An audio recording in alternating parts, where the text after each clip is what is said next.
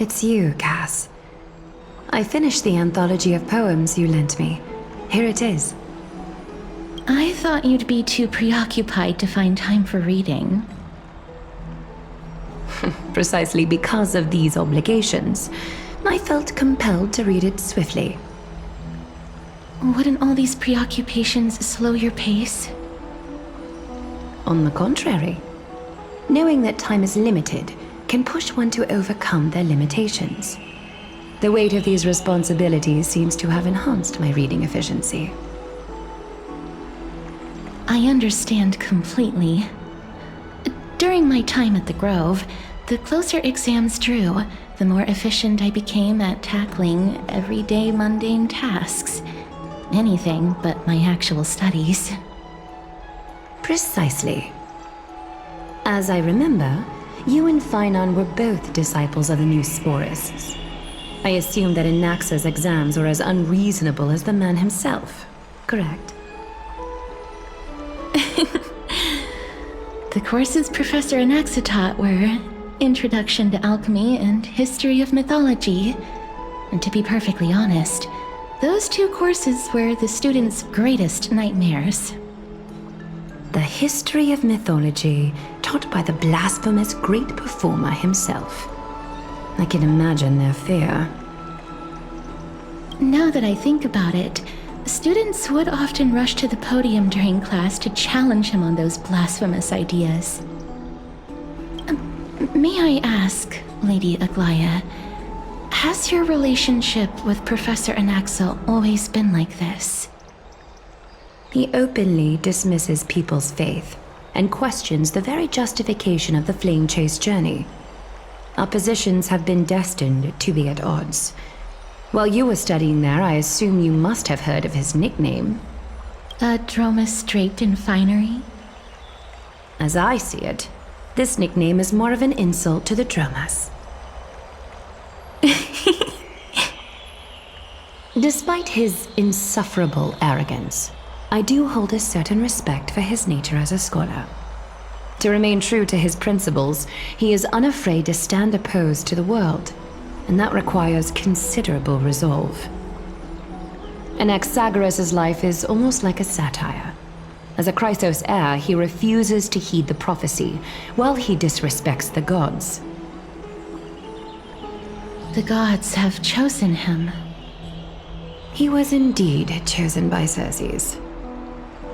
Is something weighing on you, Cass?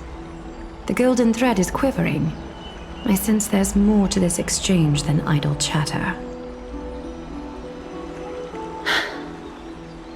With all due respect, I'd like to know what you plan to do with him.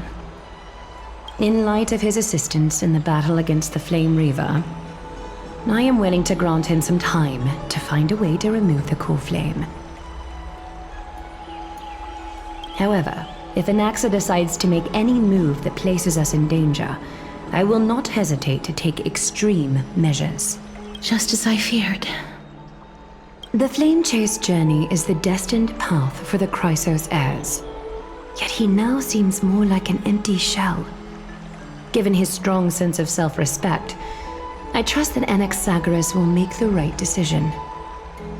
Still, I can't help but hope for another possibility. Perhaps Anaxa will also overcome his limitations, now that he knows time is limited. I understand your stance. Let's continue this discussion another time. But now, let's greet our guest. You're here. Does this mean you're ready to take on Orinix's trial?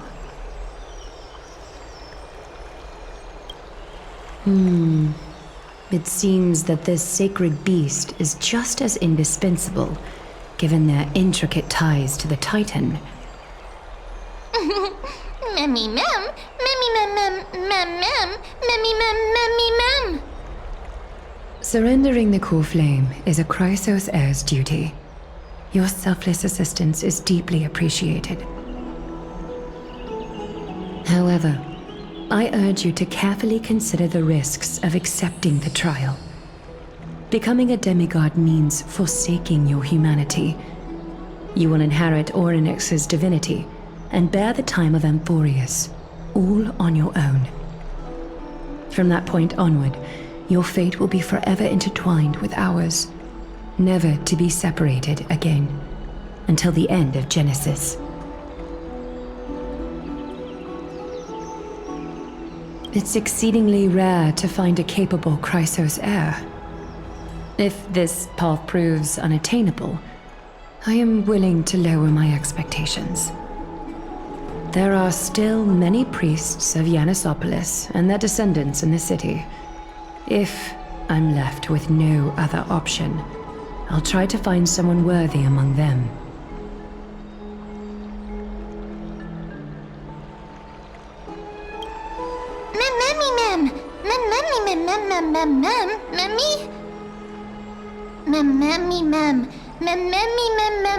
Hero.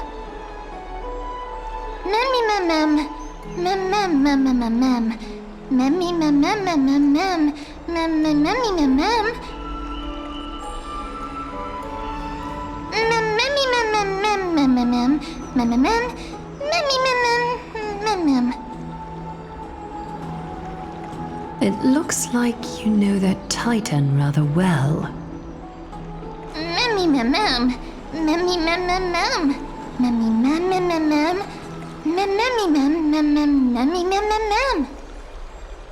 Memories that exist outside of your own experiences.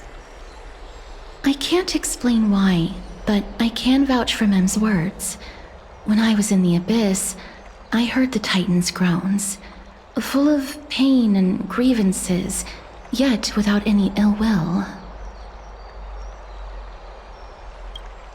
Since you've made your decision, go back to the bath chamber and get some rest. Trinem will call for you when the ceremony is ready. It is difficult for me, as the guide, to absolve myself from blame for things to have progressed to this point. Time and again, you have risen to the occasion for Akima. Merely rewarding you with some honeydew is no longer able to express the extent of our gratitude. When the dust settles, I hope that we'll have the chance to have a long chat regarding your return journey and the curse of the sky. It's about time that we lift the taboo and discuss things openly.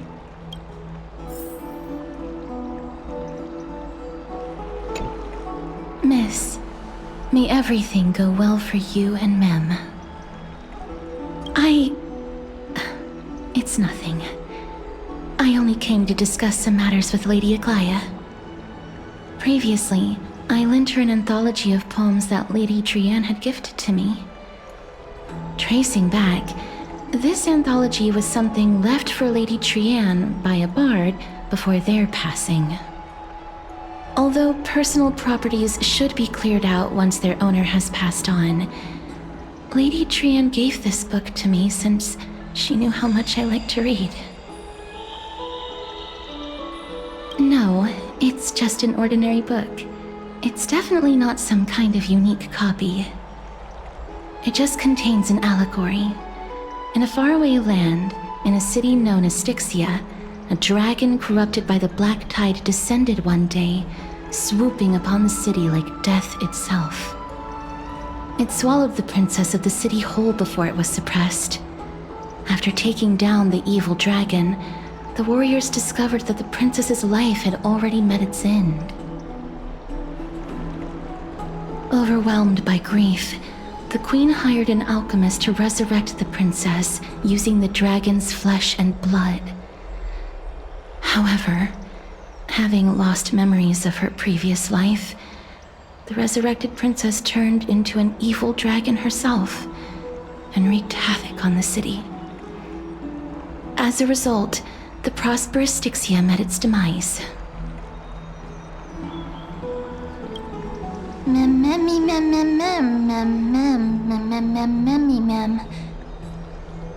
The author of this book is Archepia, a wandering bard who traveled to many cities. Among the things she left behind are poems, dictionaries, and many tragicomedy scripts. She even clearly underlined and took notes in books that covered myths with her elegant handwriting. While flipping through these books, I felt like I was afforded a glimpse into the life of Archepia. It felt just like I was traveling with someone that I'd never met before. It was as if she had yet to pass on and was still alive.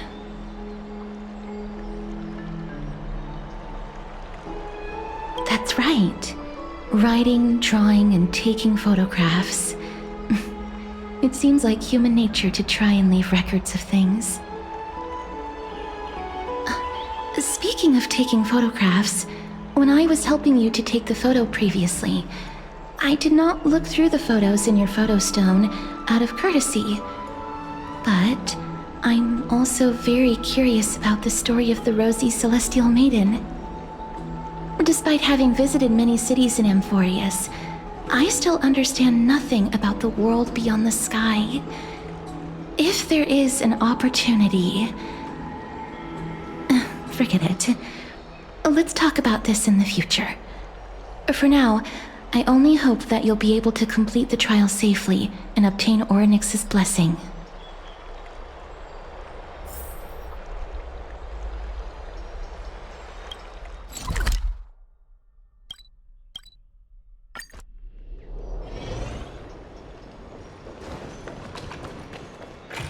I'd love to go in and take a look.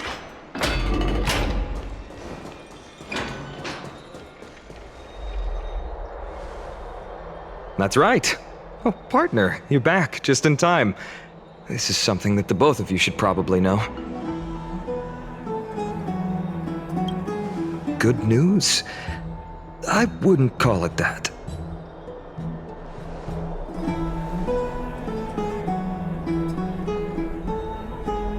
Some background information for you. The Council of Elders is an authoritative body in Amphoreus, made up of different city representatives. They hold legislative power over the Holy City, and are in charge of presiding over the Citizens' Assembly held once every few years. This is the most important social event of Akima. It is highly influential, and can even affect what happens to the flamechase journey.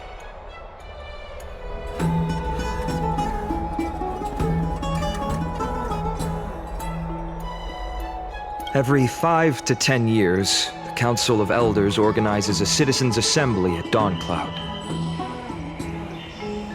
During the assembly, the representatives will vote on major issues such as whether the Chrysos heirs led by Aglaia should still hold the right to govern the Holy City, and whether the Titan's conquest should continue.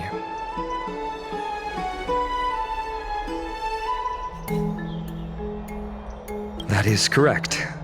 However, the problem lies in the fact that there are ill-intentioned extremists in the Council of Elders.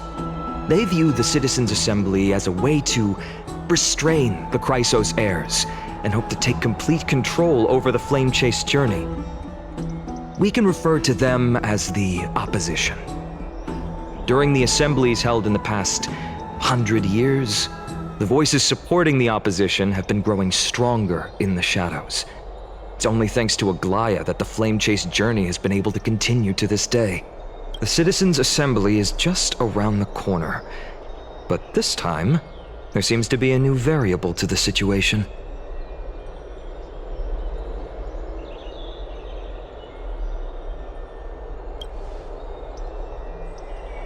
I'm afraid that the Council of Elders might want to take advantage of Professor Anaxa. Aglaia will surely take back Circe's core flame, but with Anaxa's current condition, it's so unique that nobody knows how taking the core flame away from him will affect him. He has always been someone that is only concerned about his own research. I'm certain that he must want to escape from the monitoring of the Golden Thread and protect himself. If the opposition were to offer an olive branch at this time...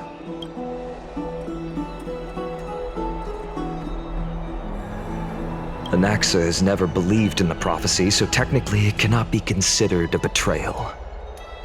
However, he has taught many Chrysos heirs, and has long been considered an important ally of Akuma.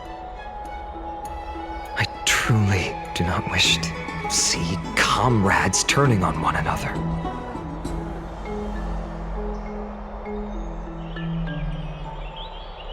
As I believe in his character, I plan to plead with Aglaya and try to buy more time for him. Then, the greatest way in which you can help is for you to know what I am fighting for.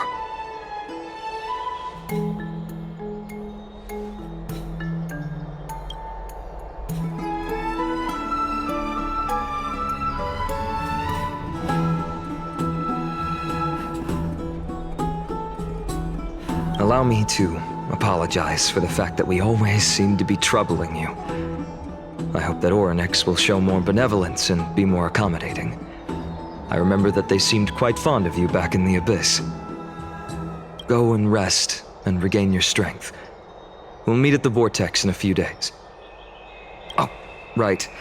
You can read this scroll if you want to find out more about the Council of Elders and the Citizens' Assembly.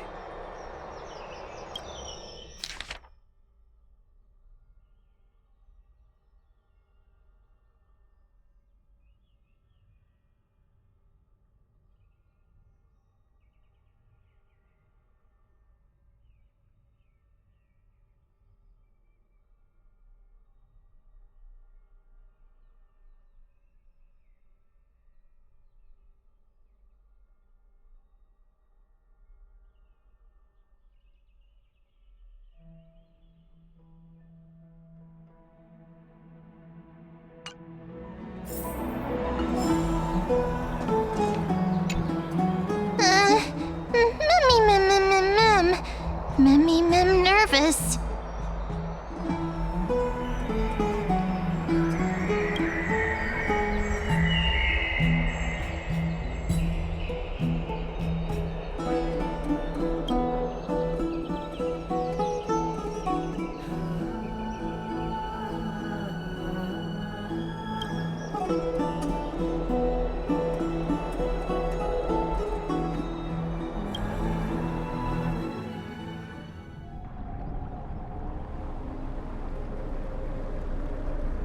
Esteemed one, Orinix's vacant totem awaits.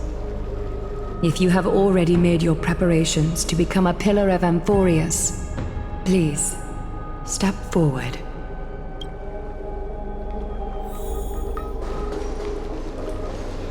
Little Grey and Mem, thank you. Your resolves cannot be questioned. We praise your pure selflessness and courage. May Kefali light your path forward.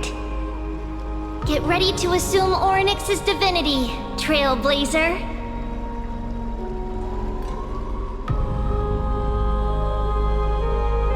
The divine position of Orinix has already been vacant for some time.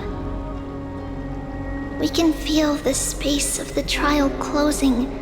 As there isn't much of their soul left, we'll have to complete the ceremony before their soul completely dissipates.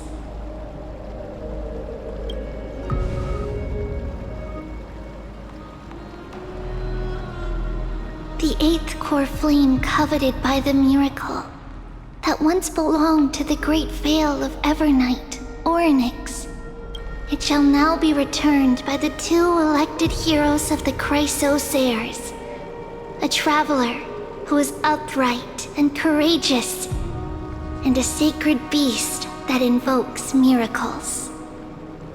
Who? Both of you, please, come forward. Recite along with us. O Majesty of the 12 Titans, pillars of the world, we seek your divinity to mend the rifts of the world. Fill our bodies with blood of gold, till we wither in willing service to the prophecy.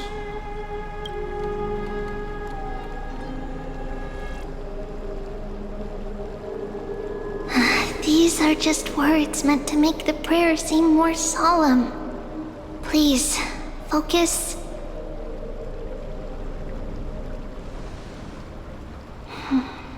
And surrender the core flame.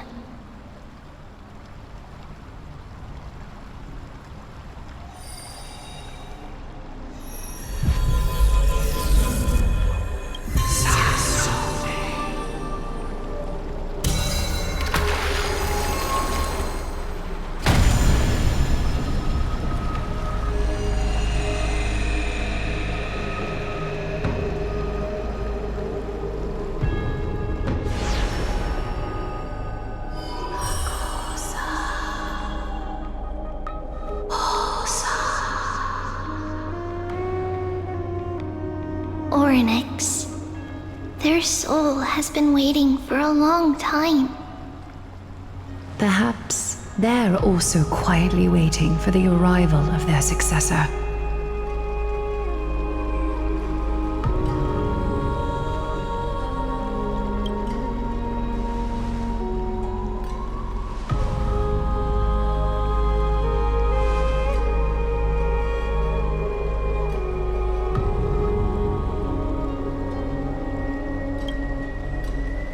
Don't worry, you're tougher than I am, right?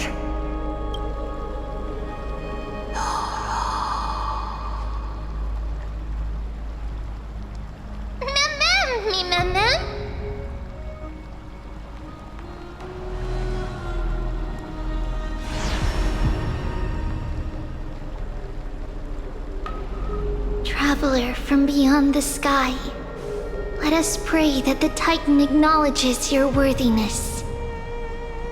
Although she loves cracking jokes at inopportune times, her determination is as strong as the Chrysos heirs. She will definitely succeed. While she's away, I would like to have a chat with you, Aglaya.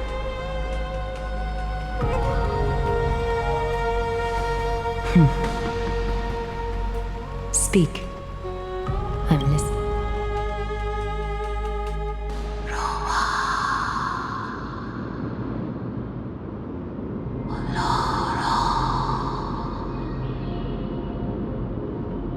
Slap, slap! Wake up!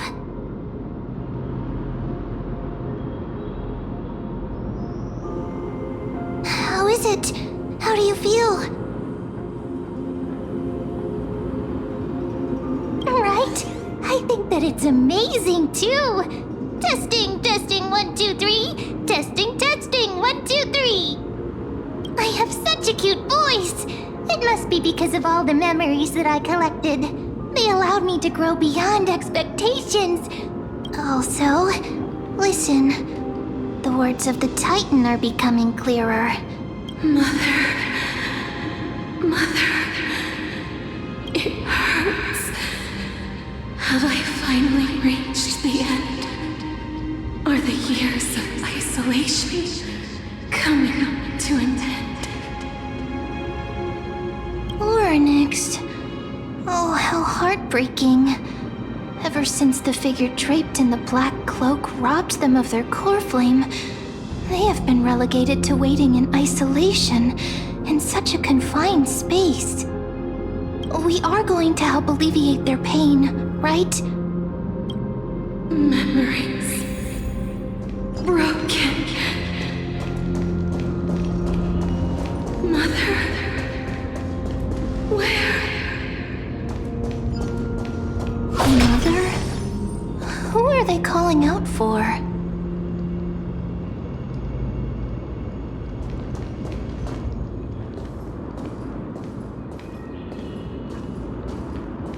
You. It's you. I remember you. Skyfather has gazed upon you. Mother is calling for you.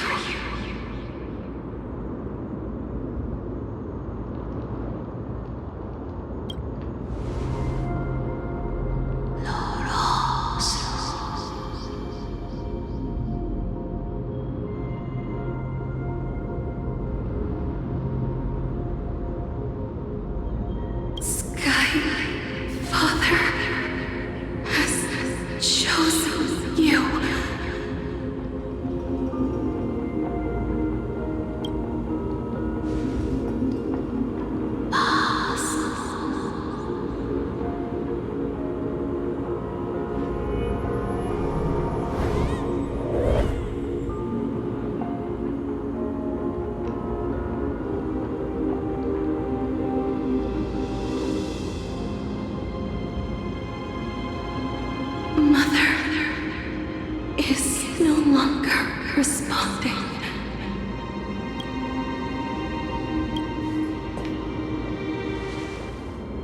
Something important. An important matter. Orinix, listen to me. Aren't you tired? Throughout the long years, you have always been protecting the fate of Amphoreus. Each time people draw strength from within their memories, every single ripple falls onto your shoulders. There's no need for you to bear this any longer, Orinix. From today onwards, someone else will bear time on your behalf. This is why we have come. Freedom. Freedom. I want freedom. Oh, poor child. Everything will be fine. Let us help you. You can have a good rest now.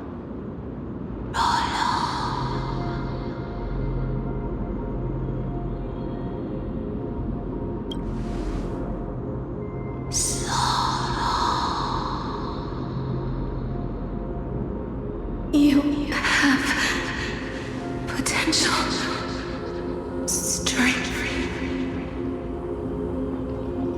willpower, powerful, and tenacious. But you lack something. Just one thing. Lacking something? What is it?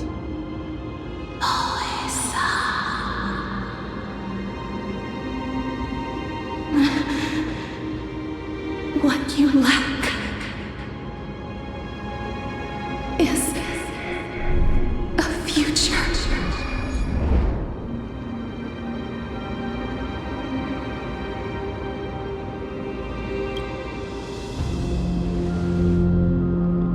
Future? Traveler from the sky, you should have dissipated already. The gaze from Sky Father. Stabilize your form. Because from the moment you crossed the sky, your life was cast away. Right now, you are simply a collection of walking memories. What? How is that possible?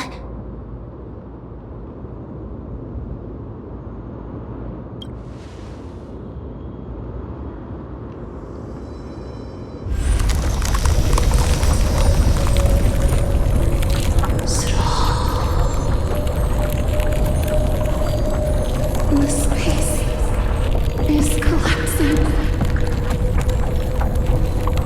Someone must inherit the authority of time.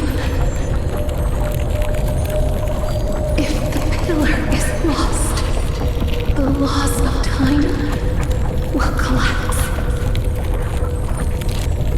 Amphoreus will succumb to eternal disorder.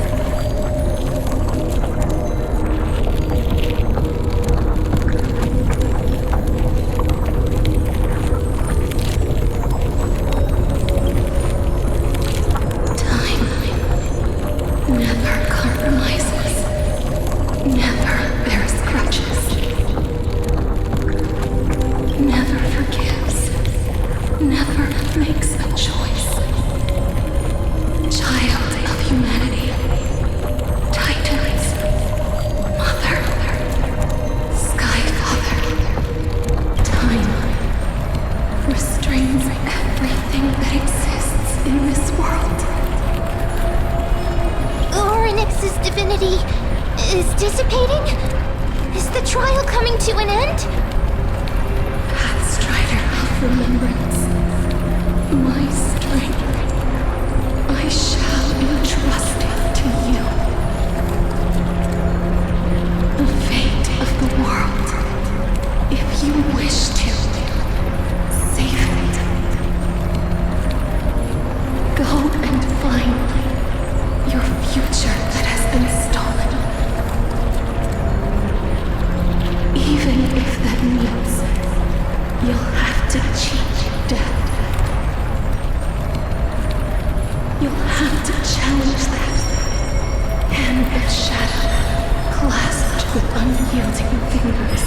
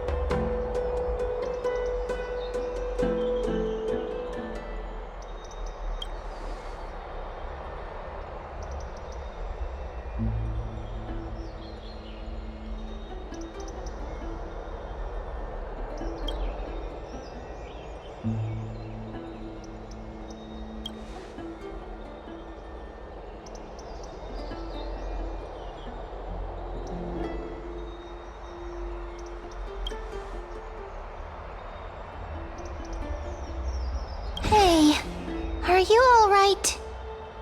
I heard you two talking about Thanatos. Cass is also very concerned about the warning. She has left the vortex and returned to the garden. Shall we go and look for her? Thanatos is the titan that Cass has always been looking for. Regardless of whether there are any clues, there's probably no one else that understands death better than her. Oh, right. There's something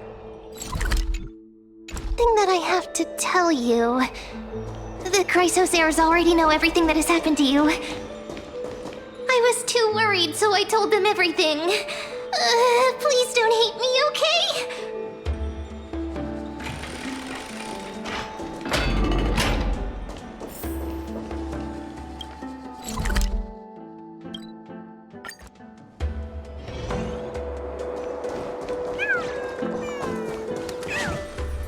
Miss, I'm right here.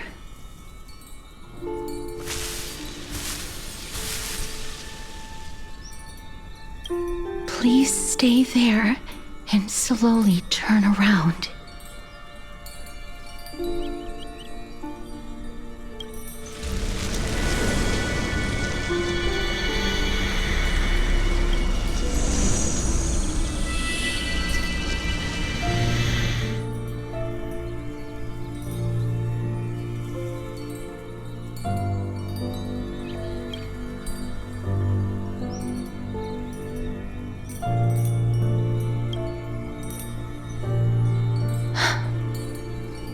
Please pardon me.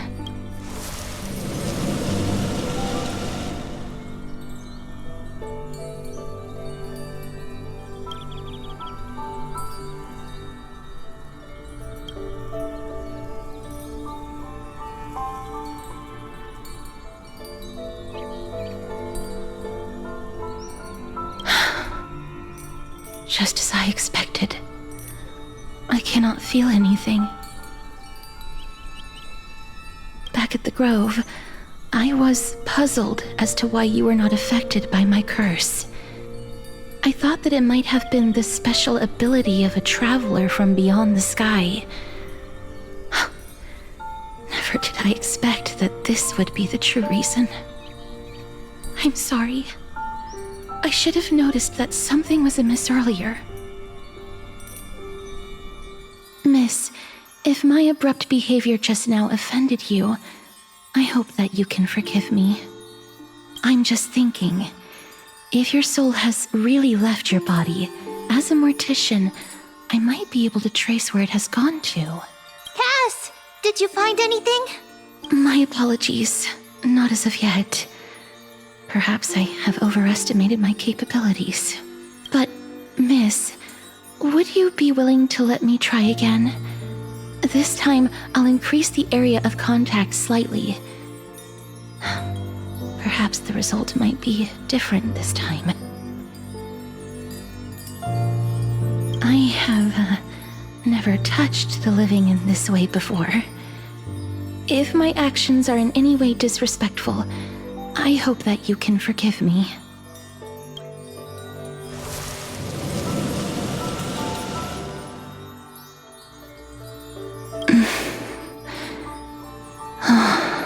Yes. I seem to have caught a glimpse of something. Your soul is currently roaming someplace and cannot find a way to escape. But perhaps it might not be a bad thing. If your soul is still wandering around, it means that we still have time. We have a chance to find it before the fingers of Thanatos sweep everything away. Clues. Just a few more. I need more guidance. The connection has been severed. With my strength, I'm not able to trace it. It was me. I was a little too hasty. Don't worry, miss. Although we currently have no leads, I will do my best to search for the whereabouts of Thanatos, bring back their core flame, and personally return to you the life that you have lost too soon. I know that I'm lacking in confidence, but I hope that you can keep this promise of mine in mind. Before I manage to deliver on this promise, please do your best to hang on. Amphoreus needs you. Lady Aglaia and Lord Finon are currently discussing some matters in the paths. They're worried about you too. If possible, please go there and let them know that you're well. Although, I don't actually know whether your current situation can be described as well. Also, please accept this Stixian fable. Reading can help one to focus and relax. I hope that reading this can help tide you through this difficult period.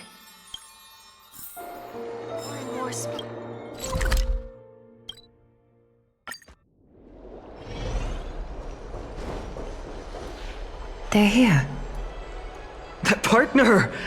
Hyacinth said you definitely wake up. How do you feel?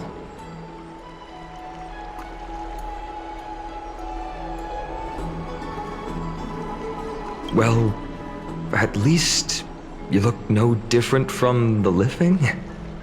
I think that most living people don't even look as good as you do. You've completed the trial of time, and I have to admit that the process went better than I expected. Even in the end, that Titan's heart still showed a soft spot for humankind. However, I never expected that. Two people who have cheated death would appear in Akima at the same time. That's what we have been talking about. Mighty has been in Akima for such a long time, but has no one thought to study his indestructible body?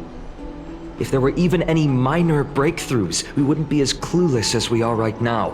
Many have had this idea, but so far, there have been no results. If it were successful, Thanatos wouldn't have disappeared without a trace. Nevertheless, now is not the time for us to give up. At the very least, we can still see a glimmer of hope. Cipher.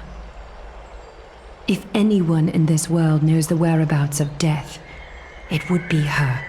I'll try and get her to return to Akima, but do be prepared for a less than ideal outcome. Please understand that throughout the history of Amphoreus, no one has ever managed to escape the clutches of death. At the end of time, Thanatos silently awaits all. It is my duty. We too require you to bear the divine position of time. But before that, just... What's wrong, Aglaya? Omens always come in pairs.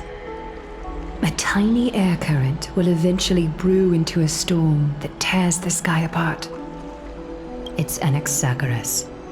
He has initiated contact with the Council of Elders. In the end, it has still come down to this. I earnestly hope that your assessment of him is accurate, Finan. Otherwise, the efforts of my teacher and I of the past millennium might be reduced to dust because of that great performer.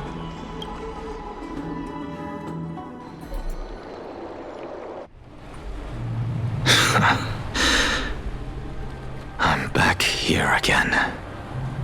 I remember this dream. This realm is covered in a silk-like fog, and the land is barren and harsh. The crowd of travelers leaves tracks everywhere. Hey! Excuse me!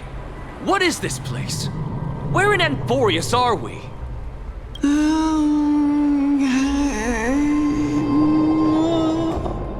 The mutters of the traveler are in a language I'm unable to comprehend. Or perhaps they're just distracted and ignored my question. Tell me, which titan reigns over this land? And how do I find them?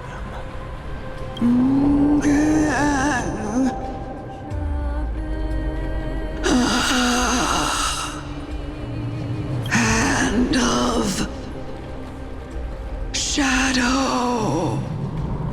Hand of Shadow Thanatos. Could this possibly be the Nether Realm? Not Nether Realm. Then where is this? River of Souls? The outskirts of the Nether Realm? Are you heading downstream toward the Nether Realm? The Nether Realm. Nothing but an illusion. Titan rejects you, me.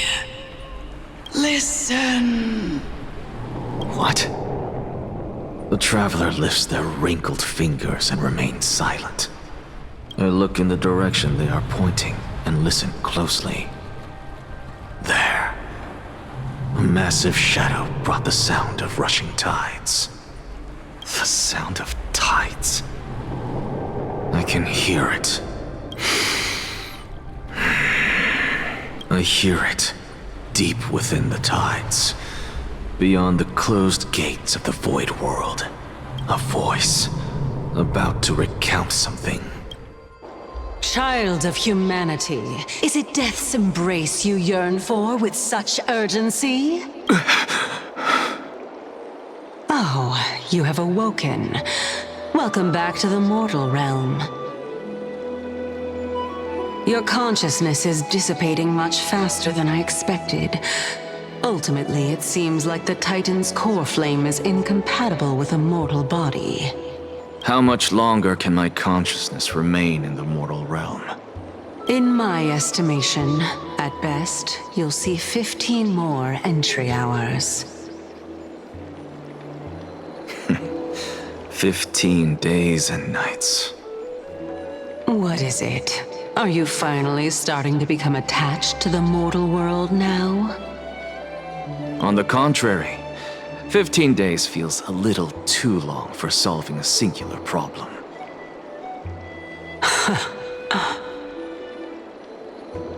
Stop giggling.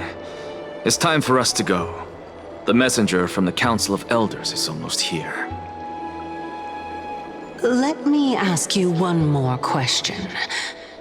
Are you really planning to betray Aglaya's will? What betrayal is there to speak of when I was never loyal to her to begin with? What about that white-haired student of yours?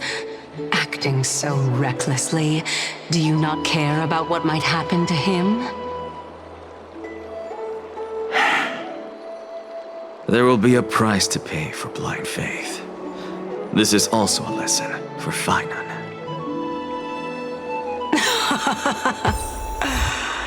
You truly are a strict teacher.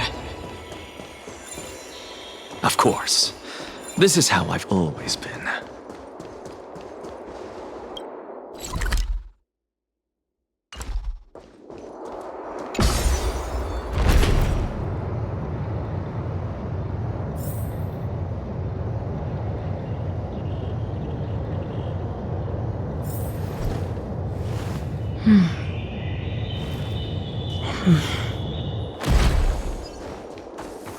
Sorry to keep you waiting. It's been a while, Lord Anaxagoras. I greet you on behalf of all the citizens of Akima and express my deepest regret about what happened at the Grove of Epiphany. It's you. I never expected that you would personally come and meet me. By carefully into Lantern above, I have come as a testament to the justice of the Council of Elders. There are Antikytherans here? They have been a rare sight ever since the Chrysos War. I extend to you my utmost respect, revered Titan. I am Lycurgus, though you may call me Lygus, holding an honorary position within the Council of Elders in Akima, and as the Theoros, I stand to protect the right of all upright citizens to express themselves freely. You can see them too? You know about us. We Antikytherans perceive the world through the amplitude and frequency of souls. Just as I am conscious that Lady Aglaya is secretly listening in on our private meeting from afar. If necessary, Lord Anaxagoras, I can sever the golden thread to protect your fundamental rights. The demigod should know better, for such is her station. Spare those poor threats, and just let her listen to my words. They shall serve only to unveil her own folly. May I interpret this as you having a countermeasure? I need not any plan, because she can do nothing other than petty espionage. As the Citizens' Assembly approaches, and with Orinix's fall, any attempt to capture the core flame within me will only usher chaos and calamity. A truth she undoubtedly comprehends. While I, Anaxagoras, serving as the Grove's special envoy to Akima's Citizens' Assembly, have long known the extent of your abilities. Let's forego the formality of asserting authority, Lord Lygus. Lead the way. Very well. Surely Lady Kindness would appreciate such assertiveness in an ally. She's been waiting. Follow me, please.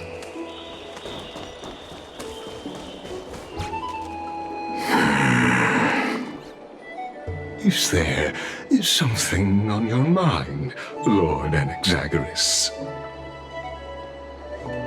Nothing, really. It's just a question that I contemplate every time before I ascend to Dawncloud. For the Titans, does the falling equate to death? Ah, a pondering truly deep. Time is on our side.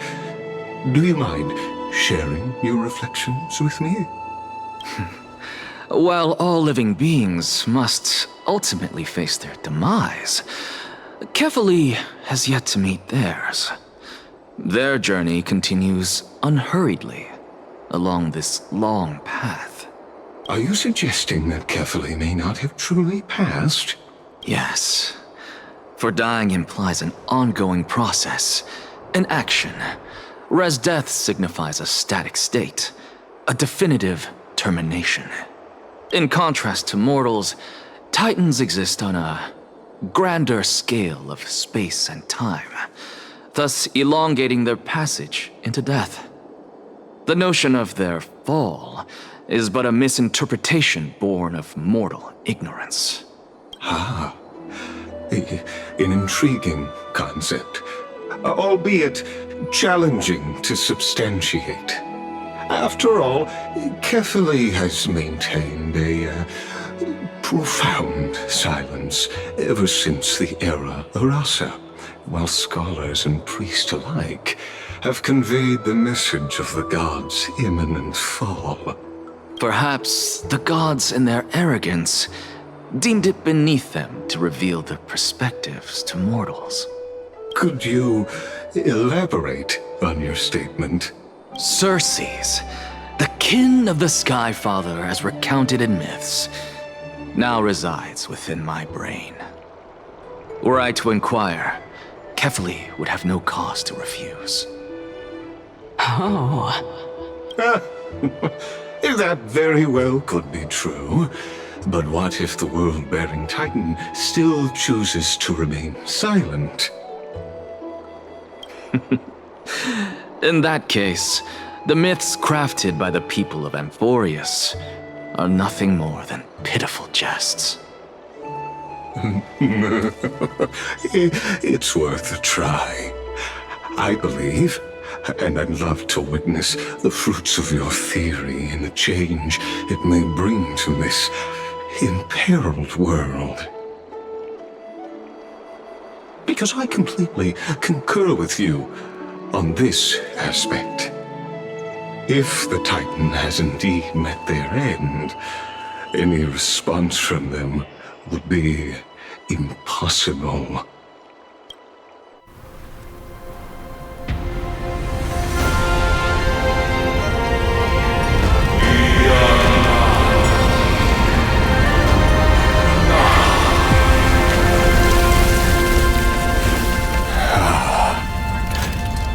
Please, Professor.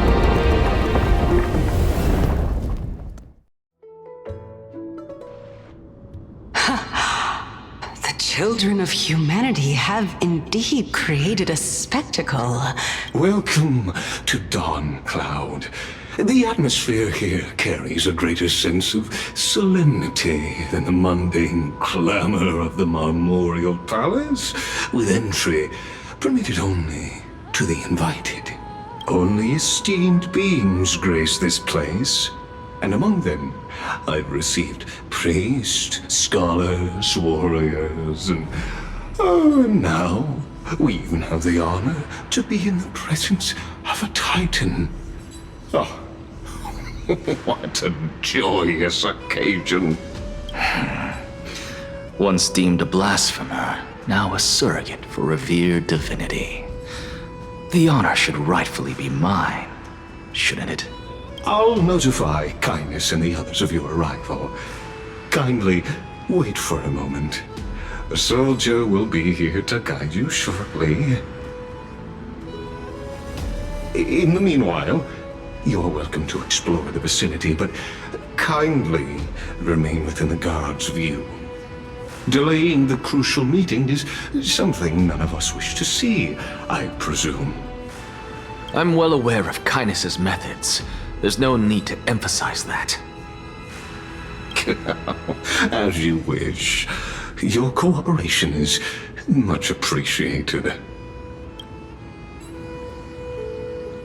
Alas, I had hoped for a brilliant plan from you, but it turns out you just left one cage to enter another. Save your concerns. I know very well what I'm doing. I shall depart to explore the surroundings then. Now that I look around, I wonder if there are any murals bearing my portrait around here. I'm quite intrigued to see how the children of humanity beyond the grove perceive another Titan. Off you go. I won't be joining you. This Titan appears to be quite at ease. I should investigate the Council of Elders' recent activities first. Be aware, I can hear you perfectly well from here.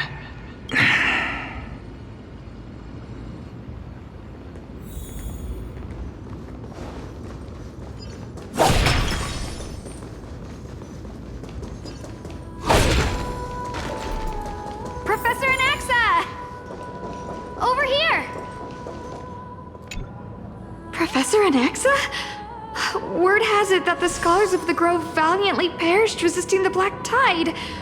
To find you here safe and sound, thank the Fates. You could say it's the Fates toying with us. It's only the Crimnoans and Idonians who chase glory through death. But your survival is a victory in itself. I'd settle for that gladly. So, are you here to report the incident to the Council? I heard that after the Black Tide devoured the Grove, Akama would be next in line, even with the demigod of strife standing alongside humankind. Tell me, how much does the Council of Elders know about the Black Tide? Once Kindness and her followers learned of Circe's and Orinix's fall, they proclaimed in the council that the Flame Chasers could no longer stand against the calamity alone. Yet, when the Crown Prince ascended to godhood and repelled the Black Tide, she immediately altered her tune, declaring that all was resolved beyond Akama, with the only remaining menace now being Aglaya and her adherents. They might well make their move at the upcoming Citizens' Assembly. No surprises there, those shifty opportunists. Thank you for your honesty, virtuous student. Being an opportunist could very well be a facet of wisdom. Shouldn't you be searching for murals of yourself? I've had enough of your prattling. I was really curious to see how you would find the middle ground between both factions, so I came to listen in. But it seems as though this Kindness is much more ruthless than Aglaya. If so, why do you want to work with her? Could it be that perhaps you've decided to readily surrender this hollow shell of yours, just because you feel like death is fast approaching? I'm afraid you'll be sorely disappointed if that's what you truly think.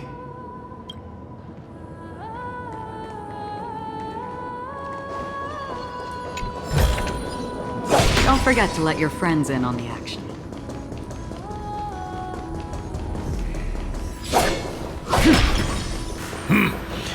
Even blasphemous scholars can come here, it seems. Anaxagoras, I thought that you had died to the Black Tide, just like the other scholars. As Kefali's priest, are you not aware of the decorum of respecting the dead? Surely you jest. You blasphemous heretics are not worthy of respect from the Supreme Being. Let me remind you that you're currently in Dawncloud, so you'd better keep your deranged language to yourself. I am no longer that altar servant from years ago who could only acquiesce to the commands of others. Now, I have plenty of ways to deal with people like you. I'm not sure whether I should laugh or cry right now. I can't believe that a follower such as you could have been made by a creation titan. As I see it, a dead titan can't provide you with this level of confidence, right? Then who is it exactly? Could it be kindness? You. Seeing how fond of you Elder Kindness is, I shall let that slide for now. Leave immediately, and don't impede us from receiving the Supreme Being's blessings. Seeing as we were able to hear of this matter from the mouths of others, it seems that kindness is indeed quite sincere toward us. Perhaps this affair will proceed smoother than I had anticipated. Oh my, what a thrilling confrontation. As expected of one of Kefali's followers. Are you praising or insulting him? Praising him, of course. As a believer of the God of Deliverance, it is only natural that he detests evil. Didn't you hear me? I asked you to leave. Go as far away from here as possible. Don't mutter to yourself like some sort of madman and disturb my meditation. I've had enough of this. Could the 15th entry hour arrive any faster?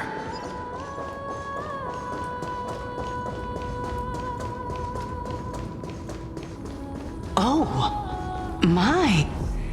Every plant, every tendril, no, even every leaf could be the embodiment of Circe's. As a result, mere mortals who did not know what the Titan actually looked like chose to paint them as a giant tree instead. Their wisdom was portrayed as fruit, to symbolize how they shared their knowledge equally among the masses. Such exquisiteness indeed. This mural is quite abstract. I really can't tell whether you are praising or demeaning yourself. Now I'm quite curious whether the Reason Titan has studied figures of speech before. Of course I find such stylistic devices interesting. For all we know, this could be the answer to the question, what exactly are we? I, for one, am not willing to admit that I could look this ugly. Was this the reason why you failed in your attempt to refine my soul when you were ambushed at the Grove? Since you are aware of this, why did you save me back then? From my perspective, this point alone was enough to separate you from the average person. How do two lunatics coexist in the same brain? Therefore, it seems that your journey to Dawncloud this time is not just to seek protection. What, then, is the intention behind your actions? The entire plan is stored in my memory, so why don't you look there? Then don't mind if I do. 1 year old, 2 years old. Oh my! Even a member of the preeminent 7 sages must hug his droma stall to sleep? How interesting. That's enough. How unusual. Your soul is actually trembling. This must mean that behind this toy hides a secret that nobody knows, right? Since our days are both numbered, I don't mind telling you more about it. This is a present that my sister gave to me. It's a doll that was made to look like our family pet. So there are other members in your family, eh? Are they also living in Alchema? Don't you just love to pick through my brain? Go on, continue flipping through my memories. It won't take long. You'll discover the answer when you reach the memories of when I was 5. Oh, the black tide is everywhere. I can't bear to look. When I was young, I couldn't accept this outcome either. Georios, Aquila, Kefali, and you, of course. Although I prayed to every titan that I could think of for help, my efforts were ultimately futile. This...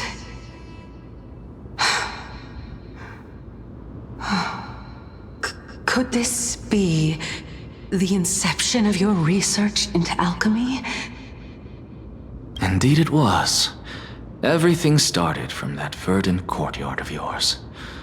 When I was pursuing my education there, I naturally also came to learn of the Lygus' theory as well. Oh, I remember that person. He was the one to come up with the concept of souls, right? Not only that, he also believed that life, as well as the composition, movement, and transformation of matter, all stem from souls themselves. This is why I thought that, since all living things stemmed from the same origin, why could I not sacrifice myself in order to resurrect my nearest and dearest? Anaxa, you... I did it, teacher! But this is absolute blasphemy. Regardless of how much freedom the Grove provides, such an act could cause you to be burned at the pyre. Your beloved, where is she now? Send her away from the Grove at once, to a place where nobody will ever be able to find her. Otherwise, the both of us will be judged by the Council of the Seven Sages. Calm down, teacher. My sister, she's still not in the mortal realm, even to this day. What do you mean? It was naive of me to think that I could snatch the deceased from Thanatos' grip by merely sacrificing one eye. Equivalent exchange. All I received for that price was but an opportunity to see her for one final time. Nothing more. Oh, let it go, Anaxa.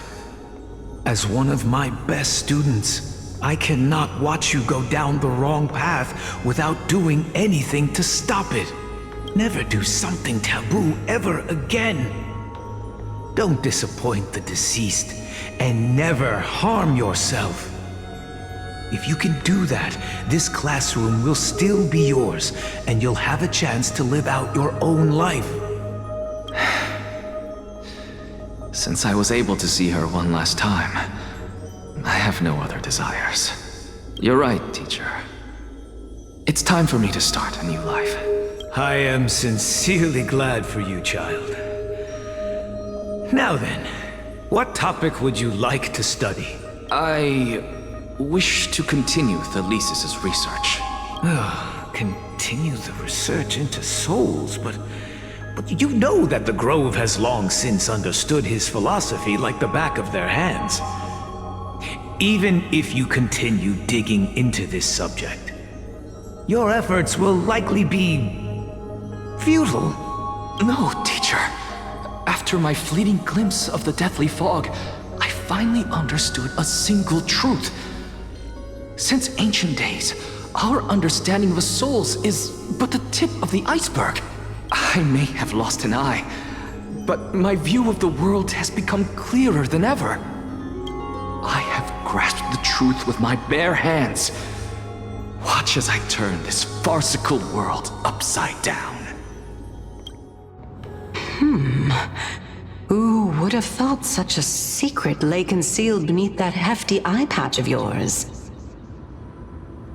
However, this story doesn't seem to be connected to your plan. In fact, I'd say that they aren't related at all. The answer lies within the tale. If even you cannot understand it, perhaps you should relinquish the divinity of reason to me. After all, it'd be a waste for you to hold on to it. My story ends here. Now it's time for you to tell me your secret. After all, this is what equivalent exchange means, correct? As expected, you laid a trap for me to step into. Unfortunately, even if I was willing to talk about my past, I may not know more about it than you do. Oh? Are you saying that the renowned Reason Titan is now admitting a lack of wisdom? Your followers are going to be sorely disappointed by this. Child of humanity, remember this. Being cognizant of one's ignorance is the greatest wisdom of all. Now I understand. No wonder you asked me to answer your random, nonsensical questions. Not only that, you're the only one who can shed light on my query. As the saying goes, onlookers see most clearly. Is that so? Lord Anaxa. I saw you muttering to yourself and was wondering whether you were caught in a delirium of reflective thought. I'm sorry to interrupt you, but time is of the essence. I have a message from Lord Lygus. Lady Kindness has met up with the Council of Elders and is awaiting your arrival, so please depart forthwith. It's finally time. Carefully. The one who created the world, and the one who bears the world. If you truly have not met your end, how will you answer the challenges of those who defy you? I didn't expect you to agree to Lady Kindness's invitation. What a wonderful turn of events. To tell you the truth, there are many people who hold grudges against that Lady Goldweaver. Isn't that the Dromas draped in finery? Avoid his gaze. I don't acquaint myself with blasphemers. Don't worry. He's too full of pride to pay us any attention. Your nickname is Dromas as well? You must really like those creatures. A student of Empedocles? I hear that his views run counter to the Venerationists. This is what being a scholar is about. A collision of ideas only occurs when there are differences in beliefs, and it is such collisions that lead to progress. Yet Lord Lygus and Lady Kindness are just ahead. I'll take my leave for now.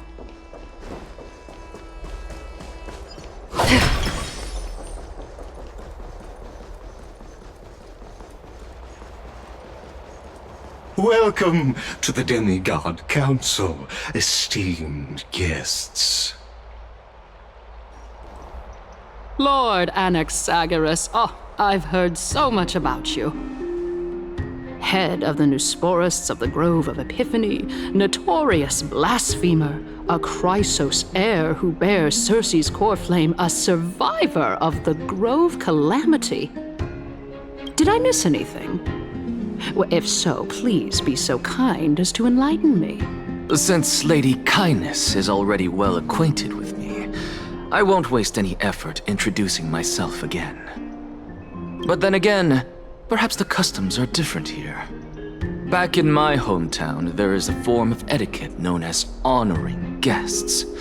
The host will welcome their guest with warm hospitality by treating them to fine wine and a cozy bed. And yet, ever since I arrived, I have not been welcomed with warm courtesy or ceremonial gifts. Instead, I am met with intense scrutiny. Even more absurd, the host has sharpened their blade and instructed their servants to lie in wait in the shadows. Perhaps you intend to cut open my heart, retrieve the core flame, and then hold a grand feast for all of the guests. Everyone, stand down. Thank you for understanding. I am but a feeble scholar who is not used to the stench of avarice and blood.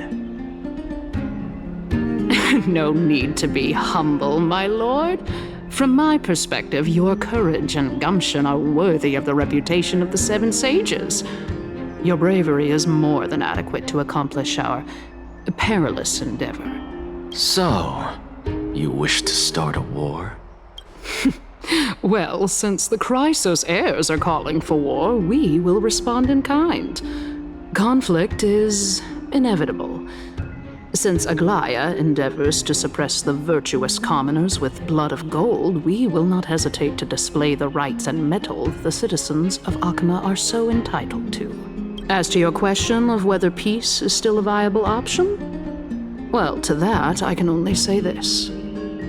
Everything hinges on the next citizens' assembly and whether they have a sudden epiphany amid the clamor of the masses. And since you, as a Chrysos heir, accepted our invitation, you have indeed given us a glimmer of hope. What brazen arrogance. What you're saying right now is worlds apart from what you were saying before you retired your clean. I don't deny it. After all, they're responsible for cleaning up any threats, and just a moment ago, you were on the side of the Chrysos heirs. But now that you're an ally of ours, we can continue talking somewhere else. As you know, these walls have ears. I was fortunate enough to have the opportunity to discuss a treatise about the Venerationists with your teacher, Empedocles. Yet, it seems you subscribe to the Nusporists instead, Lord Anaxa. I've heard that this school of thought is one with many detractors. It's normal for ideas to have supporters and dissenters, just like... Welcome back to the hub of the Demigod Council, Lord Anaxagoras. Surely you remember that countless eloquent orators have stood in this spot before and emerged victorious by stoking public sentiment with their words. And yet there have also been innumerable blasphemous philosophers who set themselves up for failure because they refused to defend their actions. This tiny stage is the most profound embodiment of Akama in centuries. In 15 days, this site shall also become the most important, as well as the final turning point in Akama's history. May the both of us carry out our duties with honor and lead the masses back toward the Erechrysia, a golden age with no death, strife, or trickery. Oh my, 15 days and nights. That aligns perfectly with the date of your demise. Could such a coincidence truly exist? Using death to prove myself fits my intentions perfectly. What strong conviction you have, as expected of the hero who dared to stand up to the Gold Weaver. As expected, she misunderstands you. That's enough, Lady Kindness. Dispense with the niceties.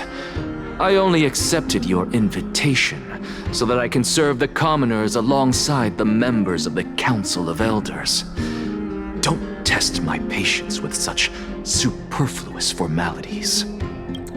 Well, you say that now, but surely you also require my aid as well, so that you can stay alive even when being pursued by the Golden Thread? You worry too much. She won't show her hand too freely, as she still needs to garner support from the masses at the Citizens' Assembly. Even someone like me can tell that only a sliver of her humanity remains. Surely you're not asserting that she will definitely act in a rational manner. As you're no doubt aware, Aglaya covets the core flame that I possess, which makes it the bargaining chip that allows me and the rest of you to negotiate with her. However, in return, I'll need the Council of Elders to support me as much as possible. Naturally, this includes the guards as well. You're well aware how valuable Circe's core flame will be in the era Chrysia that you are desperately pursuing. Talk is cheap, so you'd better act prudently as well. I understand. After all, this battle of wits is just a means for each party to acquire what they need. As long as your request is reasonable, the Council of Elders never shortchanges its allies. Since we're both intent on mutual cooperation, let's not mince words and just speak plainly to each other. Let us decide how much we can secure for ourselves and how much we're willing to sacrifice, like true philosophers, with our words and wisdom. Continuing from the earlier topic, let us discuss our common enemy, Aglaia. She is the second most experienced Chrysos heir across the whole of Akama, who has gradually lost her humanity to the ravages of time and the ablation of the core flame. A formidable opponent indeed. Admittedly, there is ample reason for her to take your life. Yet your previous reasoning is quite sound. As a seasoned political animal, it's unclear whether she will actually cross that irreversible boundary. Moreover, she still needs you alive so that the Titan's trial can be completed. Is there anyone present who can swear by the sacred vow of Kefali and guarantee that you weren't in league with that woman before coming here? Are you just trying to pull the wool over our eyes and aid her in her savagery?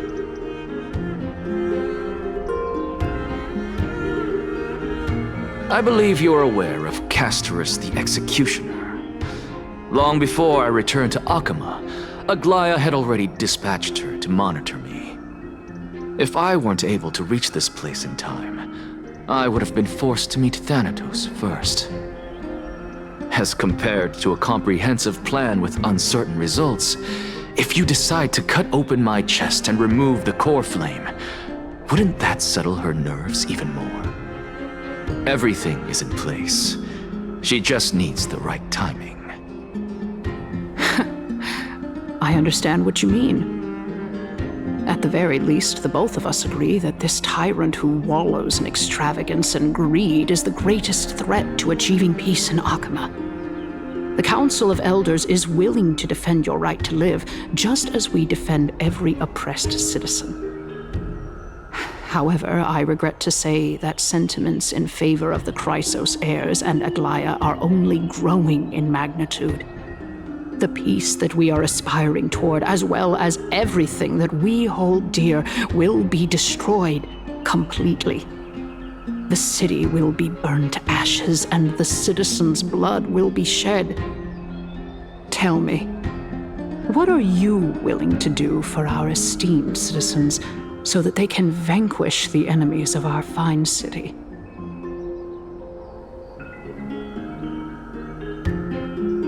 Although the circumstances are rather unfortunate from an objective point of view, it is an undeniable fact that ever since the Grove was attacked, I have become the de facto leader of the Grove.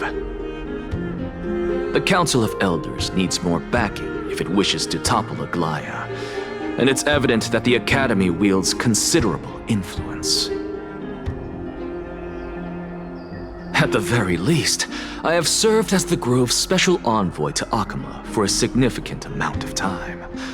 Of course, this also means that I will hold a crucial vote at the Citizens' Assembly. In the name of Kefali, Akama thanks you for your sincere and valuable thoughts.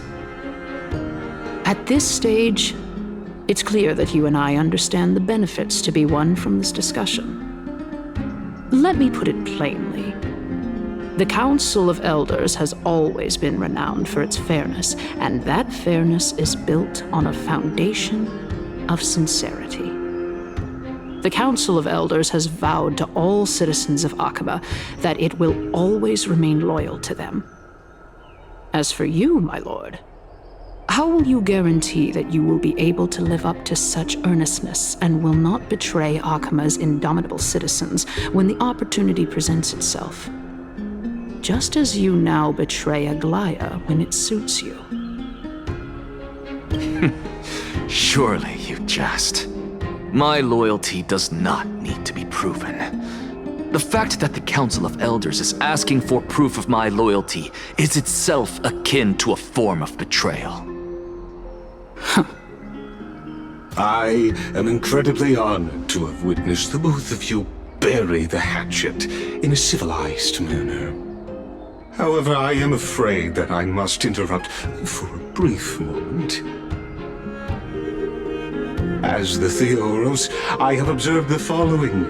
Lady Aglaya the Goldweaver is currently on her way to Dawncloud. Oh. Well, I do believe that we might have a slight overabundance of guests today. Feeling dissatisfied, Lady Kindness? Despite the Council of Elders' lofty residence on Dawncloud, it must still tolerate the whims of the Chrysos heirs. So you were holding back just now. Seems like you are better at playing this game than I. In any case, I'm glad that she's arriving here. So tell me, Anaxagoras, now that you're an ally of mine, if Aglaya were to demand that I hand you over, what should I do? You can do as she says. Tell her that the Council of Elders merely wished to chat with me and had no intention of offending her. However, by doing so, the authority of the Council of Elders will be as thin as papyrus that has been soaked in blood. Not only can it be destroyed at the slightest touch, but the Council will also lose possession of a valuable core flame. No, more like 2 core flames. After all, at the next Citizens' Assembly, that young lady who is synonymous with death will also be standing on our side. Oh? How can you be sure of that? Is that of importance to you? All you need to know is that I have a plan. In my opinion, you should be more worried about the impending threat. If Aglaya can seize me in full view of the masses today, she could also dismiss the entire Council of Elders in one fell swoop tomorrow. If that happens, the discussion that we've just had will turn into an utter joke instead. Is this the outcome that you wish to see, Lady Kindness? Fine. I will handle this matter appropriately. But you do best to remember this. Fool the people and karma will be on your tail.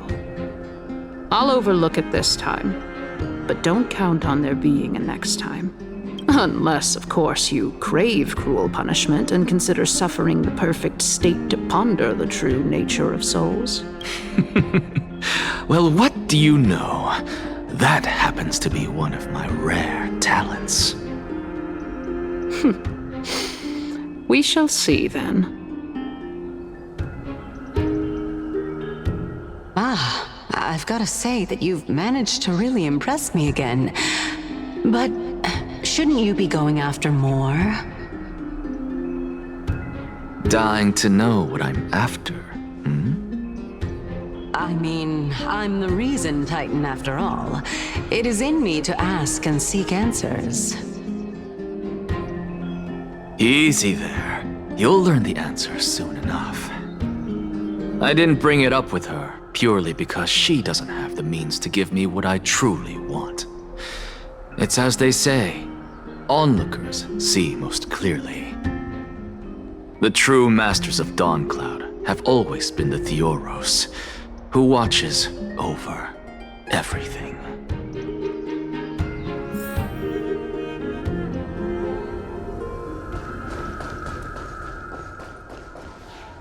An expected visitor.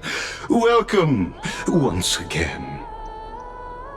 You know, you could actually skip all the pointless debate and come straight to me to seek an audience with Kefali. I have no reason to refuse you, do I? You may not, but Kindness has. Whoever gets hold of Kefali's core flame will get to rule over Akama. She's wary of me, so naturally I had to gain her trust. I would say that debate was not at all pointless. Very true. In my view, this individual has gone to great lengths to get close to Kefali. He might very well be plotting something nefarious against the Titan. Are you still willing to let him pass, knowing this? Yes, very much so. All living creations are always free to visit Kefali's transcendent vessel. This comes with being the World-Bearer. How convenient it is to be able to hear what they say. It is truly my honor to speak to a venerated Titan in person. Please, go ahead. Let me join you both on this journey. Oh, a bygone myth tells of an occasion where Kefali once answered their followers' questions on the peak of the Holy Mountain. Their followers have since believed that scaling this Titan cliff is one way of being with the god. Hear that? It's not every day that you get to climb a mountain with Circes. You should sing me a hymn of praise. Titan hymns are beyond me.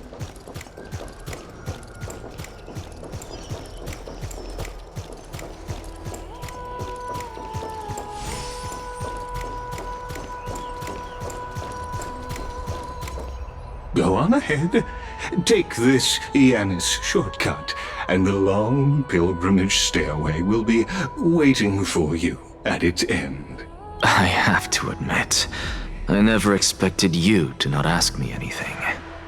Not even my motive. Because I know very well what it is you are after. As the saying goes, a gentleman helps others achieve their goals.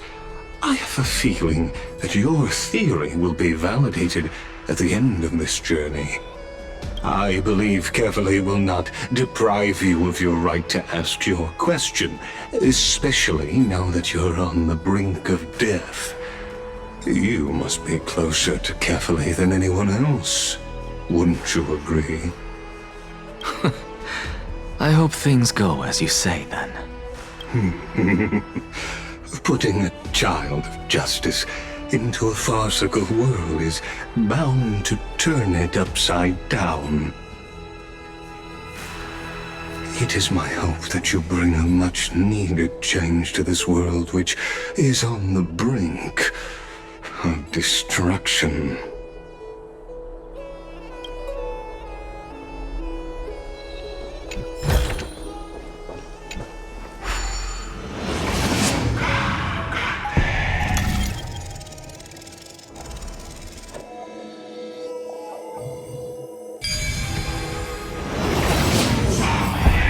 Honestly, this is my first time going up to Dawncloud's peak. What a splendid view. Isn't it about time you recognize the magnificence of us Titans? Well, I don't see how this place is different from those temples in the city. All they have are magnificent facades. And even though I've come this far, I'm still doubtful about getting useful clues from him. I must be getting ahead of myself to be expecting to hear something nice from you. Oh? Haven't you been in my head for some time now? It's high time you get used to how I feel about things. Alright, we're just a short hike away from Kefali. No time to waste here. So the intellectual debate from earlier was too draining for you, huh? If Amphoreus gets a new lease on life, you should focus on strengthening your body and stop shirking social interactions. Save your concern. The Titan is in sight. Can you make it? Why? Are you going to carry me up if I were to fall now? I know how far I can go, so just hold your tongue and come along. Fine then. I guess I won't say any more. I'll just wait till your soul dissipates completely to gain control over your body. Wait. Who is that? Circe's?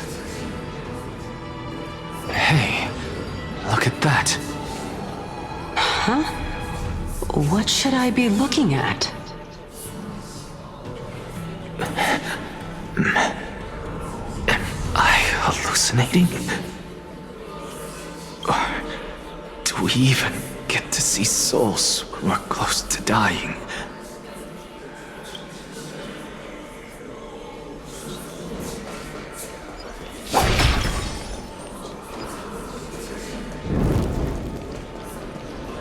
Oh? Why didn't you bring your favorite spear with you on this trip, Nias? Nias? I know I've heard this name somewhere. Huh. It's unfortunate. The Black Tide destroyed every last inch of my calyx. How could that be?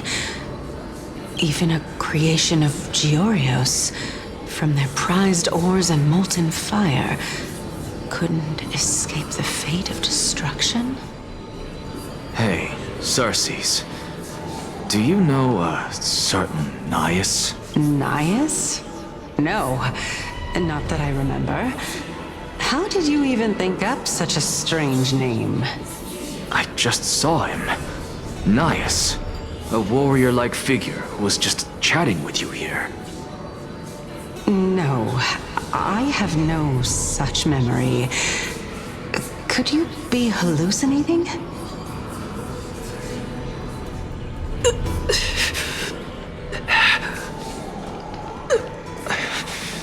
This is a departed spirit?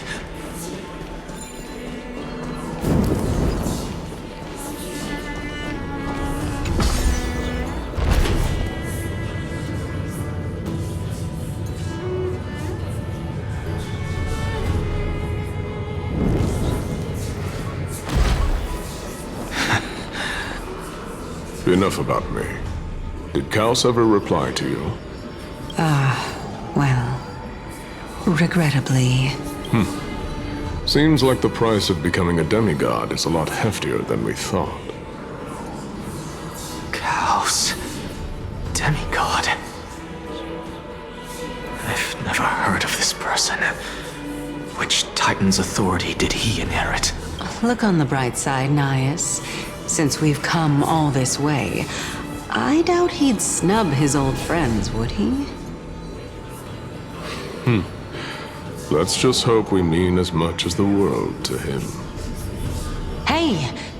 Are you seeing that same hallucination again? Yes. It's still you and Nias, but you're now talking about a certain Kaos. I'm guessing he's one of your companions? Kaos? This name sounds just as strange to me. Never mind. I think I know what this is about. If things are as I thought, then they aren't hallucinations, but the souls of people. What? But if those are the souls of the dead, then what am I? Beats me. For all I know, you're just an illusion I conjured up in my dying moments. Let's just keep going. As long as I take in more sights and hear more stories. Know your limits. Wander too far among the dead, and even I might not be able to save you. Fine. If this is indeed as I thought, then this will be very amusing. So, we meet again. I'm sure you wouldn't mind us snooping here.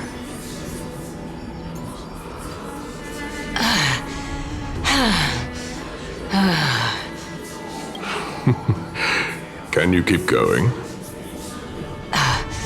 Of course. I'm just... If I knew we had to climb a mountain, I wouldn't have come along with you. I guess this also counts as one aspect of the world-bearing burden. If Amphoreus does have a next life, you may want to get your body in shape. Keep your sarcasm to yourself. I'm not getting anything of value from them. I would sooner throw myself off this cliff and hit rock bottom than exercise even a little. I am Calypso of the eminent Seven Sages, after all. Training would make me no different from those Helcalithist barbarians. Calypso? She's one of the Seven Sages. A member of the Grove? No, she can't be. I would know her name if she really were one of the Seven Sages. Hey, Circes. Does the name Calypso ring a bell? Circes? Daggone. Doesn't matter. I can do this myself. Oh, beautiful old world. Where are you now? Oh, legendary era Chrysia, return to the mortal realm. Splendid gods once walked the paths we walk. Alas, all that's left of that warmth is a hazy mirage. Why are you chanting that too?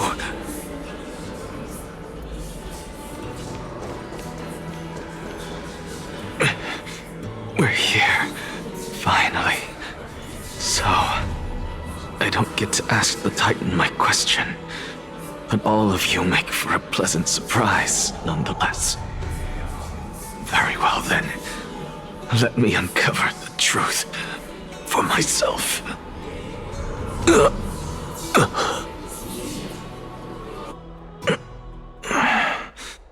Did I still fail to make it in time?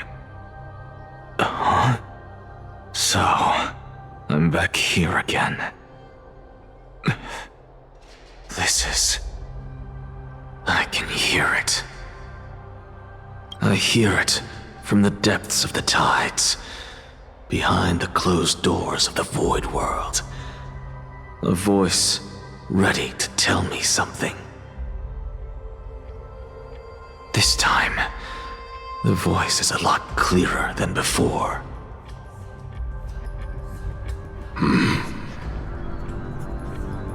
Since we've come this far, let's just wait.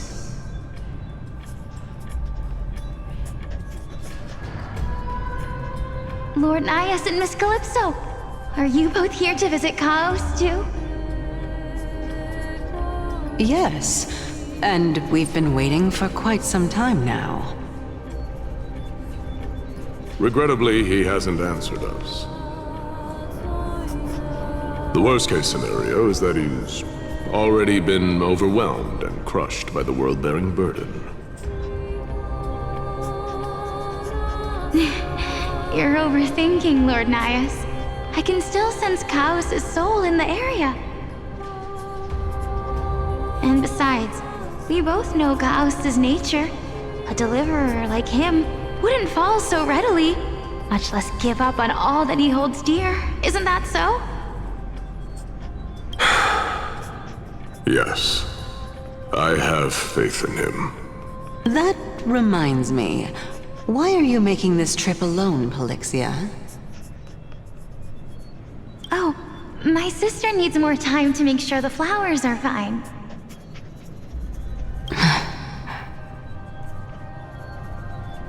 Such a pity. Both of you have hearts kinder than anyone else.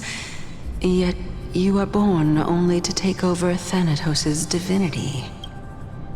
Everything that I see and hear this time has left me shaken to the core. What may seem like a mundane conversation is in truth a once-in-a-lifetime exchange that has revealed the ultimate answer to Circe's question. The conjecture has taken shape and must now be solidified into a theorem. Next, I only need to seek verification from Kefali. By doing so, I can answer Circe's question and reclaim my body. But no, I will not do that. That isn't important. Because another one of my conjectures, one that I have always dreamed of proving, has been proved right this very instant. Fusing a mortal soul with that of a Titan to replace said Titan is not a ludicrous idea after all.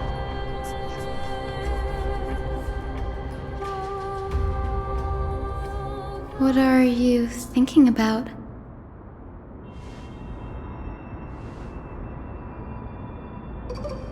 Is that so? You don't look the slightest bit amazed, though. Plus, you seem to be strangely familiar with the city around the Great Tree.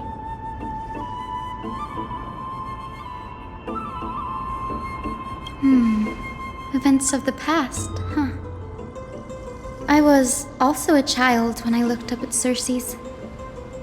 Their leaves and branches reflected the sparkling stars, and their trunk was like a pillar that supported the sky and ground. I stood at this very spot back then, imagining the day when I could climb to the top of this tree, because I would be the closest I can be to the sky at that spot.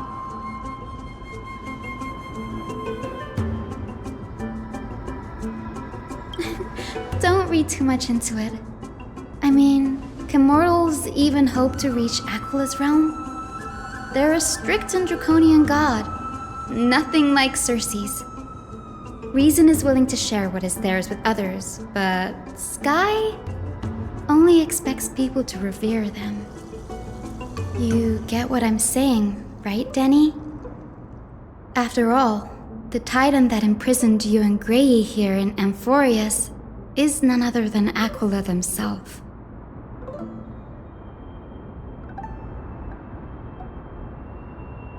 But there will always be people who dream of soaring towards the sky. The Grove has a wealth of research on Aquila, and that is exactly what we are here for. It's just, I never thought Grey would meet with something like that before we set off. As a physician, I should have been there by his side.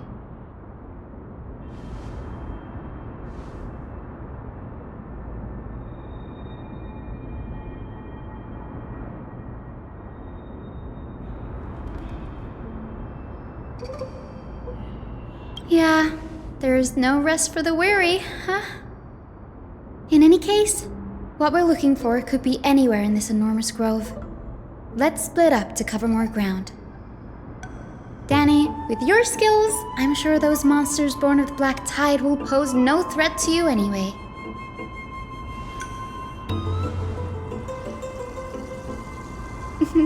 Have you forgotten that you're talking to the chief physician of the Twilight Courtyard? Have more faith in me. I'll be just fine.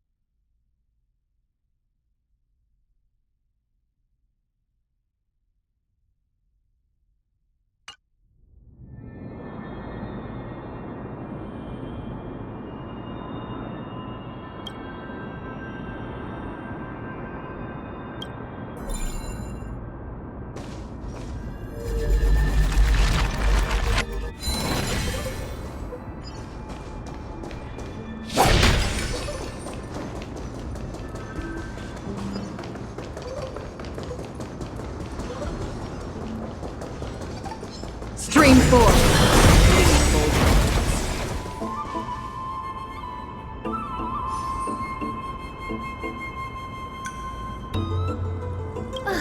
Really now?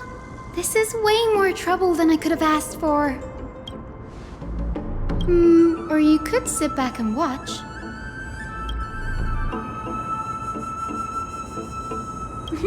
I'm kidding, Danny. Lend me a hand, pretty please. All right, now let's get him!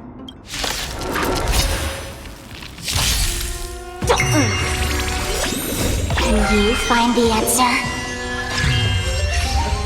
Still waters of oblivion. Converge and awaken! A little more heat. Since you're already here, why not have a meal before you leave? I weep for the departed.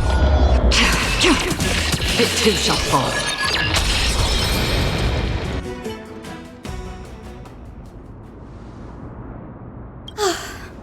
The Black Tide is remarkably quick to detect the light of Amphoreus. So or rather, the blessings of the Sky Priest in me, might have unknowingly called them to me. Anyway, never mind that for now. Here, you might want to have a look at this. I found it around here and thought it might be of interest to you.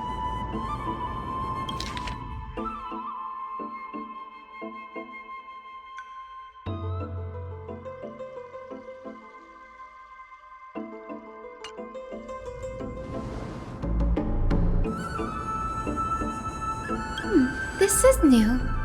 I didn't know Professor Anaxa was researching the sky. He's never mentioned anything about it.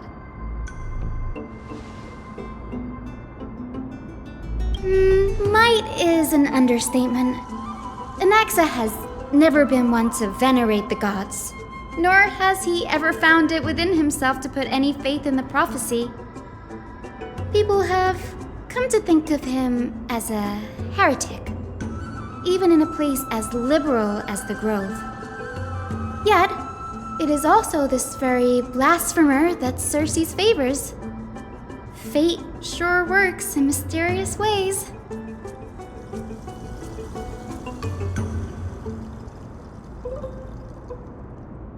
Oh, let me have a look.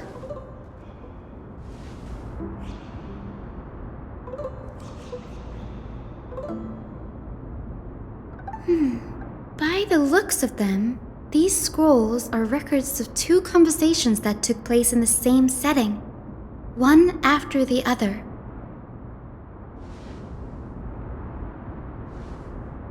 Sure, go ahead.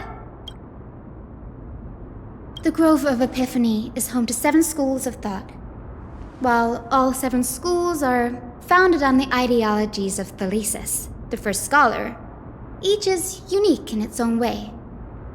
Among them, the Venerationists revere and worship the Titans the most.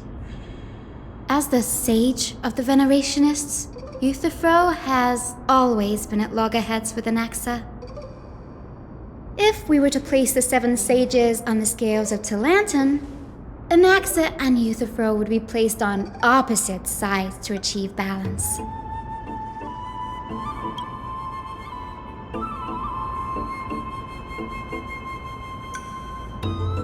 Nearly everyone in Amphoreus has heard the story of the skyships by now.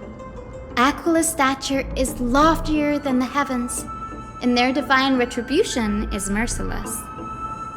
That's why it's no use building giant skyfaring ships.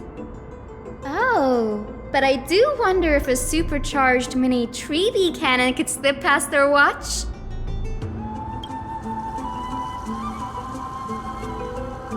Newsporists primarily study the application of alchemy in soul repair. Everyone considers Anaxa a blasphemer, but that has never stopped him from sharing his ideas, no matter how taboo. If you must say that he's hiding something, then it's likely what lies beneath his eye patch. Anaxa often says that every failure brings us one step closer to the truth. Perhaps, to him, the crash of the skyship carries a different interpretation. The firmament is not impenetrable. On the contrary, it was precisely because the skyship represented the first step toward breaking free from the shackles of the earth that it provoked the wrath of the Sky Titan and brought divine punishment upon itself. It's a shame that the majority of the Grove's research on Aquila was headed by the Venerationists, with sacrificial rituals making up a predominant part of their findings. Discourse about more esoteric subject matters in relation to Aquila dwindled even further after the skyship incident. So much so that even this scroll is completely new to me.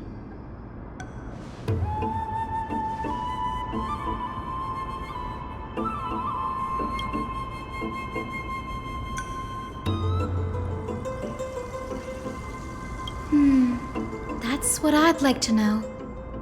What are these experiments he's involved in? Even I, the assistant lecturer, know next to nothing about them. I have a bad feeling about this. Could there be more to what happened at the Grove?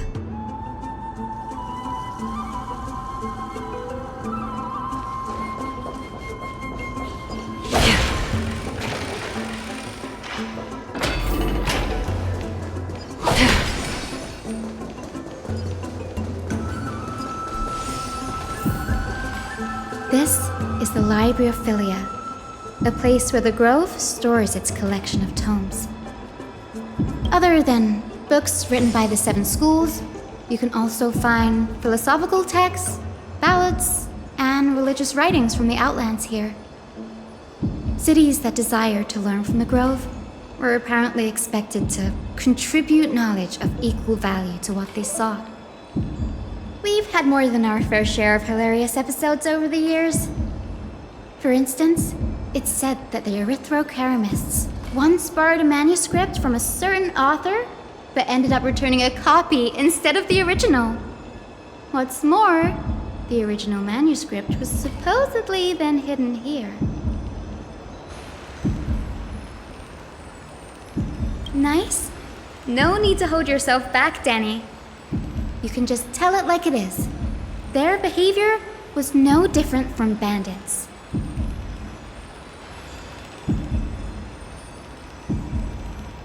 Whew. You've got me there. Some said you couldn't even find a dictionary in Castrum Kremnos, so I guess they were spared. There are too many books in the Library of Filia. Flipping through them all will take too long. Why don't we use the biblioslate to search for the texts we need? We can bring them back to Akama for reading after that.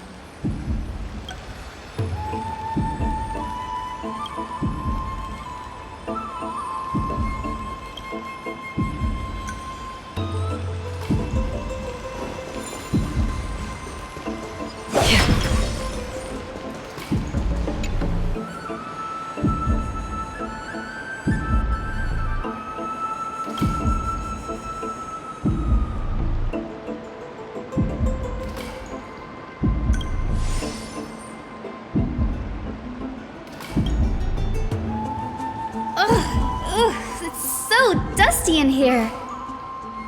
Whoa. Are these all complaints about him? I can already see what they must have written. Anaxa has no respect for the gods. His very existence undermines order in our society. They're probably all things like that. Why else would they call him the Great Performer? When Anaxa established his school of thought, the first thing he apparently did was read his own work to everyone. Are the Titans truly an accurate reflection of what humans think gods should be? Worlds created by gods are indubitably perfect, but what of Amphoreus? Only foolishness and insensitivity everywhere you turn.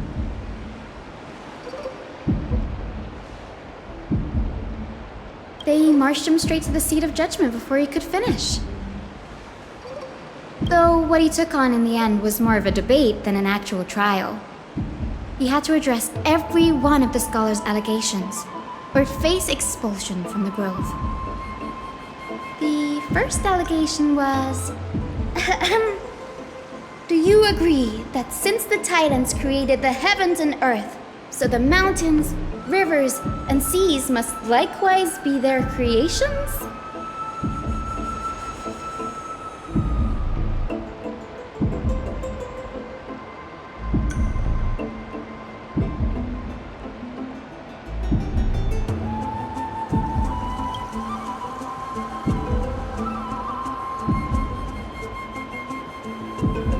Anaxa said the same thing then. Needless to say, his critics didn't take kindly to his answer, so they followed up with a second allegation. You claim to be studying souls, yet you are, in fact, defiling them and committing acts condemned by the gods. Do you admit it?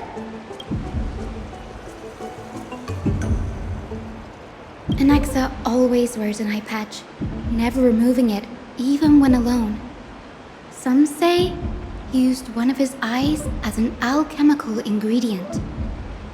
Every being in the world owes their safekeeping to Kifili, and this is even more so for the Chrysos heirs who have divine blood coursing through them. If he has really done something of that nature, then it'd indeed be sacrilegious. Thankfully, they had no way to prove it, so it amounted to nothing more than an allegation in the end. One by one, Anaxa engaged in wars of words against those who would challenge him. Toward the end, a scholar asked him, Anaxagoras, have you any respect for the gods? It was only after a brief silence that he answered, I have never denied that Titans are meant to be noble constructs.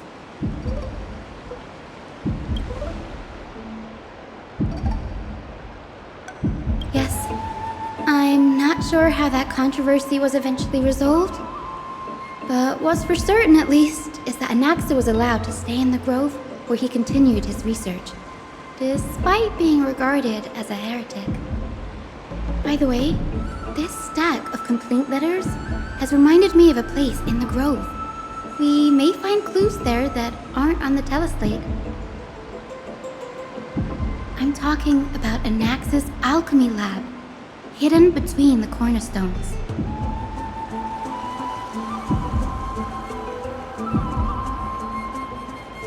It's a well-kept secret. Among the 7 sages, excluding the nominal chief sage, each has a private sanctuary where they can conduct research undisturbed in their free time.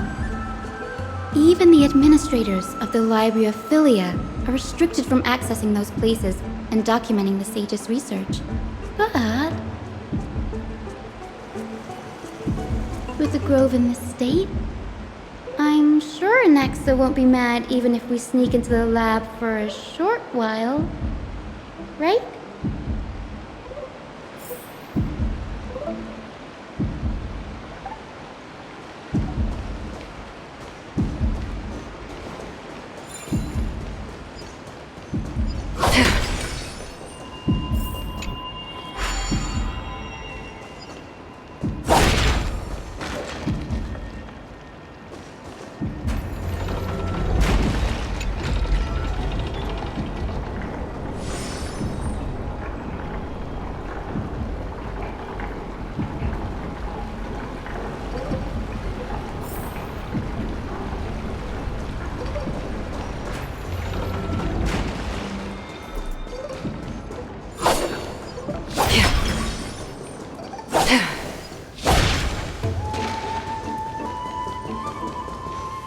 This is the place, but where is everything? Materials for alchemical experiments, matrix diagrams, and even the seal to the lab.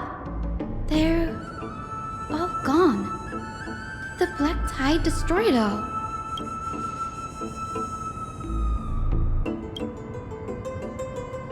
No, not even close. Not only are alchemy experiments high-risk activities, but Professor Anaxa also has a penchant for using bizarre materials. Students often saw him walk in looking bright as rain, but come out covered in soot with his hair singed. Naturally, no one dared to come near this place. Huh? That bookshelf over there seems to be the only thing still intact.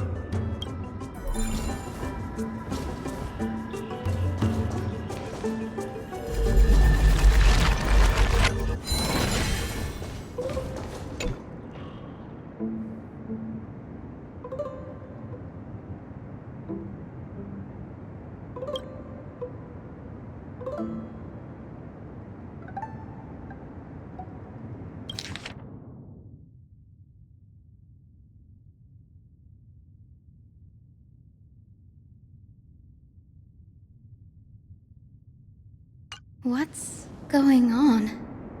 Anaxa is conducting research on our friends in Alchema and me?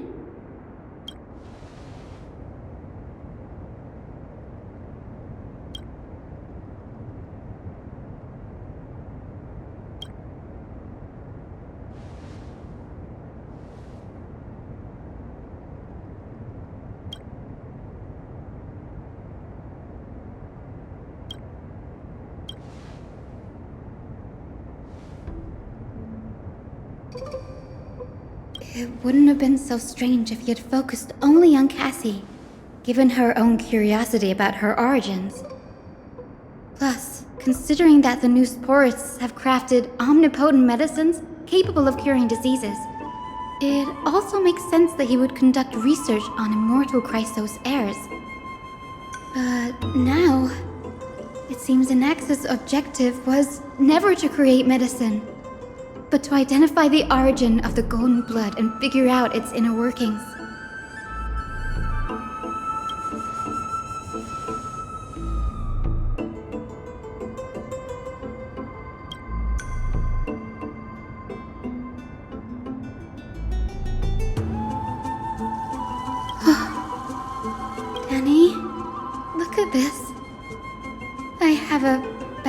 feeling about this.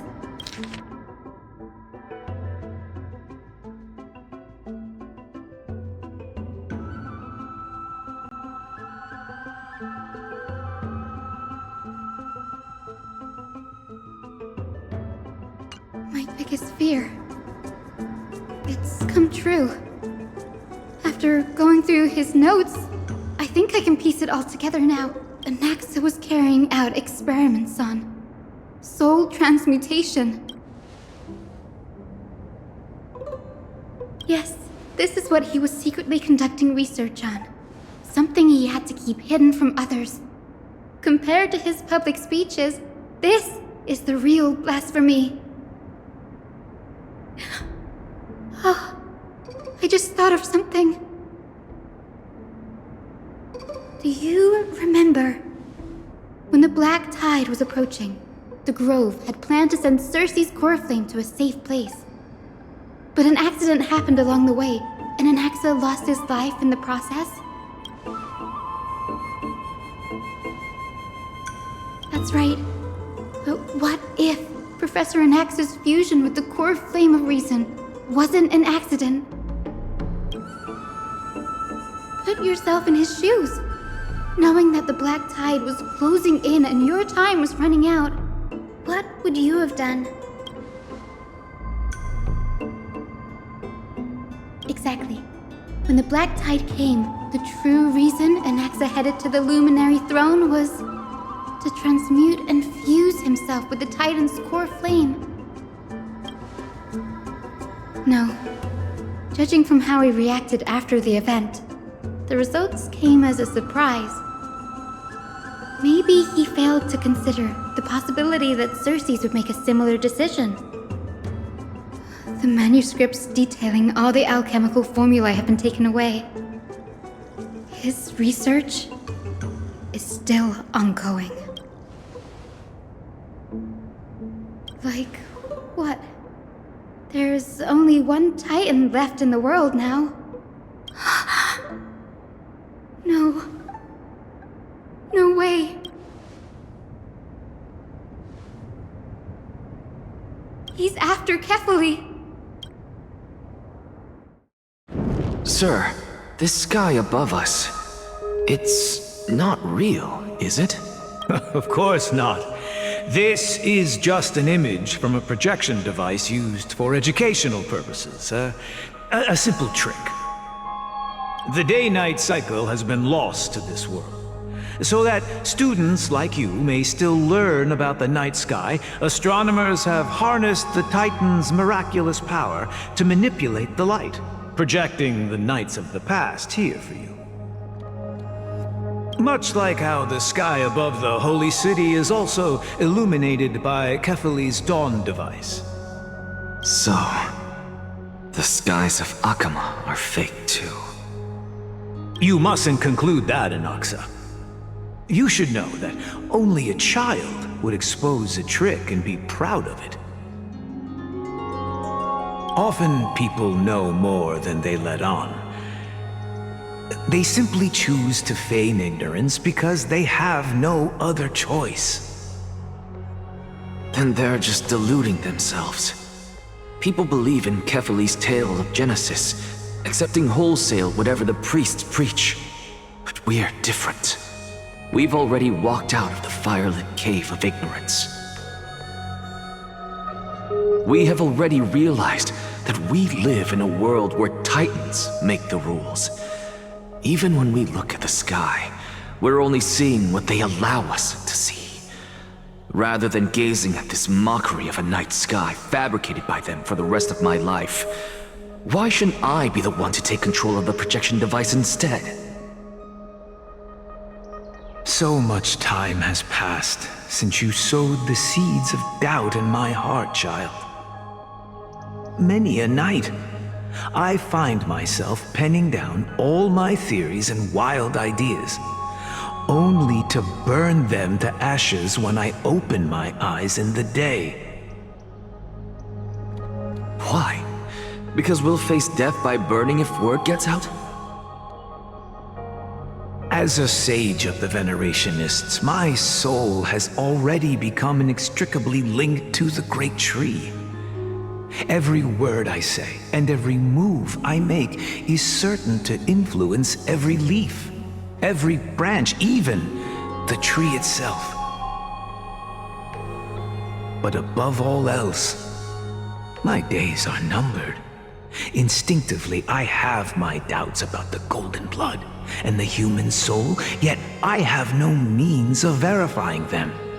The golden blood in my veins is woefully thin, and I am loath to waste what little time I have left obsessing over a hypothesis that cannot even be proven in the first place. But I can, sir. I can do it for us. The time is right. Give me all that I need, and I shall accomplish this grand feat on your behalf.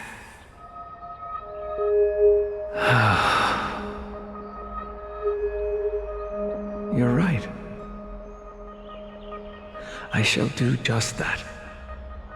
In the next meeting of the sages, I will spare no efforts fighting for the rights you deserve.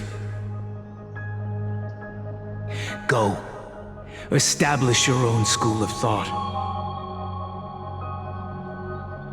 Find out what we are. Become the one who conquers the ultimate truths of the world. Child of humanity, you didn't go to such lengths for an audience with Kefali. Just ask him a few questions, did you? So, you figured it out.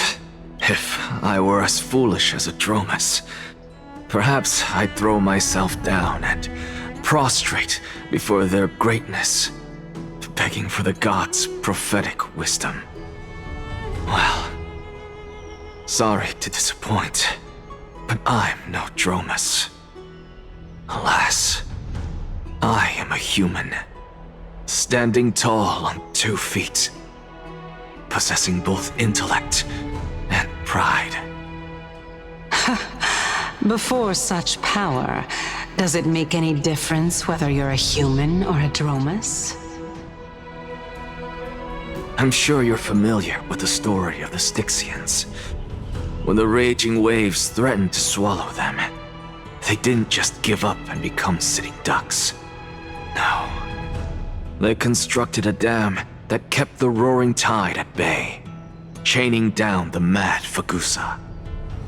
They call me a blasphemer, Circes, but that doesn't mean I deny the existence of gods. It's just, as I see it, Titans are simply a force that mankind has yet to find a way to tame. Oh? If power that rivals the Titans is what you crave, why not conform to the prophecy and brave the trial? Why stop at harnessing the power of the Titans when I can do so much more? The source of life is what I wish to grasp, to understand what makes up the soul, and to learn what we really are. Thanks to you, I've had the chance to personally verify, in more ways than one, that the soul indeed ceases to exist in death. But where there is death, there is life. And where there is an end, there must also be a beginning. How then is a soul born? That was the only unknown variable left in my calculations. And by the sound of it, you have already formed a conjecture. No, I have already drawn a conclusion. In my journey unto death just now, I finally saw the answer with my own eyes. Professor Anaxa, I'm here. Her life hangs by a thread. I must ask you to refrain from taking any unnecessary steps. Of course. I'll bring this to a conclusive end, and give you the answer you so desire.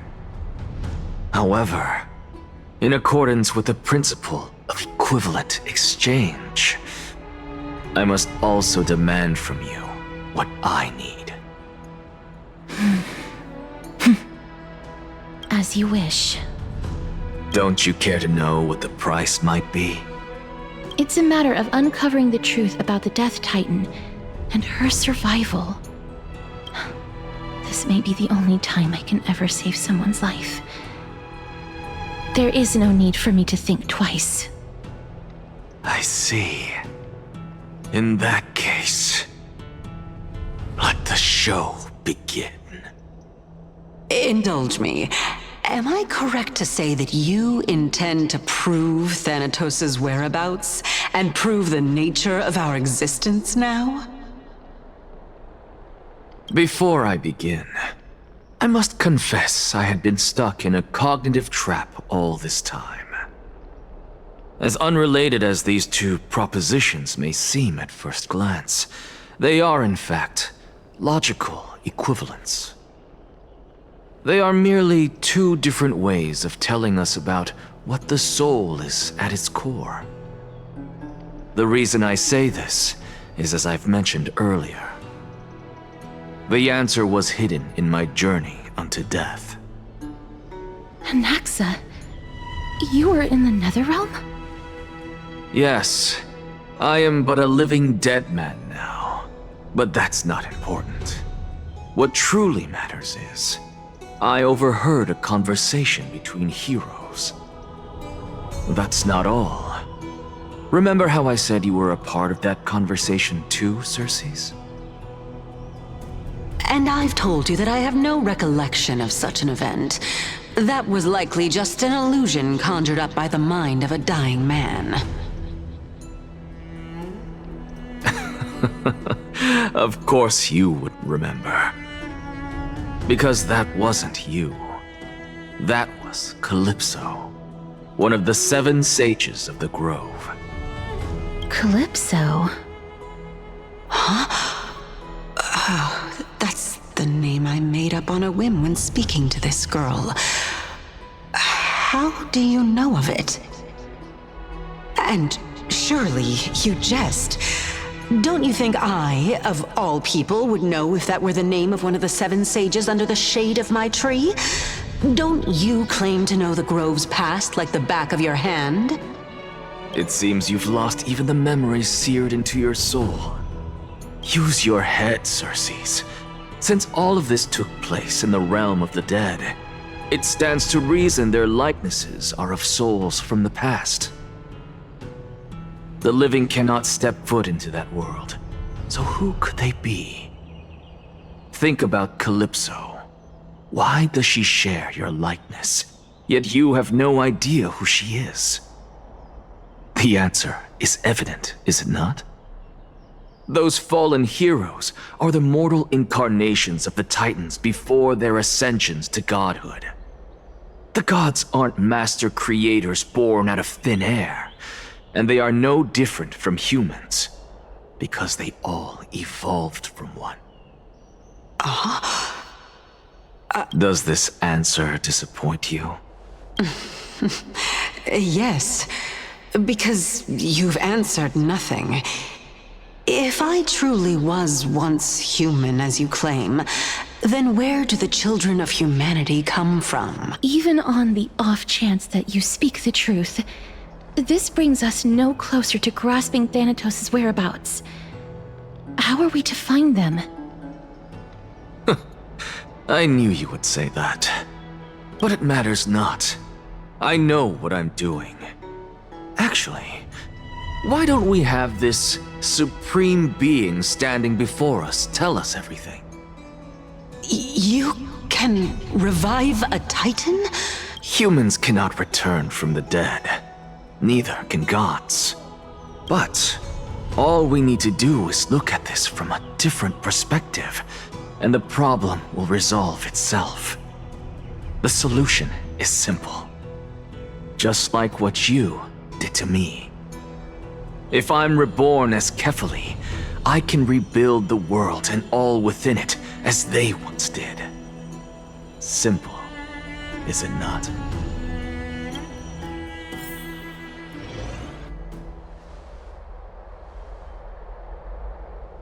I have news from Hyacinth and Dunhung.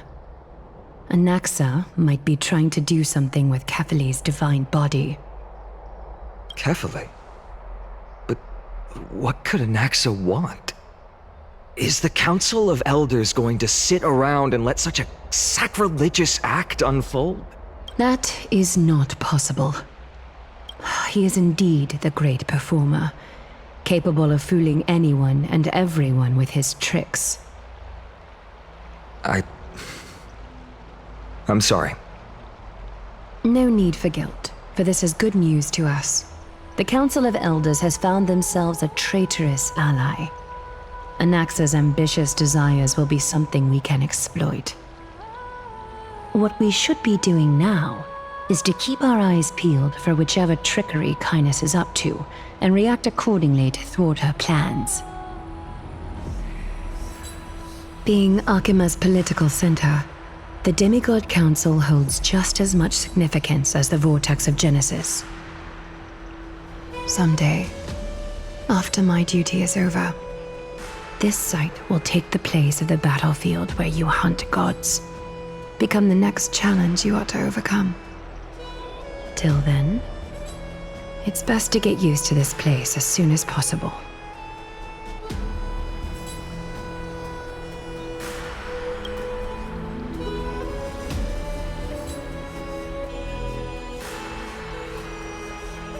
Preposterous! The Christos heirs only have their standing because of the Council of Elders! How dare they trample over it!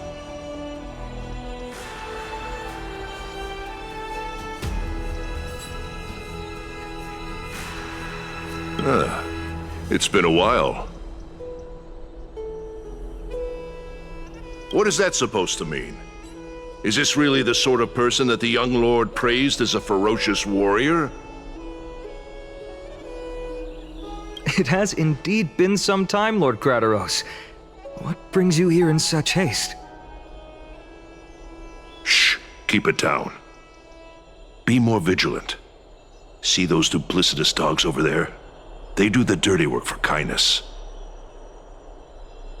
I've already ordered my people to hold them back, but we should still lay low, unless you're itching for a bloody fight to get a workout in. My bad. So, did something happen? Did you hear thunderclaps last night? Hacker, what? She's been through a lot lately. Please pardon her. Can you tell us more about these thunderclaps? Thunderclaps are beacon signals of strife. They are a message from the young lord. He threw a spear bearing several words at Akama. Watch out. The Flame Reaver is back. I guessed as much. We didn't actually kill them back at the Kremnos Arena. I figured this is something you would want to know. We Kremnoans never back down from a fight. So if you plan to take that thing down in a battle, reach out to me anytime. You have my gratitude. I will let Aglaya know about this right away. Remind her to be on her toes while you're at it. That vicious Kynus has been unusually active lately. Those lackeys she keeps undercover have been going in and out of the city a lot more frequently these days. Some even seem to be getting Kremnoans to defect to the council.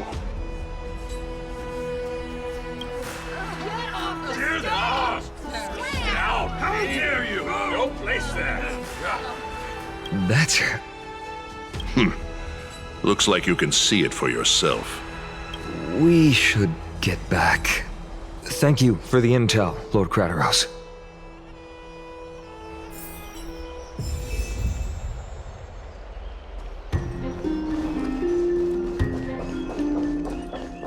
By Kefali and Lenten above, as the Theoros I have observed. Aglaya, what happened here?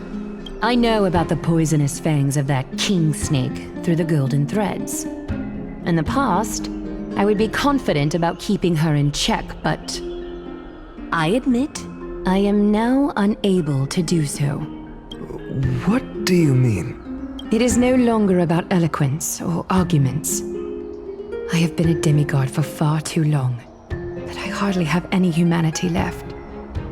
Before I realized it, I have become no different from these hypocrites, no longer capable of relating to the people. This has come a lot sooner than I expected. But perhaps it is time. I need you to step up, Finan, in order for me to retreat behind the scenes. Yes, this is my duty, but... It is far easier for the Council of Elders to fool many than just fool one person. Their so-called more support is no more than a ruse to distribute power using words instead of lances. There is no glory in winning this debate, but that makes having respect for humans so much more priceless. Finan, you are a Chrysos heir without flaw, capable of relating deeply with humans. I appreciate what you've taught me, Aglaya. I hope we'll live up to your expectations and win this debate.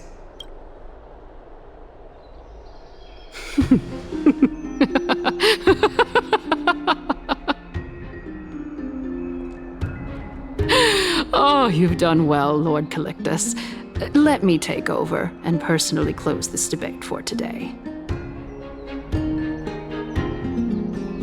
Dearest counselors, let it be known that I sorely miss the blissful times portrayed in lyrical poems. Back then, Amphoreus was home to nearly 1,000 cities, each with their own local faith, while gods walked the earth and shared close bonds with humans. Yet, in the present, people from all over are forced to leave their homeland to seek refuge in the holy city, where they hope to rest under Kefali's protection. All of us have long been in the same boat, with no way out of this plight. We didn't have a choice in the past, but now, the Council of Elders brings to the table a new possibility. All I have left is one question for you. Would you rather strive toward the unheard of Era Nova, or return to the prosperous Era Chrysia of our past? Make your choice. Now, which of the two would lead mortals to an ideal future?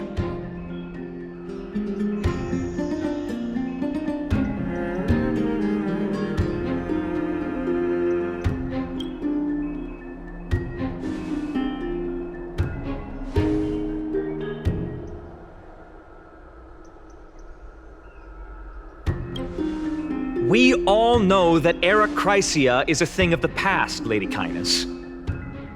Please, enlighten me. How does the Council of Elders plan to turn back time? Let the three titans of calamity be born, and Era Chrysia is nevermore. But bring demise to those titans, and Era Chrysia will descend upon us again.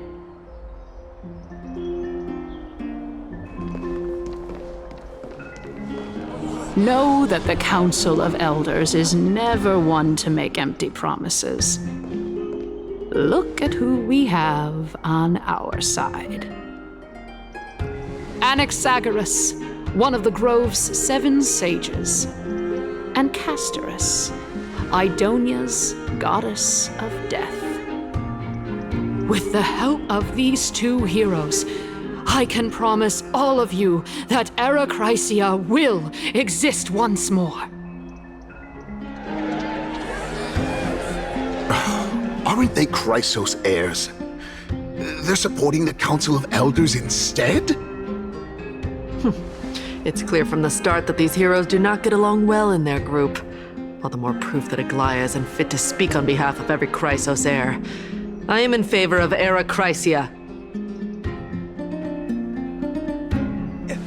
Era Chrysia!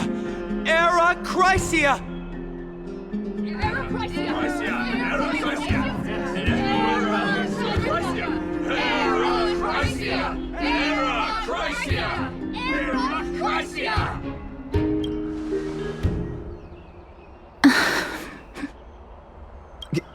Castorice? Why are you standing over there? You finally arrived, Anaxa. So have you, Cass. Don't worry, Aglaya. Well, I know that you have many queries. Could you continue to converse like how the citizens normally do? Tell me, dear citizens, if we successfully retrieve and return Thanatos' core flame without anyone passing the Death Titan's trial, what would happen next? The answer is simple. We will have a chance to rid the world of death and bring Amphoreus back to an era when all beings live forever. We'll usher in a new future that will be entirely different from the flamechase journey. He's one of the 7 sages. That's impossible. Your proposal is much too idealistic. As long as the Black Tide still exists, how can we go back to the old days? Remember what I previously said? Kefali's core flame is guarded by the secret power of the Council of Elders. Plus, Pagusa's water curtain will be able to block out any external perceptions. Tell me, dear citizens, have any of you ever seen even a glimpse of the threat that this person is talking about anywhere within the walls of this majestic holy city?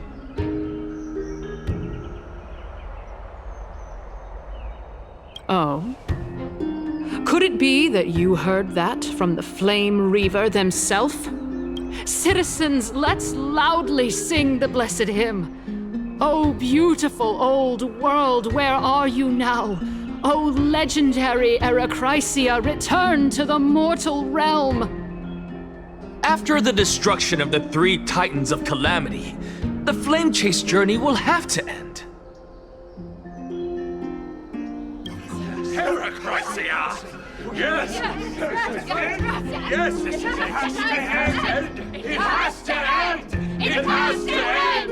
It has to end! This is bad. The masses are now totally riled up. Anaxa, pray tell. Everything that you've mentioned hinges on the premise that we can find Thanatos' existence, right? Thank you, Lady Aglaya, for still caring about this city. However, dear citizens, we are truly fortunate and blessed. For Castorice, Idonia's goddess of death, will surely find Thanatos under my guidance. What? With that, I solemnly promise that the core flame Lady Castorice brings back will be personally managed by the Council of Elders. Thereafter, if we are able to garner the support of all of you at the Citizens' Assembly, we shall spare no effort in ensuring that the Arakrysia will return to our world once again.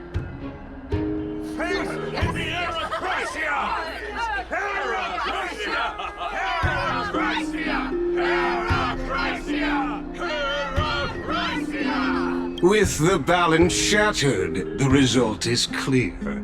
By Kefali and Talent and above, as the Theoros I have observed. Akama has chosen her destiny.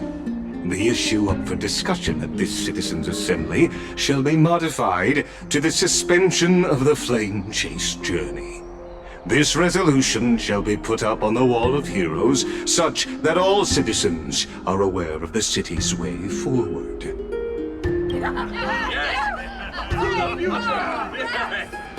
Yeah, I like this. Fantastic.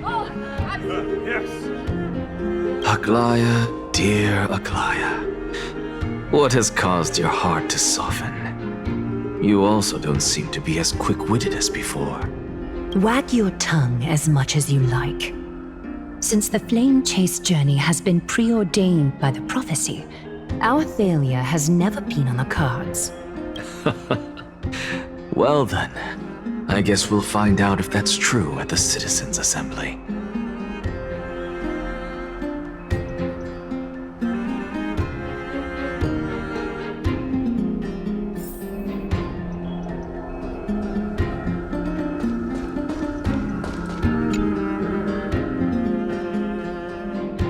Well, it seems that when I sent you to look for Anaxa, I unintentionally facilitated your partnership with him instead.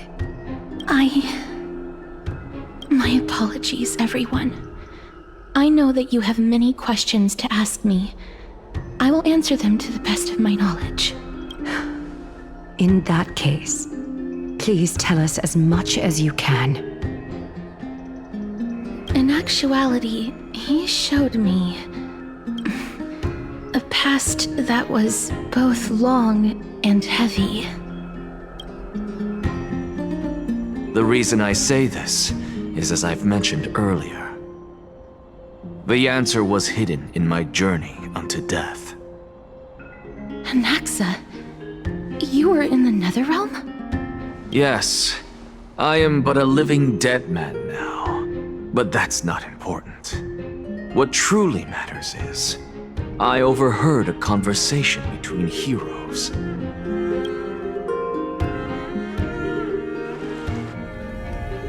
Have you heard of this tale before? A tale about the ocean god's treasured pearl. Our hometown. It was a seaside town which enjoyed the ocean breeze and glorious, peaceful times, thanks to the wisdom of its ruling queen. Until one day, an evil dragon descended upon the town.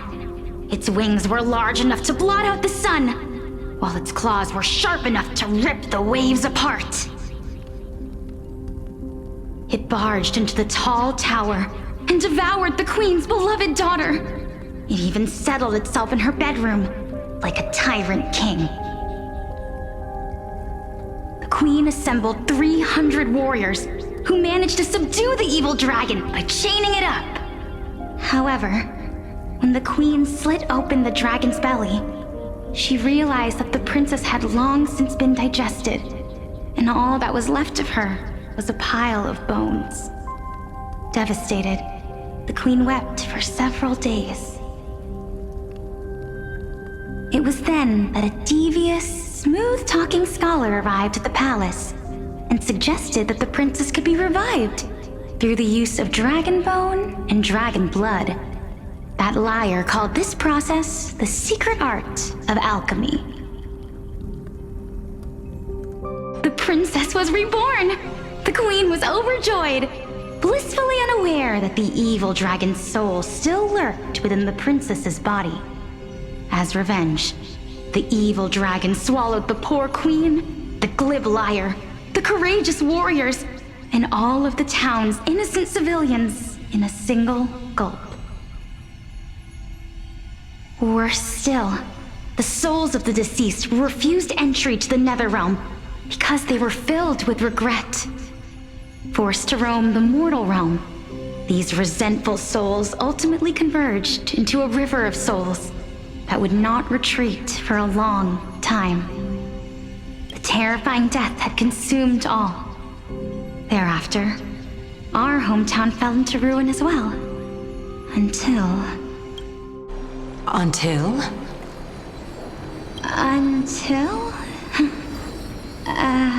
Actually, I don't know what happened next either. Oh, my... It seems that you still like to whet people's appetites even after all this time, Pelixia. So, according to your story, this is how I used to look? It's practically a mirror image. And yet, what exactly is this?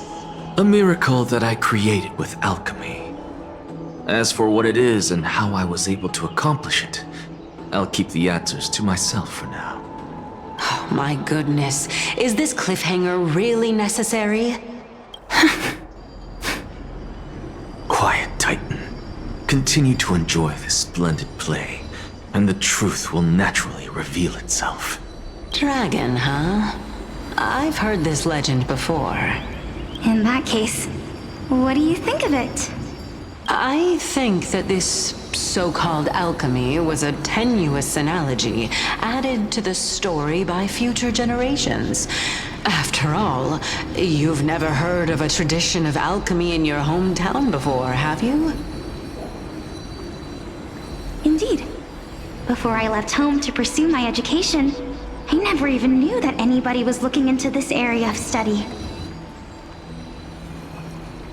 Therefore, we can just treat this tale as a fable told to young children. A fable, you say? If so, what moral is it trying to impart to the kids? I guess it might be the concept of equivalent exchange? Oh? I thought the moral might be closer to something like honor the dead. Huh. What? At a loss for words? No. I merely realized that we're both thinking of the same principle. If life is priceless, then there is hardly anything else in this world that is of equal weight to it, right? Indeed. As expected of the wisest scholar in the land. You flatter me. Why don't I ask you a question as well, as a form of equivalent exchange? Of course. What is your question? If I imparted my knowledge of the art of alchemy to you, would you use it to resurrect someone you loved? What? What kind of strange question is this? I got it. You're just trying to get me to tell you whether I like anyone, right? Let's just leave it at that. That was rude of me. Yes, I would. Oh? Death is inevitable. In the days to come, I'm certain that someone whom I cherish deeply will leave me for good, if such a mighty power really existed. I think I would use it without hesitation. After all, you, me, and the rest will all have to face that fateful moment eventually.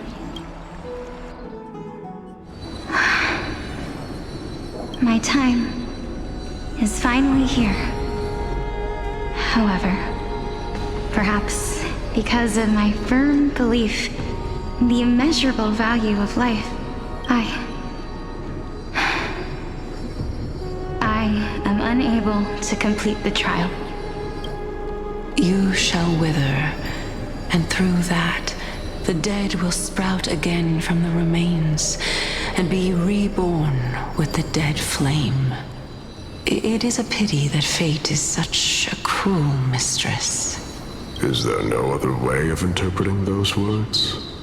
I'm afraid that the meaning is clear. Between my sister and me, one must pay the price. Our trial can only be completed when the one chosen sacrifices her life. I'm afraid that the prophecy might even have selected a pair of twins for this exact purpose. Fortune makes fools of us all. My sister is prepared to sacrifice herself. And yet, I can't do the same. How absurd. My time is almost up, but I'm still afraid to welcome death. What should we do? If I'm ultimately not able to make up my mind... Since Chaos is willing to guide all of us and leave this trial to the end, there is still plenty of time for you to ponder. That's right.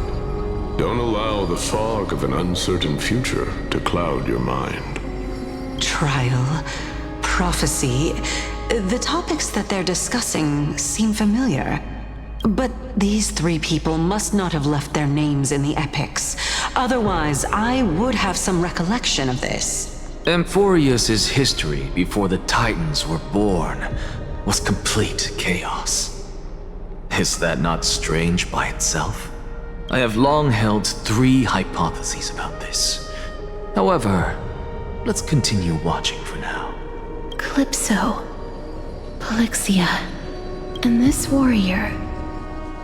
I seem to have met him somewhere before. Regarding this matter, Nias, are you confident that you'll complete your trial? Of course. Though, I am worried about what will happen once I've emerged victorious.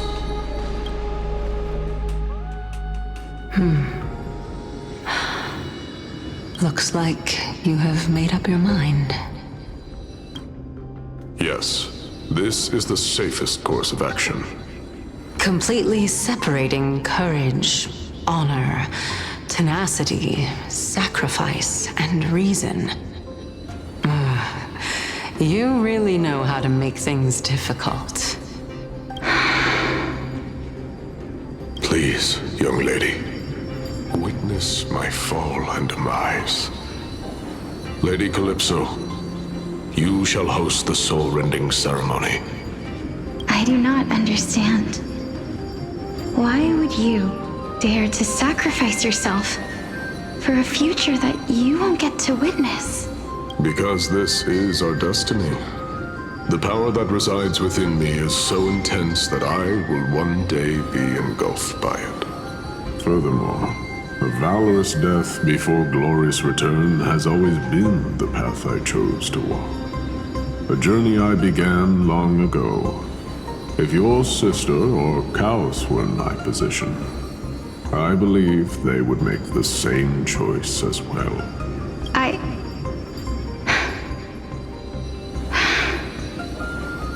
I'm not that brave. I don't know how I'm supposed to face such a serious affair. Despite being Death's chosen one, it seems you still don't know how to face it. Let's chat, young lady. Perhaps I shouldn't end my journey so hastily. Since there's still time, I'm not worried about letting fate wait a little longer. Of course. This warrior is Lord Nias. As the embodiment of Nikador's divinity, he entrusted his life to us and allowed humankind to end his madness. That means that what I'm currently seeing before my eyes is, in fact... Looks like one hypothesis of mine has already been proven true. These heroes are the true forms of the Titans, before they attain their divinity. If so, the chosen one of death that he speaks of is actually... Polixia? Is the previous form of Thanatos? But her appearance... If this is true, as long as we can find out where she went, we'll naturally be able to figure out the location of the Death Titan.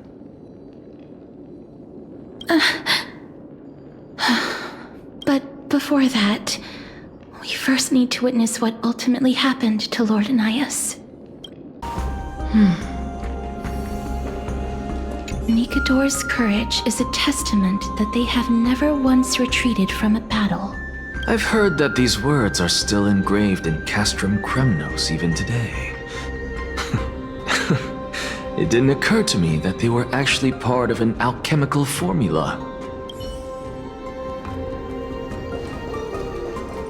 Sealed within this statue is undoubtedly his sacrifice. They use their own body as our city walls, keeping out and protecting us from the pervasive spread of madness. They are acutely aware that if the end times were to arrive, there would be nothing left in this world to conquer. Honor, courage, tenacity, sacrifice.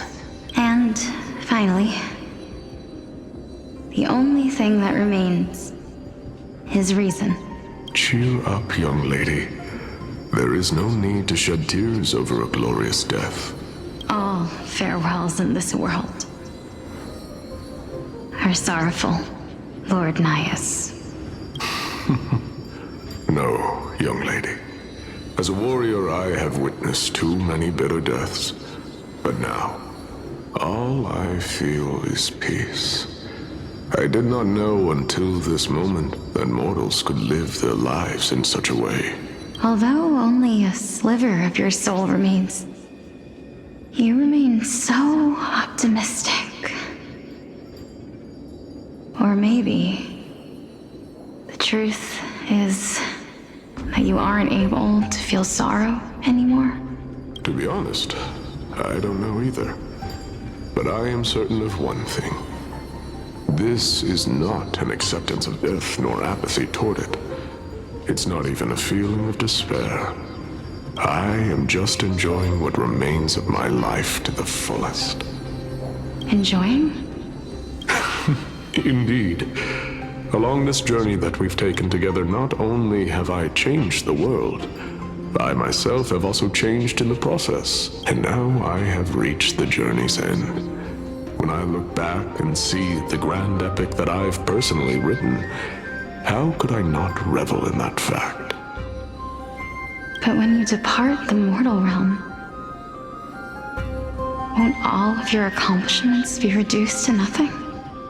Separation and death are two sides of the same coin. Reconciling this doesn't come easily for a mortal.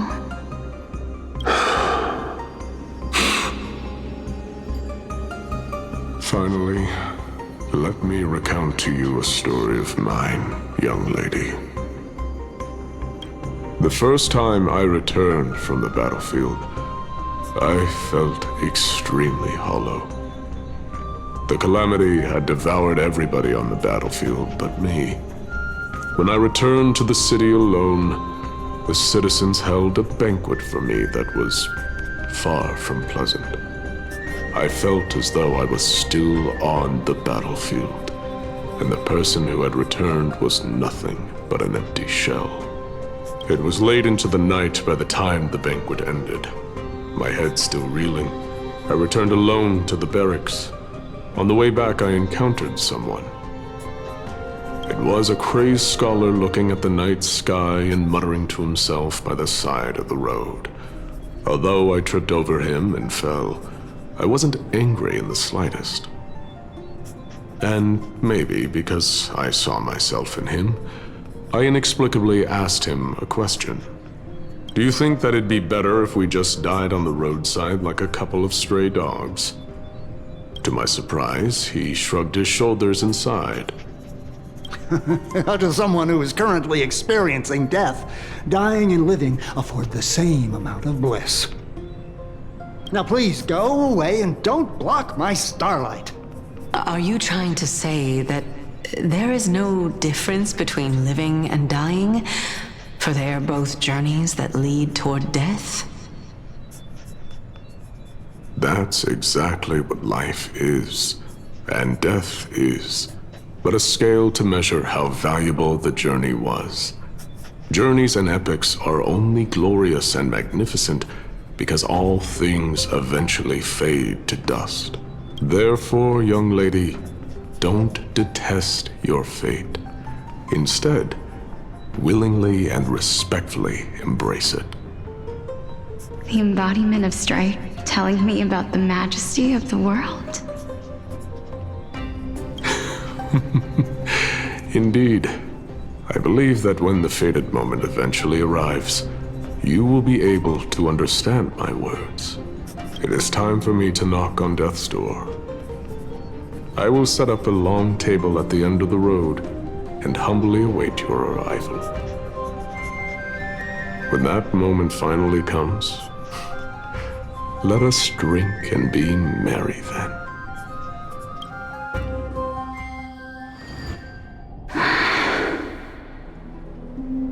I knew this day would eventually come.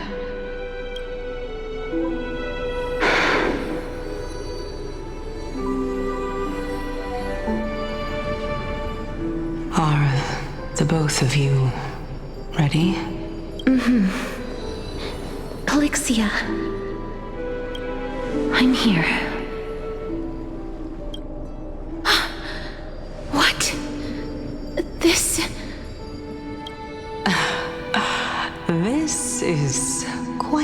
Interesting indeed. Is this Polyxia's sister? Is it me? Now, it's time for us to fulfill our promises.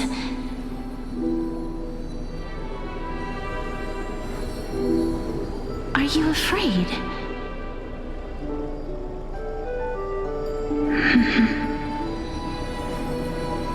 What are you afraid of? That I won't be able to do it.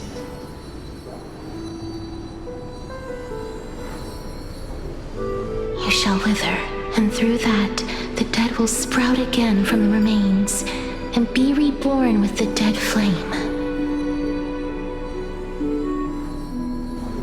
As foretold in the prophecy, and according to our vows, once it all ends, we must face our fated moment head-on. Even if it was prophesied, do we have no say in the matter? It's so unfair. Why are we the only ones who are forced into mutual destruction? Let me do it, sister. Let me be death's sacrifice. I was never long for this world anyway. But you're different. I was the one who wasted your life after all. You're wrong, Polyxia. I don't think that my life was wasted. Just the opposite. When I finally arrived at this destination and looked back at the journey I took, I discovered that flowers had long since bloomed along the path I walked. It was you who sowed the seeds for this sea of flowers, one that is more beautiful than the promised land at the end of the world. Besides, I have lived a fulfilling life. Even though I was fated for sacrifice, none of the things that I've experienced will dissipate. Instead, they'll forever live on as memories inside your head. Will they not? How could my memories of you ever compare to the actual you? Well then, tell me, what exactly are we?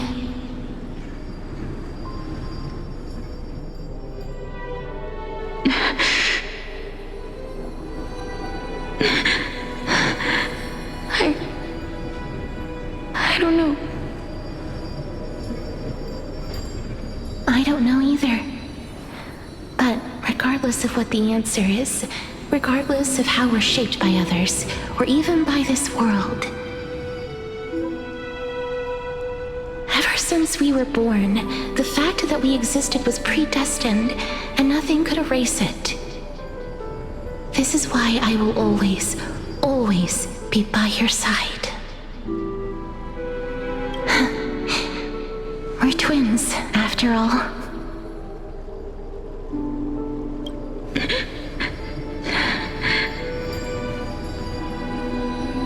All right, my dear Polyxia.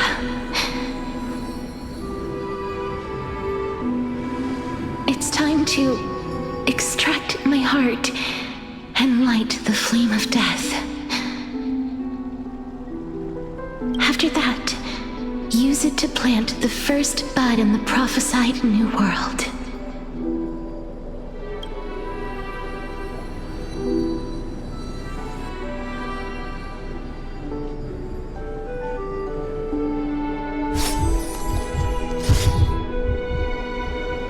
If I imparted my knowledge of the art of alchemy to you, would you use it to resurrect someone you loved?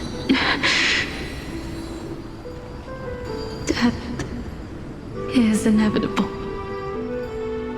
In the days to come, I am certain that someone whom I cherish deeply will leave me for good. If such a mighty power really existed, I think I would use it without hesitation. Even now, my answer remains the same.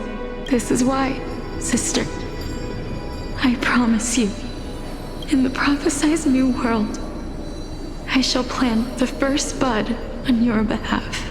Go now. Return to the ocean god's treasured pearl, our hometown. I shall open wide the entrance to the nether realm and grant you a second life. The living beings on this earth shall respond to my call and lead you to the sacred daylight. Remember, do not look back on the land of the dead, and do not stop moving. In the new world promised by the prophecy, march toward your new life. As for the price of our equivalent exchange, let me be the one to pay it. Everybody, we've come to the end. Unfortunately, I am not compatible with the Supreme Being, so I was unable to completely fuse their soul into my own body. However, being able to glean all this from them is exciting enough. I'm certain of this now. Before the Titans that we are well acquainted with were born, a group of heroes roamed the land. These heroes followed a prophecy and took possession of divine authorities one by one, until they eventually became the pantheon of the new world. Just like the flamechase journey of today, Amphoreus' history is cyclical in nature. Huh. What a startling revelation. This means that the demigods, who bear the core flames, will also become the new Titans at the world's end, thereby shaping a new world? I believe that this is the truth behind the Era Nova, as mentioned in the prophecy. This is utterly unbelievable. Besides, those twins in the past, even if they really are Thanatos, their whereabouts are still unknown even today. Are their whereabouts truly unknown? Didn't Polixia mention that seaside town, the birthplace of alchemy in the Tale of the Dragon? In our world, there exists a city which perfectly matches that description. Stixia. But the people there worship Vagusa and bear no relation to Thanatos. I have also never been to that place, as in the time of Idonia, it had long turned into underwater ruins. Take this. This is... the Nusporist masterpiece, the Philosopher's Stone. It was made by transmuting all of the sages' wisdom into a single entity, with their flesh and blood as its foundation. Remember, I've mentioned before that the art of alchemy is all about conversion, tempering, and ascension. This process also applies to the pursuit of truth. Regardless of how unbelievable this sounds, the truths of the world have been refined from the impurities. Think about the story of the dragon. This stone will lead you to your real hometown, allowing you to reform the door to the nether realm and discover Thanatos' fate.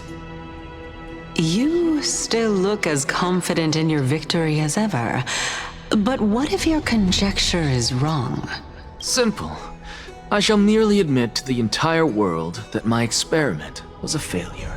However, my line of thinking will not fail because I have already planted the seeds of doubt into the hearts of the masses. Actions speak louder than words, Castorice.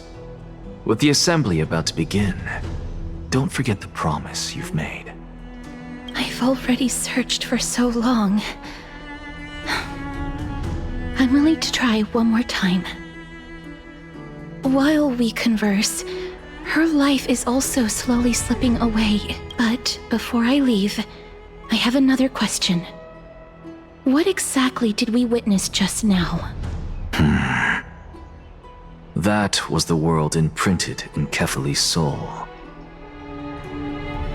If we are to prove its existence, you must take the final step. Go. Do not disappoint me. I understand. Hey, child of humanity. Don't get antsy. I still remember the question you posed to me. As a scholar, I do not wish to offer up ambiguous conclusions. Let's discuss this topic again when she manages to find the evidence. I merely wanted to ask, was that stone transmuted from your heart? If so, rebirth is no longer an option for you. Why not? When I was a child, I lost someone dear to me. When I was a teenager, I lost my faith. A while back, although you saved my life, I also lost my soul in the process. Now I'm merely forsaking my body. What's the big deal? Why are you always finding ways to die? Isn't it good to be alive? This is but a necessary sacrifice on my path to transform into the purest of them all. Can someone who's dead even claim to be the purest of them all? Furthermore, if your hypothesis is proven correct, does it not just confirm that the myths are true, and thereby invalidate all your theories? No, it's just the opposite. If my hypothesis is correct, it means that I can actually ascend to godhood and reshape this absurd world that you all have created.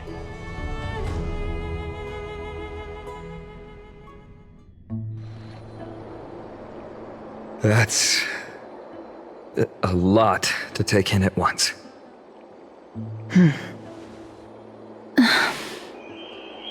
Lady Aglaia, please, let me explain. Go on.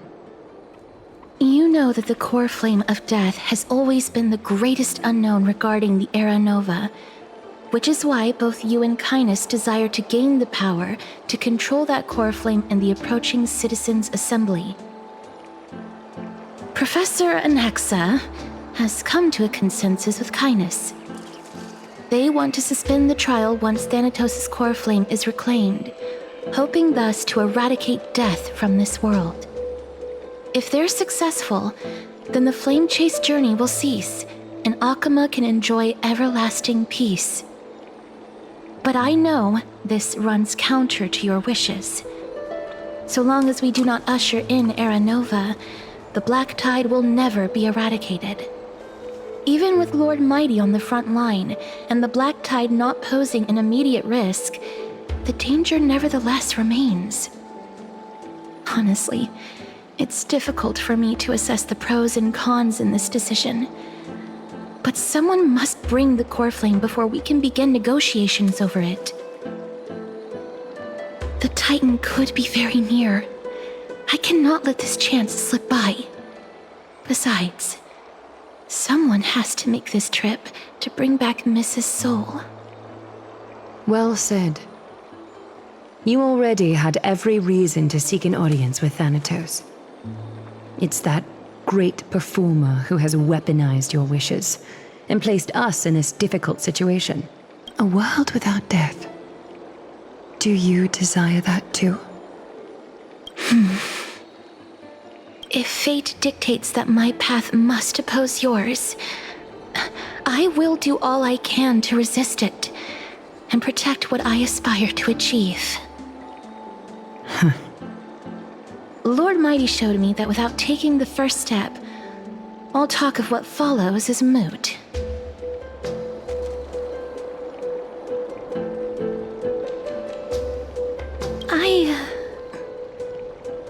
I have always hoped to hear you speak your mind, Cass, and I am glad to have heard your true thoughts. Stixia. I visited that place in the past. Though it is now an island surrounded by the river of Souls torrents, it's not hard to see its former splendor. Go. I will not stand in your way. As for you, you are someone who has cheated death. I believe you have more than enough reason to make the trip with Castorice and meet the god of death himself. Castorice, I too look forward to your journey. I wonder what kinds of new interpretations your completed story will bring to the flamechase journey. Thank you, Lady Aglaia. I hate to put a damper on this heartwarming moment, but if Stixia is now an island surrounded by the river of Souls torrents, then how do we find a way in? Lady Trebe is probably... The answer is quite simple. In the myths, Zagreus once made the domain of the dead their treasure vault. That is to say, they could enter and leave the nether realm as they pleased. And if they could do that, then it follows that the demigod who inherited their divinity must be capable of the same. I'll see you at Marmorial Palace at Action Hour tomorrow. Cipher shall be your guide to finding that ancient city.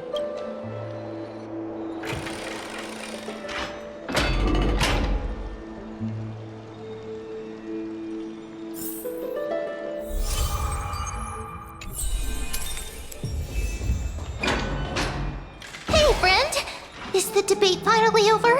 Did you win?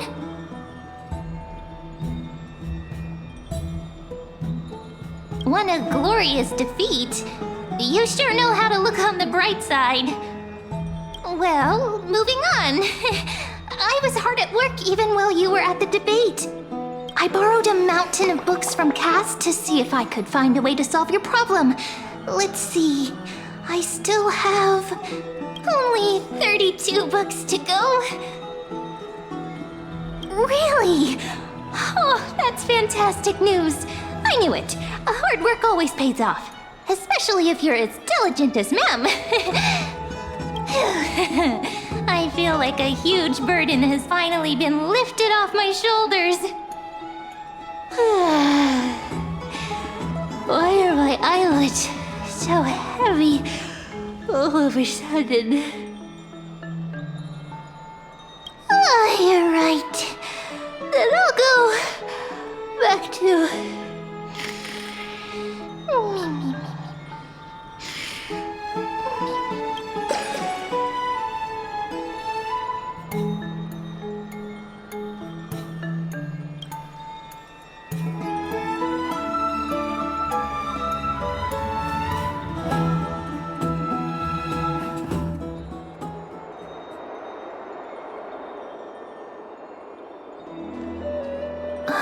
Cass?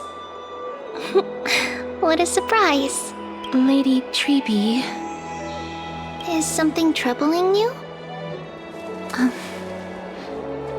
I just wanted to speak to Lady Trian for a bit before I set off. No matter how breathtakingly beautiful Stixia once was, the place is now the domain of the departed. There is no telling what we'll encounter there.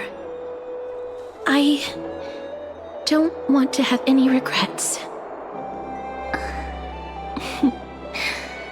Has anyone told you that your eyes are sparkling today? Is that a figure of speech?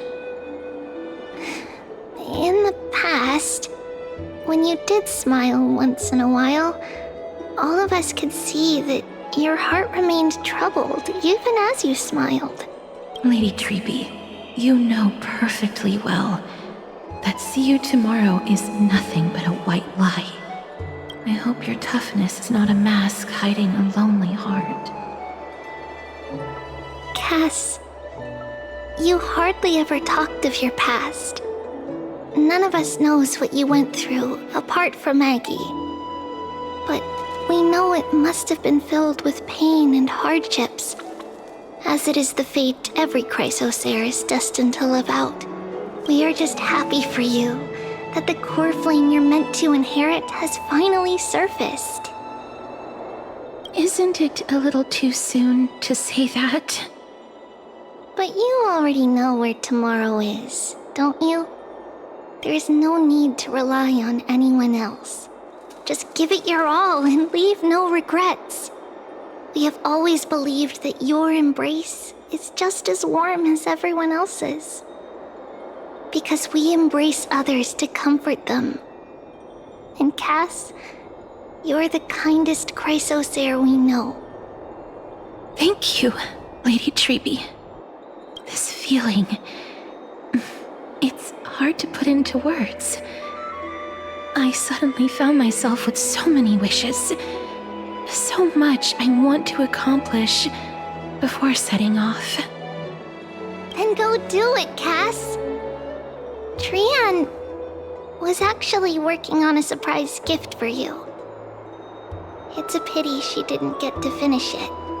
But now Trinan and I are working on it, and we'll make sure to give it to you.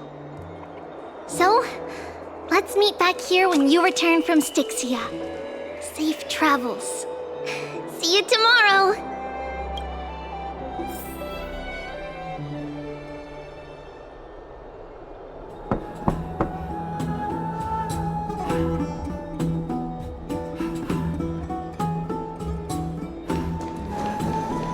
It's me.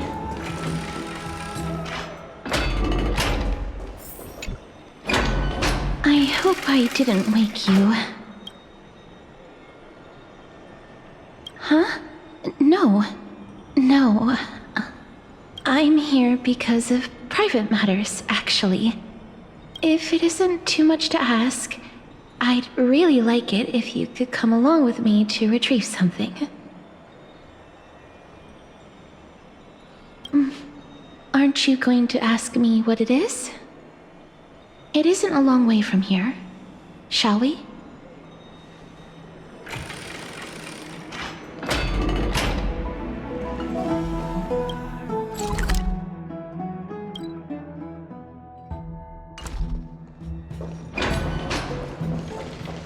Have you heard? Seems like all the rooms are taken. I don't know how long. Faith can dispel the black tide. The streets are packed. I want to vote! Tell me how I can vote! Take your ceramic shard, engraved with the Kefali rune, select the Council of Elders in your heart, and pray silently until the shard registers your choice. Then toss it into the Dolium. The Council of Elders? More like the Council of Buffoons! The Black Tide took my hometown long ago! Who are they kidding with bringing back Aerochrysia? It's all a sham to create their own Aerochrysia in Akama! The Titans are just. So long as we do not overstep our bounds again, we will not incur divine wrath. Oh, please. The time when these deranged Titans should have vacated their spot to the demigods is long overdue. You'll see soon enough, you old fogey. And I pray that Talanton smacks some sense into you with their scales. We shall see how this turns out. That was quite a spectacle.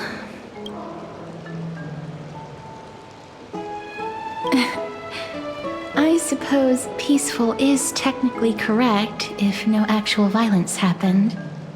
To this day, I still find it almost unreal that Akama is the only place illuminated by light amidst the crumbling ruins of Amphoreus. And its people are even holding votes to reconcile differing opinions. This peaceful sight is making me forget that this is the end times.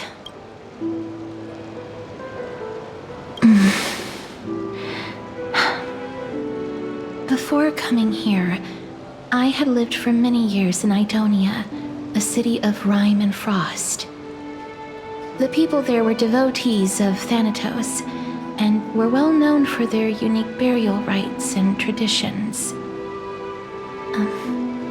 Traditions that I played a major role in. Yes. You now know me as the Mortician of Hakama. But back in those days, I was Idonia's Maiden of War. I was trudging across the frosty plains on my own when the Idonians found me. They saw the curse in me as a blessing from Thanatos, and believed that my hands could correct the Anaxagoras' mistake and lead them to meet the great god of death. They provided me shelter, but in return, I was expected to grant merciful deaths to war captives, prisoners bound for execution, and heroes alike. Yes. No matter how kind or cruel the means, nothing can change the essence of death. Taking away someone's life is never worthy of religious worship.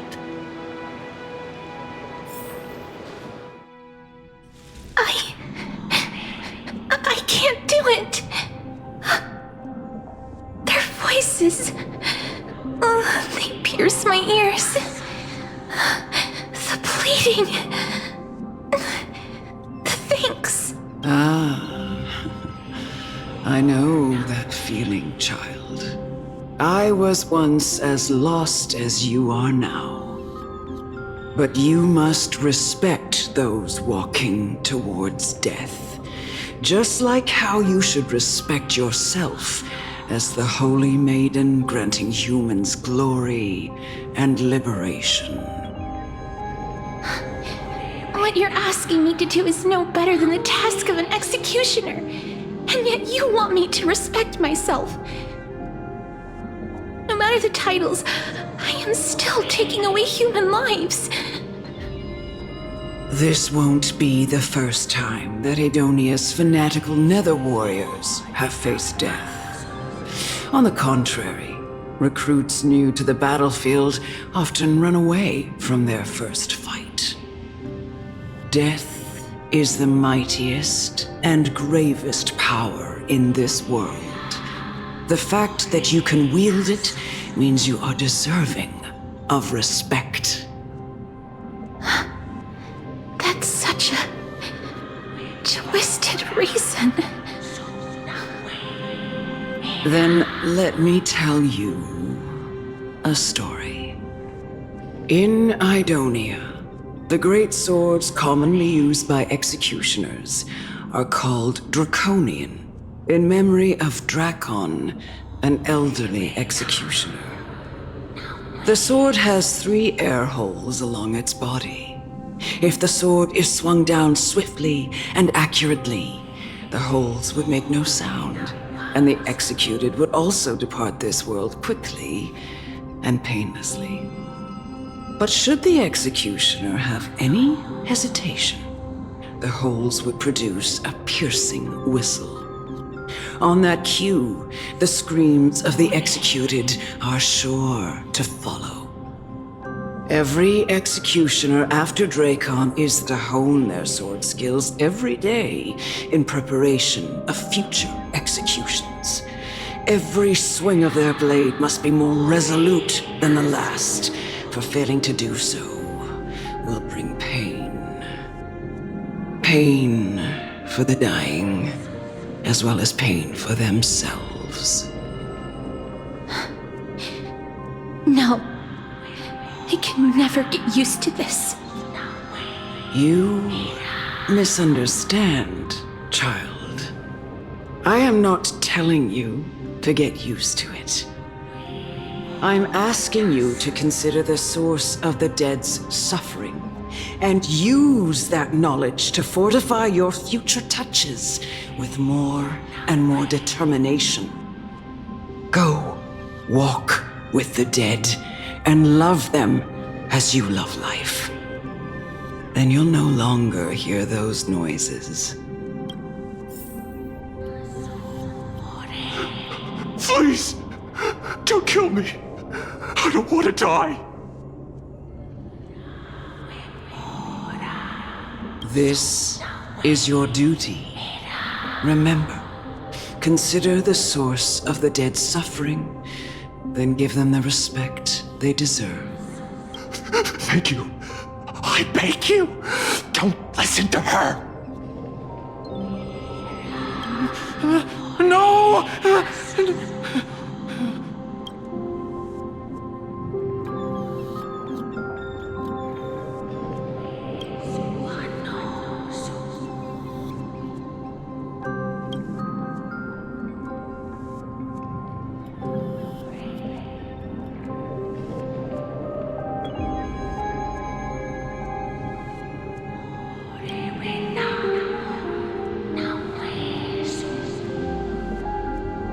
May you gain some insights through his sacrifice.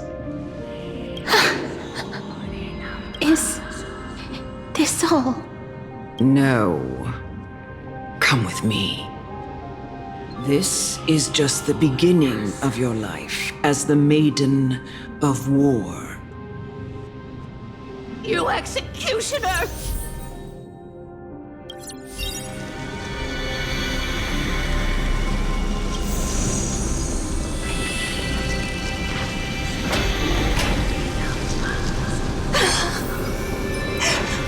Only maiden.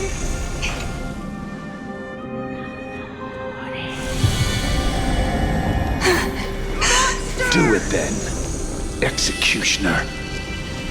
You heard him.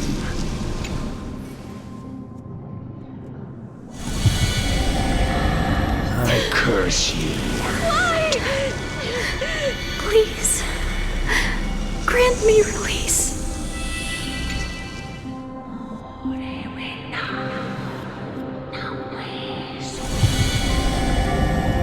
When will this ever end? You murderer!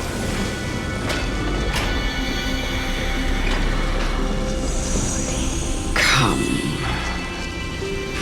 Fulfill your duty. What are you trying to do with me? I have aged. The time has come for me to heed the summons of Thanatos and journey to their domain. The final resting place of every Idonian. You're not that old yet. You still have many, many years ahead of you. No. I'm already dead. For I have come to fear my declining health and impending death. Ah, Castorice. Will you give me one last chance to charge towards fear and prove that I am no coward? I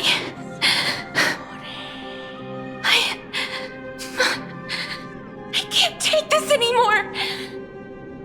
Child, it was I who brought you here from the frosty plains and set your farcical fate in motion. It was also I, Chief Executioner of Idonia, who forced the heavy duty of executing others onto you. I've always known that you have doubts and even anger about my faith and about me. I never had a choice. Indeed. We essentially abducted you.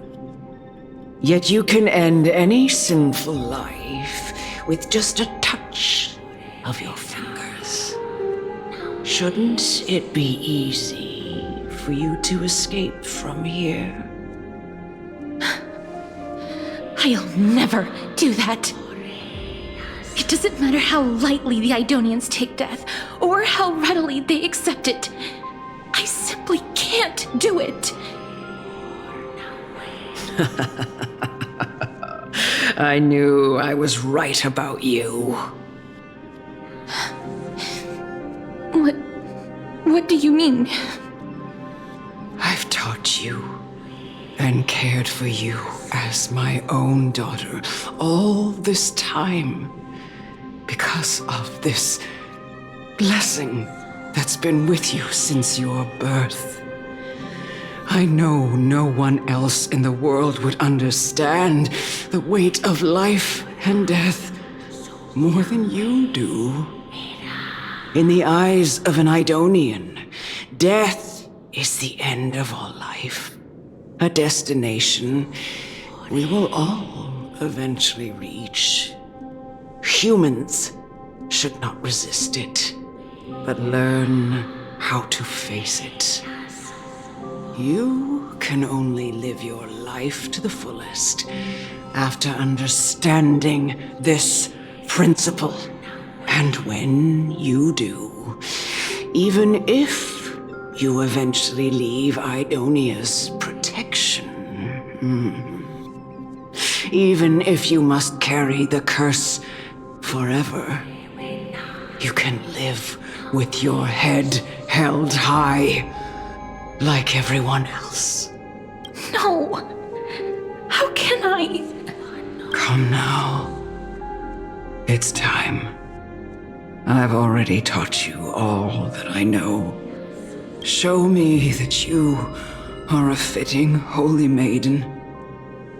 Or at least that you possess the resolve to become one.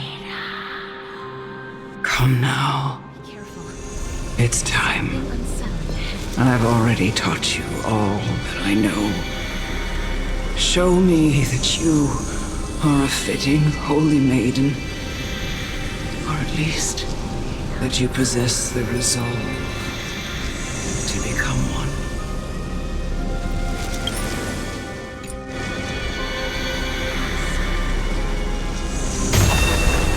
Emerge from your cocoon!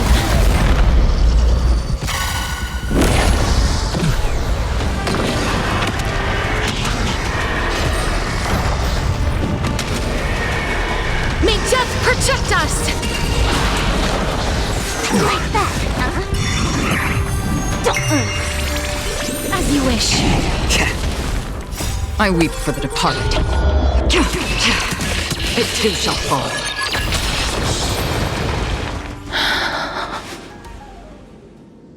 This was the last time I followed her command. I gently touched the elderly woman before me. The executioner, who had seen too much death, died the same way as everyone else. I gasped for air, a wistful look in her eyes, and a barely perceptible tremor in her fingertips. Elder Amunet, the person who tried to teach me about death, ultimately vanished like dew in the morning mist. She spent her life embodying the beliefs of the Idonians, and when death finally came, she embraced it exactly as their doctrine had taught. I have nothing but respect for her. I erected a cenotaph in her honor in the marshes outside Idonia's city walls with the others I had laid to rest. Then, I set out once more in search of Thanatos. It was a long, long journey. I heard so many discussions about death along the way. Life finds meaning in death. The world improves because there is an end. It seems the most terrible darkness in this world.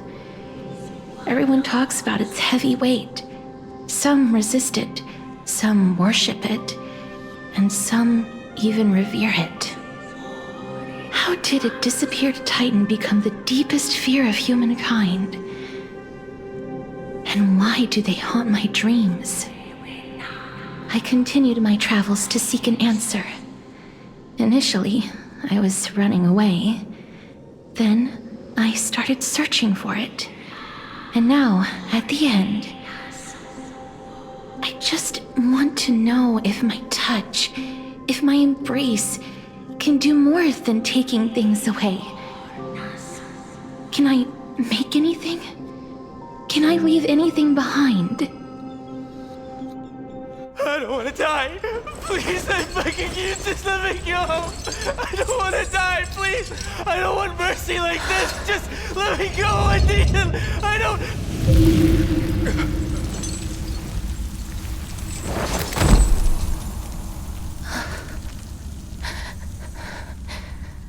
I hate these icy hands.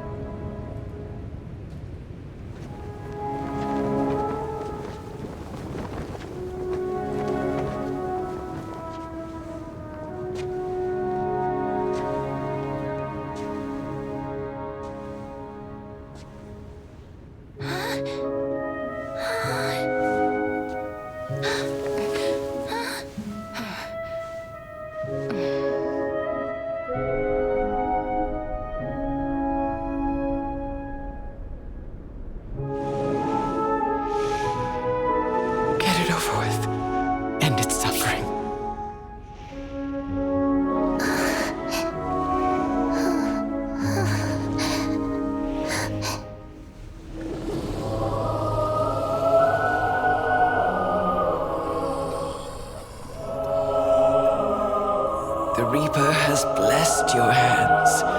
Only you can grant them peace.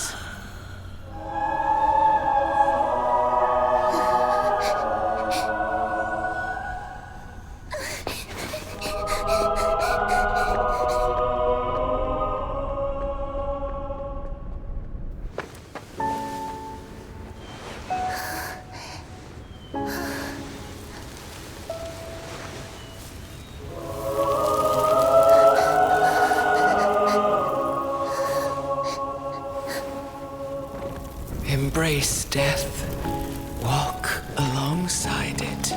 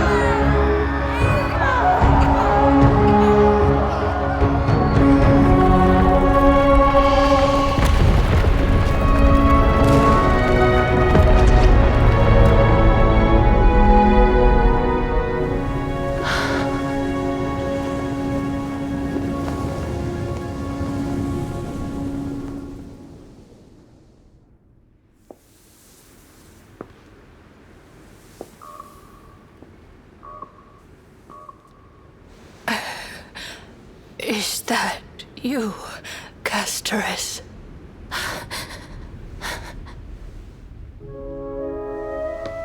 All of them have gone, heeding death's summon.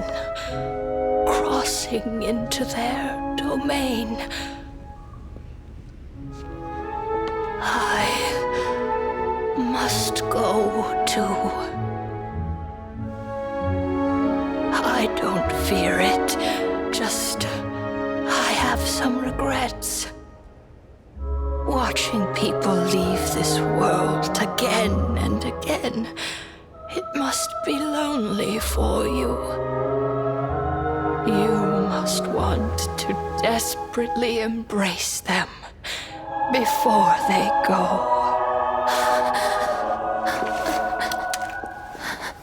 I can't. These hands, they're too cold.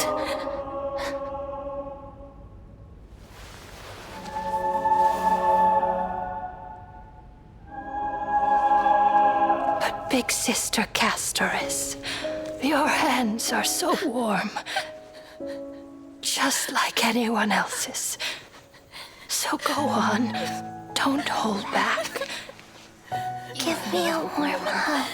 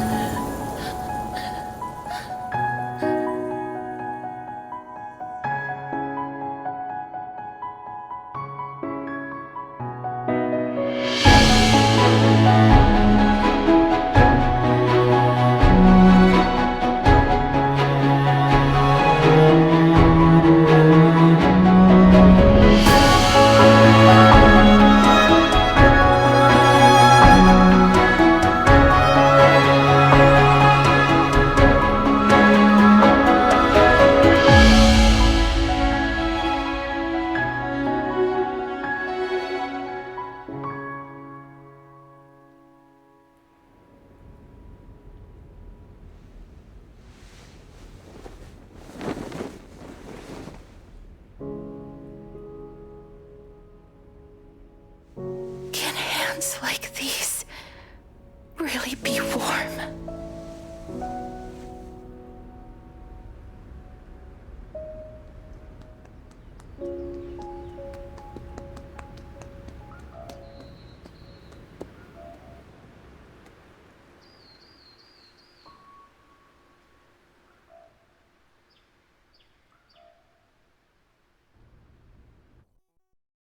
On the day that Orinix's trial ended, you must have had many questions.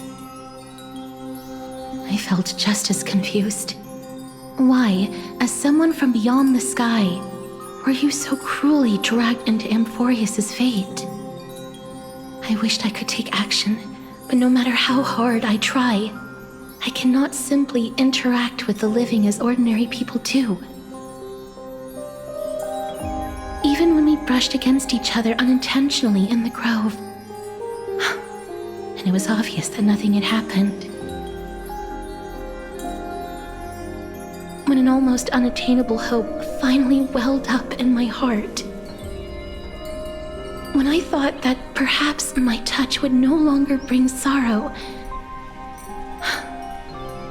fate declared to me, it wasn't that the curse of death had finally been lifted, but that your soul no longer belonged to this world. And there was nothing left for my hands to take. Nothing. And did I really think this time would be any different? It's not that I don't understand this reality, just that I'm unwilling to accept it. Having walked such a long road, I am still unable to find the answer to life and death. I am resigned to eternal despair. Anything I wish to hold on to, death will inevitably wrest from my grasp. From that moment on, I lacked the courage to confirm it again. Until Orinix laid bare the cruel truth before us.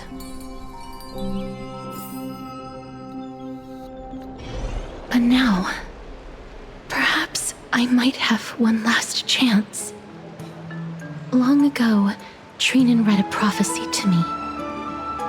At the end of the sea of flowers, the souls of the living shall warm thy fingertips, And after an embrace, there shall be eternal separation. I found no surprise in it, for her words sounded not like a foretelling, but a perfect reflection of my past. Embraces in this world are born of reunions, yet my touch speaks only of farewells. In that moment, I had no doubt that this destiny would weave itself through the entirety of my life. And yet, things have taken a turn for the better. Now that I can finally have an audience with Thanatos, perhaps I can rewrite the meaning of that fated prophecy. I have no reason not to give it my all. For your sake, and for my own.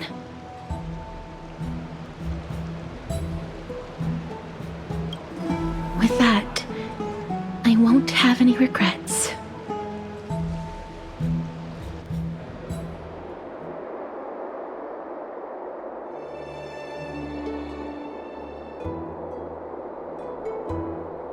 Let's put that aside for the moment.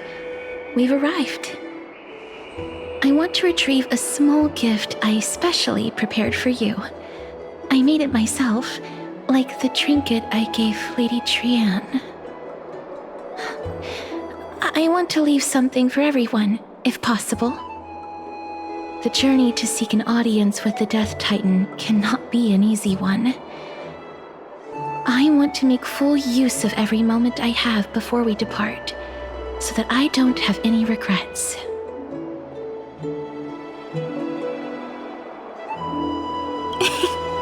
No, it isn't. You'll know when you see it. Look, it's right there. Huh? Where did it go? What's going on?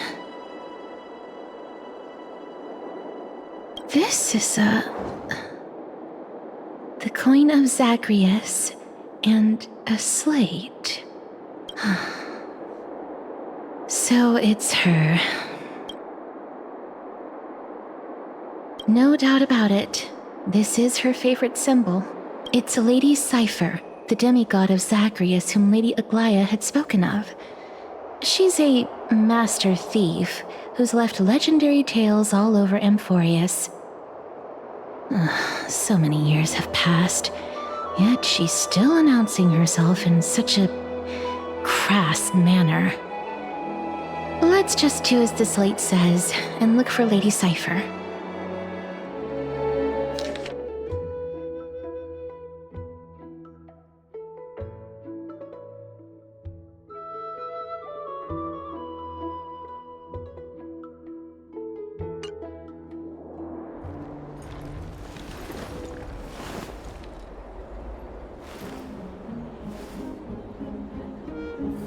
Look, it's right there.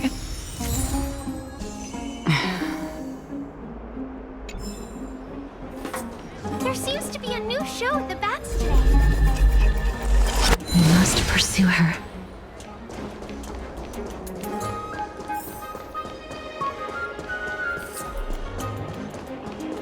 Huh? This is a trick she left for us.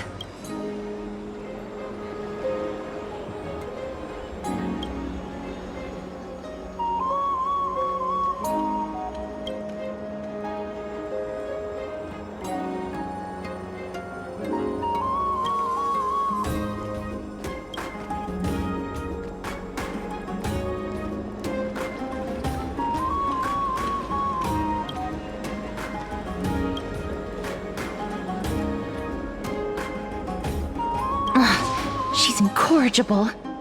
Follow me.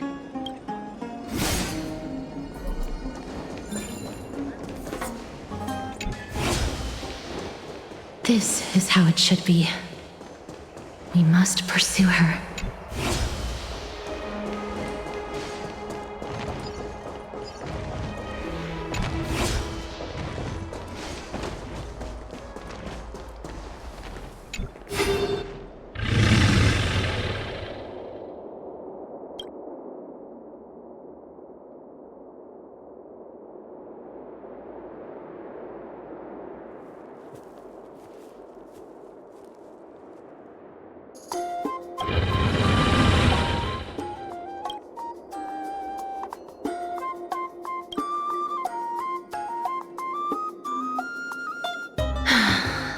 Lady Cipher, please come on out. You're still careless as ever. Shouldn't you keep such a precious gift near your bosom? Since you know it's a gift for someone else, please give it back to me.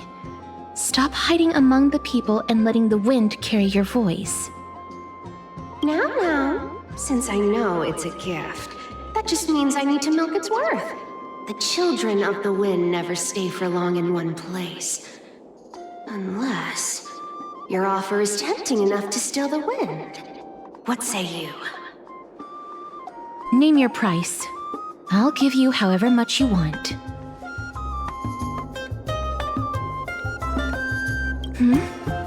What's wrong?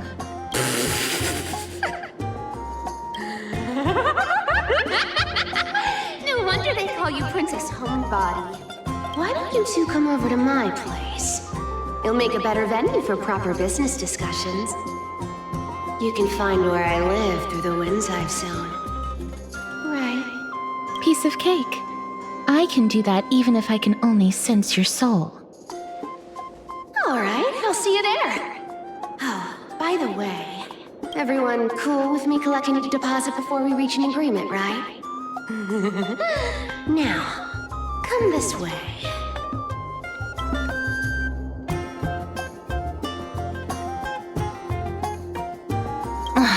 She's incorrigible. Follow me.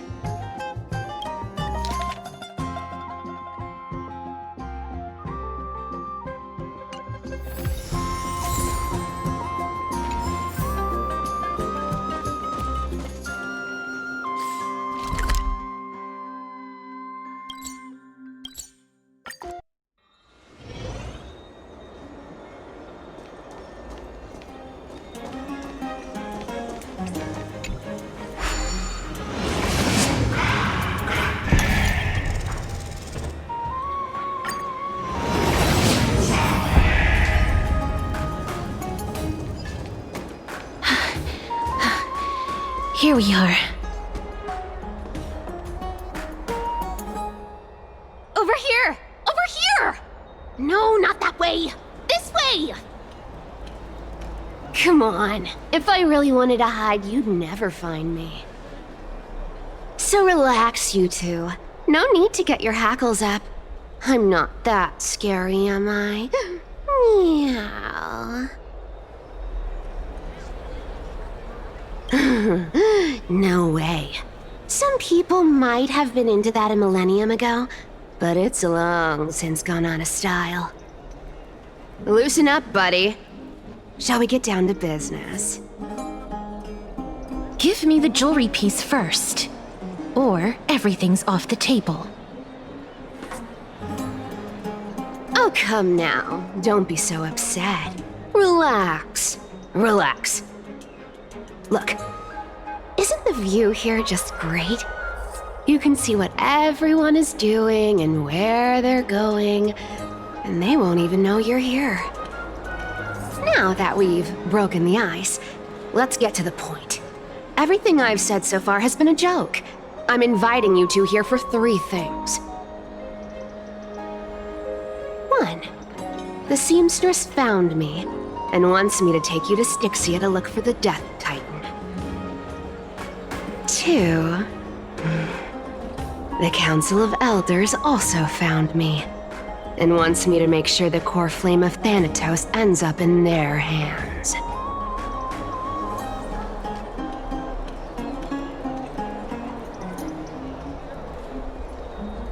And last but not least, I'm telling you that I'm not interested in doing either of those things. Don't go look for the Death Titan. The end.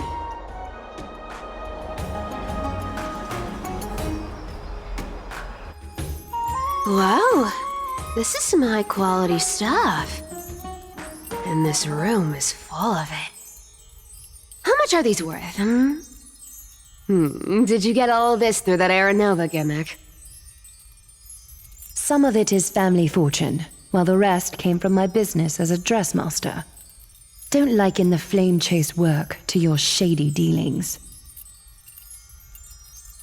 Wow, I should have busted down your door instead of going around like a thief. Well, spill. Why are you giving me so much money?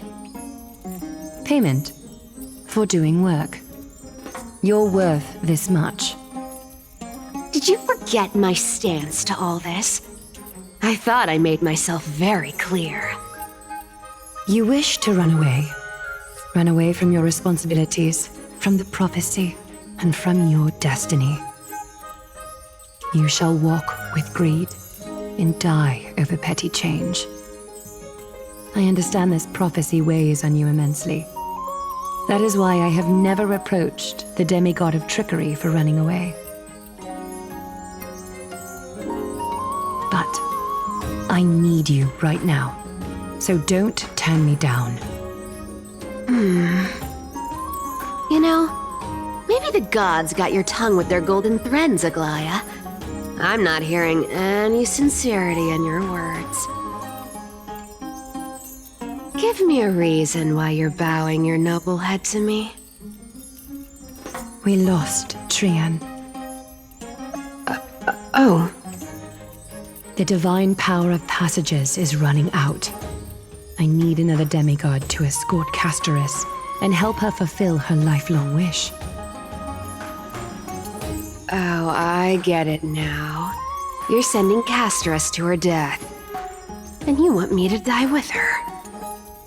This is Castorice's own request.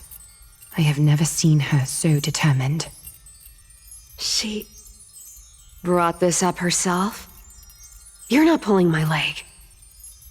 She's also made up her mind to leave her confused past behind. As will you, Cipher, when you finally make up your mind. Don't be so sure. Time is hard in the likes of you and I. But Castorice remains pure as driven snow. She can always turn back before the end, you know? Maybe she'll remember Trian's sacrifice. Maybe she'll remember the countless martyred Chrysos heirs. Maybe she'll remember you, with your one foot in the grave. I ain't as optimistic as you about what she'll want to do. Tell you what, why don't I take this room of treasures as a security deposit, and we make a bet? Go on.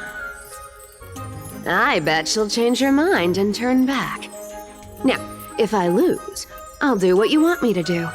Return this deposit to you, plus giving you another room full of treasures.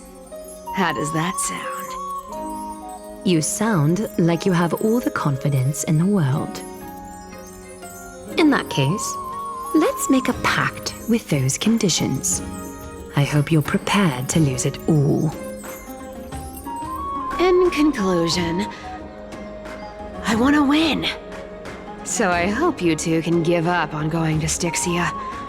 I'll give all the treasures in that room to you. And you can split it between yourselves, however you want. What do you think? Tempting, right?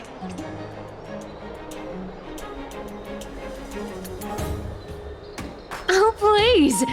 Dear great mystery, I'm not giving you broken seashells people use in the markets millennia ago. I'm giving you gold! Pure, solid gold. It's a hard currency. You know what that means, right? It's not about the value of the reward. If we don't find the Death Titan, her soul will... Oh?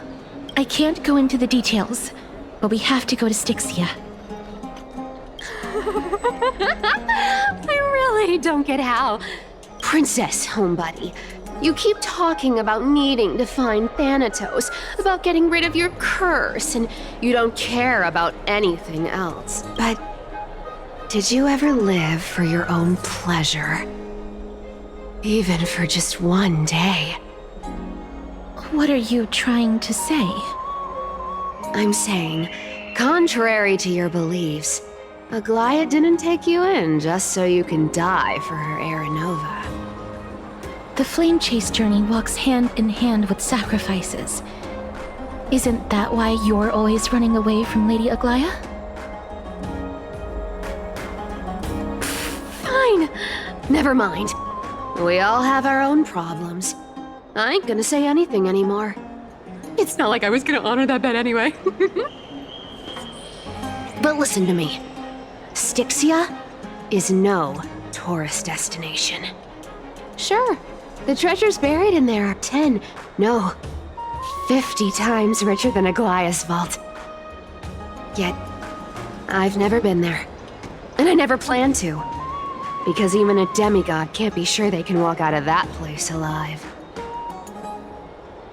And now I'm supposed to escort you to Stixia. Sure. Pay up.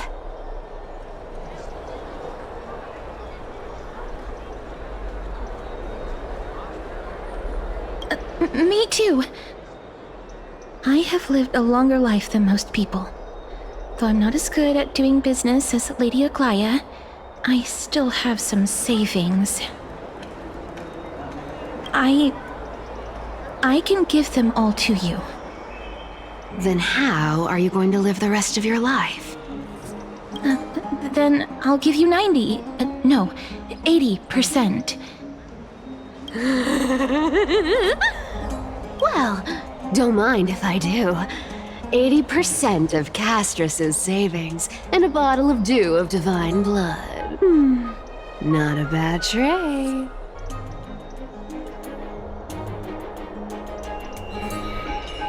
Okay. I didn't know you hold grudges. Gray mystery.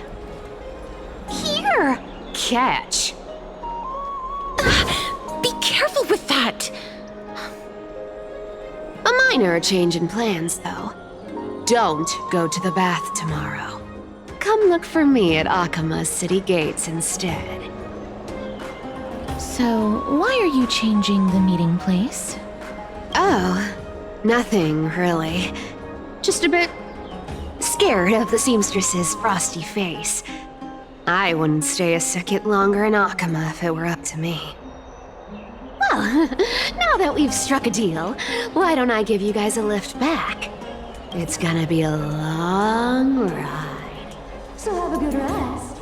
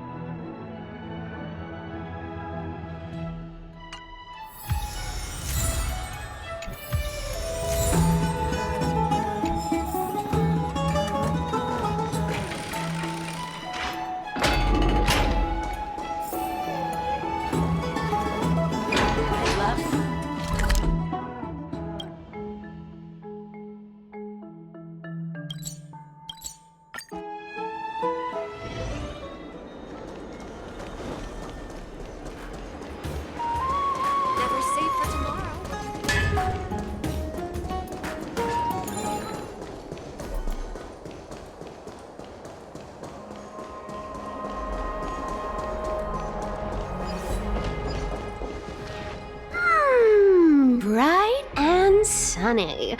Just the weather for farewells. You're here? No need, I already told her. She's fine with it. You sure know how to put me in a spot, Castorice. I need to travel with you, but I can't touch you. What a bother. Sorry. Aw, I was just teasing. Don't take it to heart. Did you know that the legends say you have to put an obol into the mouth of the dead or over their eyes if you want them to successfully cross the River of Souls and enter the Nether Realm?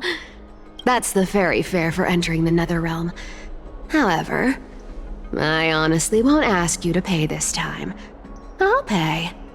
And then we'll just have to go through the motions.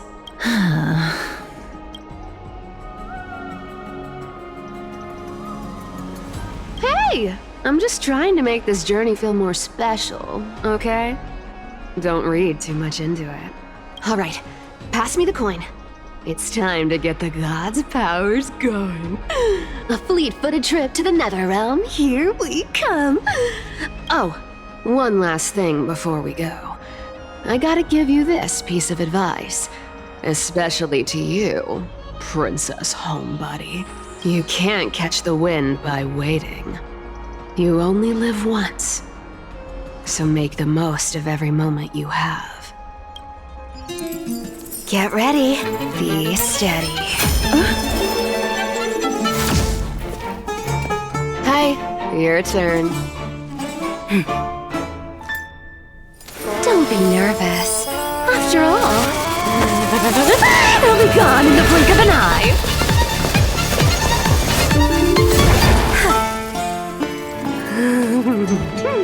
All done.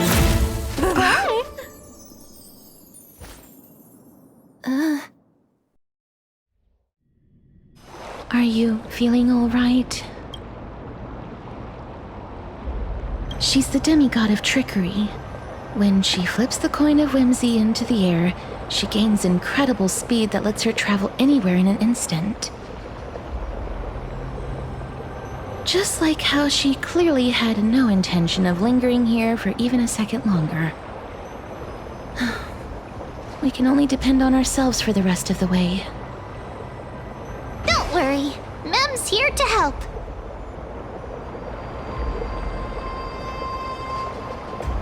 Being cute isn't my only forte. I'm strong, too. This is Stixia, the city of dragons and waves.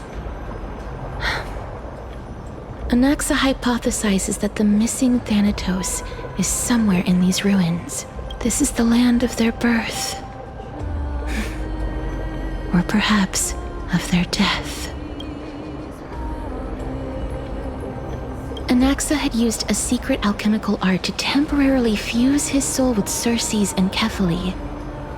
And when he was on the verge of death, he was pulled by Thanatos and caught a glimpse of the flowing river of souls. This alchemy, considered a sacrilegious act, might actually make the souls of mortals and titans attract each other. Even though Thanatos has been missing for 1,000 years, and even their followers haven't been able to find them. Perhaps that special attraction could summon them here. Oh, so are we going to use that Philosopher's Stone to conjure the Titan? I guess that's the only way. The only leads we have now are the name of this city and the fairy tale about the dragon. Thanatos is even more mysterious than I am. Indeed. Even one as erudite as Anaxa could only point us to this place, and no further. We will be entering the unknown as soon as we take our first steps. But that won't be the first time in my long journeys. I believe that, rather than standing still, taking action is by far the better option. Perhaps fate might take pity on us today and show some compassion.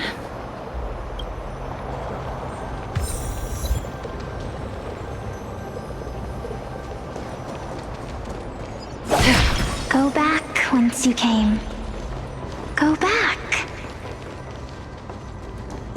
Ahead lies the What a beautiful butterfly. Is it talking to us?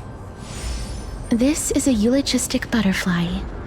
They are found in places where many have met their demise.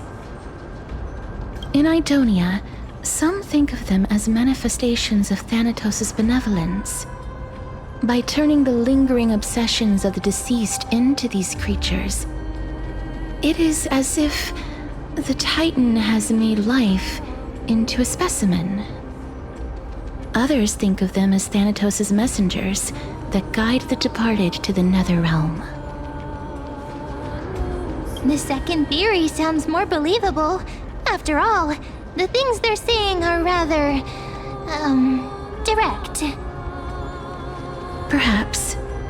But the fact that we're able to hear their whispers proves that we're fast approaching the realm of the dead.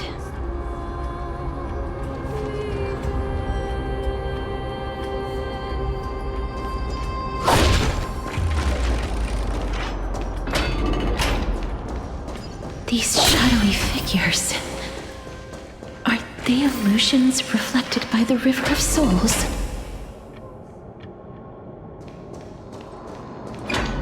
Do you want to buy any fish? Huh? He can see us? Wait. More living people. I'm not selling my fish to living people. You lot are too shameless. Buying fish without paying. If I ever see her again, I will... Could it be that you're all dead souls that never achieved rest? The nether realm does not exist. Titan rejects you. Me. So, do you want to buy any fish? But there aren't any fish nearby. Other fish gone. The people are gone too. I can only keep selling fish. So, do you want to buy any fish? Apologies. I don't have much in the way of savings, but perhaps there's another way for me to release you from your suffering. Please relax.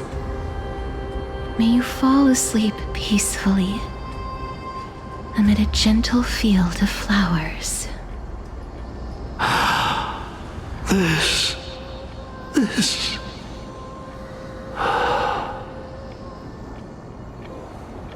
I knew it! These people aren't illusions. They're the souls of the deceased. They're supposed to reach the end of the west wind by floating down the River of Souls. Yet, they have floundered upon the shoals of the stream, unable to move forward. Did Thanatos reject them? Or perhaps they didn't really die at all?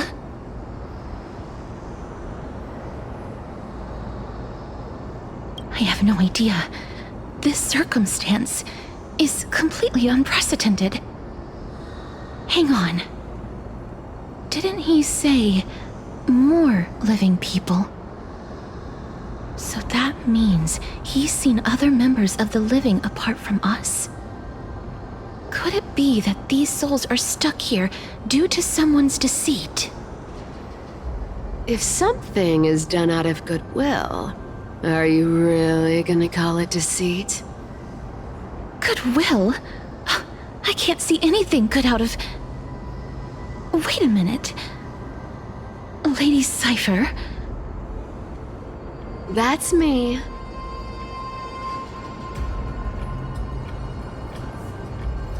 Could it be that you are the living being that those souls met?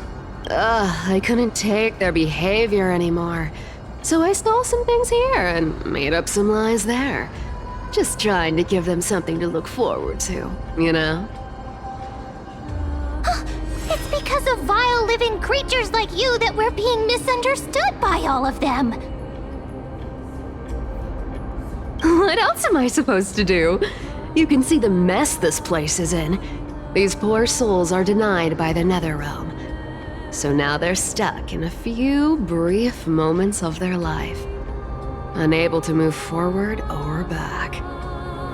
Did you see those two blacksmiths on the way? They've been here for as long as the sun's been around, wailing over and over about casting a shield. Stixia is so freaky. Then why have you come back, Lady Cipher? Hey, I'm not here to aid your adventure. I hate water more than anything else in this world. Especially that stinky river of souls. But, I just discovered some stuff before I left. And I reckon you should know about it. It's about that boy who defied death. I found traces of him here. Lord Mighty? Oh, right! That's his name. Well, now you know. As for whether that info is actually useful, that's for you lot to figure out. So long, Princess Homebody. So long, Grey Mystery. Huh? She disappeared just like that? Lady Cipher has always been a free spirit. In any case, she has brought us some valuable information. If Lord Mighty is also somewhere along the river shoals right now, then he will certainly become our signpost. After all, he's different from those wandering souls. He will find his way, even in the realm of the dead. Don't worry, it's time for me to shine. Orinix's rune of recollection is nearby. Use prayers to return the river to before it got flooded.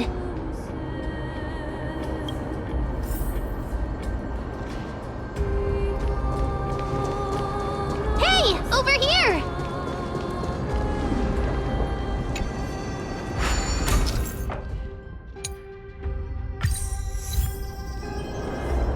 Orinix's miracle has appeared. Amazing! It's like we're inside a giant bubble. Even the river got parted. There are wandering souls of the deceased here as well. We must first return to the present before we can communicate with them. Ah, by the looks of it, you must be the foreign warriors that the Queen had mentioned, right? Since the current campaign requires the utmost care, I wasn't able to make time to welcome all of you. Please, forgive me. Foreign warriors? A priestess, a warrior, and a divine beast. You look identical to the blessed saviors that the Queen described.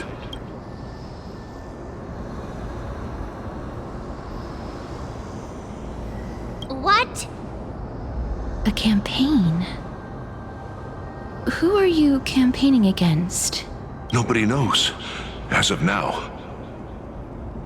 Of the scouts that went ahead, only one has managed to return. He says that the land ahead is a forbidden land that should not be approached, as it is the doorway between the netherworld and the mortal realm. As for the rest of the scouts, they've completely lost their souls and are decaying by the day. While there is still dissension within the city, the scholars agree that this calamity was so unprecedented that it needed to be given a new designation. An unprecedented calamity. Could it be death? It seems that you have indeed heard about this. Well, death is just one of the possibilities. It's too early to come to a definitive conclusion. A world that has never seen death. Looks like these people lived in the era Chrysia before the Calamity Titans descended upon the land. May I ask, where is the scout who managed to come back? Though he returned to Stixia, he only had enough left in him to last no more than half a day. However, it was his intel that convinced us to rally together. He said that he witnessed the demonic specter of an evil dragon at that treacherous land. The apparition opened its giant maw and devoured everything in sight, and thus brought Stixia that thing called death. Stixia. An evil dragon that brings death. It all sounds rather familiar. Wait, wasn't this part of that fable? Sir, could I ask how the Queen and Princess are doing? The Queen?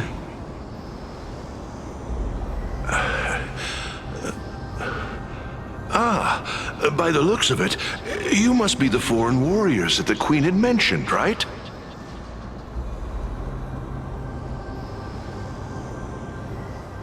Oh, it's the same lines. Looks like he's still trapped in the moments before his death. Leave it to me. Sir, the war ended long ago. Stixia no longer exists. Stixia is no more? This cannot stand! Newcomers, hurry up and go take your positions! Oh, looks like it's difficult for this gentleman to accept reality. Sir, I am the Maiden of War, sent here by the Queen herself. If you accept my blessing, then today's battle will be smooth sailing. Maiden of War? I've never heard of this. There's little time to waste. Please don't take too long. Don't worry. I'm typically unwilling to prolong such a moment.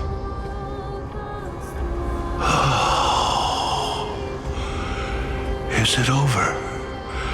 Have we won?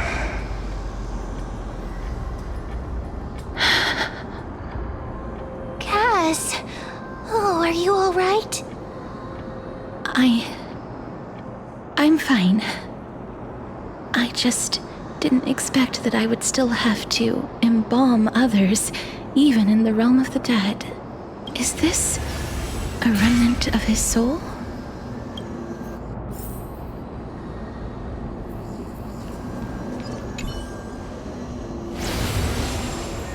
Well then, why should I place my trust in you, holy maiden from afar? Wait, this is... I don't quite understand what you're trying to say.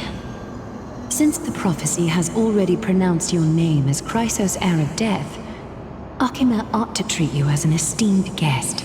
However, you seem to have no intentions of concealing your involvement with the Council of Elders, while most likely being aware of my issues against them. I cannot deny your claim. It was the Council that offered this room to me, and they had only one request. They want the curse of death to be completely subjugated to your will. I was agreeable to that request. But why? I am unable to rid myself of this innate curse. However, from this day onward, I shall use it according to your will. I will never make any superfluous moves on my own. I see. So that is how they plan to control the flamechase journey. They have shifted the heavy responsibility of granting death over to me. If I ever become obsessed with executing people, they will then have ample reason to terminate the Chrysos heir's journey. And yet, you seem to not mind. This is quite surprising to me. That's because the fate that we were born with is a burden far heavier than that of an individual's life. I've woven many unforeseen events into the tapestry of fate. This is but one instance. Tidy up your precious garments and come with me. Arkema welcomes you, Castorice.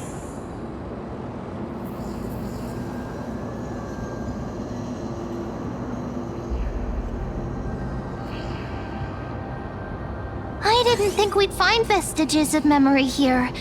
Maybe they've got something to do with Orinix's rune? Perhaps, but I do not need a reminder from them.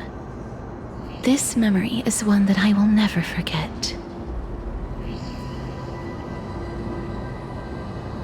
I really want to repay her for that trust, but why would this memory appear right now? Is this really Orinix's power?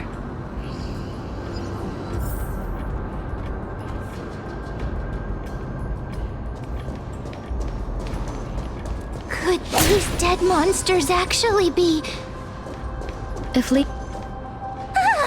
Why are the black tide monsters here too? Can they swim in the River of Souls?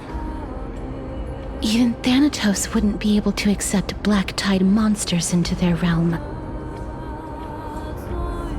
These traces seem to suggest that anybody who trespasses upon death will pay a heavy price. Since the realm of the dead must remain peaceful, it's imperative that we rid the place of such discordant noise. Please stay back. Let me deal with these enemies.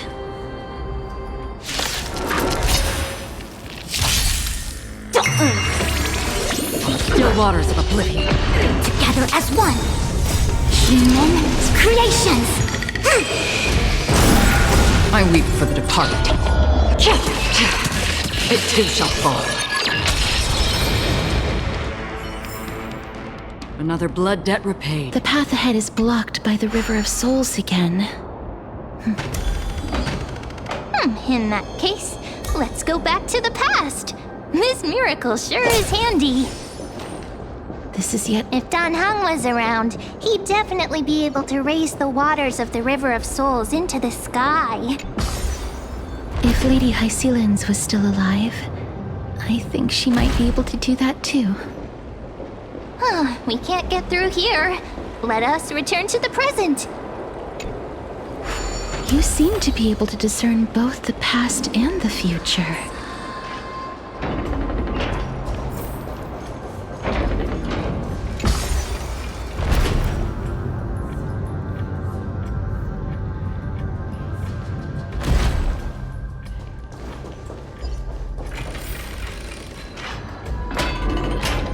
Oh, this place. Must have been a beautiful courtyard in the past.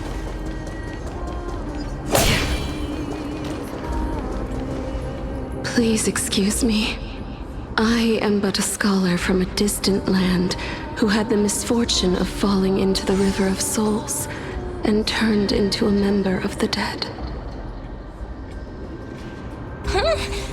This one seems to know that she's already dead. Oh, I was merely speculating, but it seems I was right. And you... I recognize you.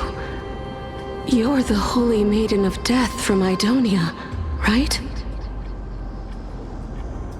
I'm sorry. I cannot bring you back to life. However, should you desire it, I can end your prolonged limbo. I'm well aware of that.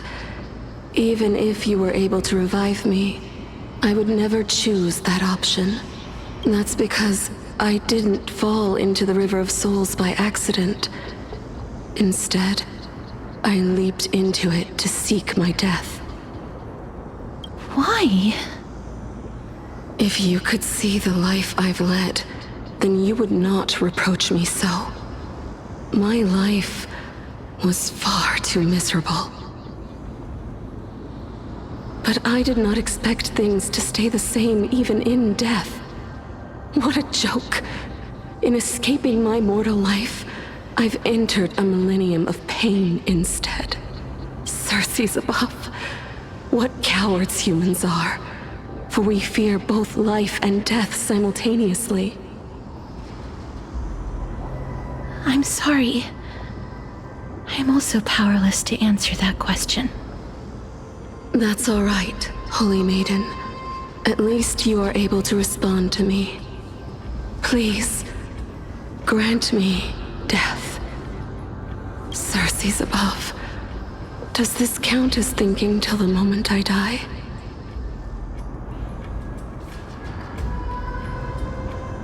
I have seen too many farewells. Her distress is quite commonplace. There are those who will end their lives over what seems to be the smallest of worries. For some people, this power that I possess is a blessing rather than a curse. But I never managed to convince myself of that. Cass, are you still trying to create a world without death? Yes, because when placed under time's vast scales, there is no worry in this world that cannot be solved.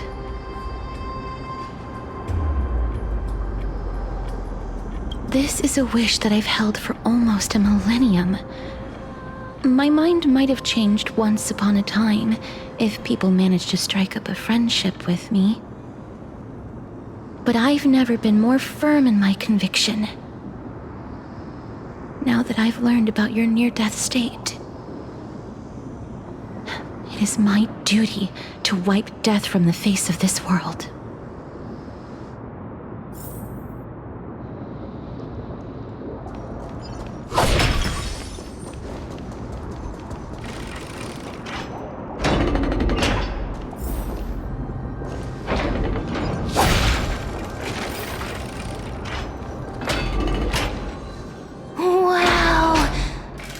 This is so spacious.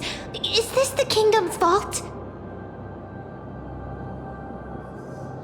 That's fine and all, but we need to lay down some rules. We're not gonna return to the past to steal things. Do we need to enter that doorway to climb even higher? There seems to be a person. Oh, more like a soul guarding it. But how should we get up there?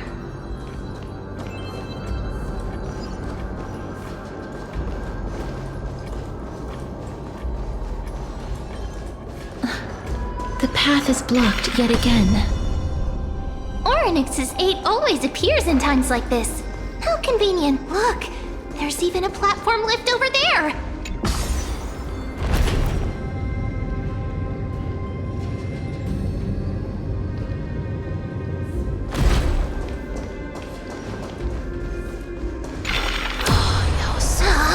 A chest of the past has been left behind, but none of its treasures remain inside. See.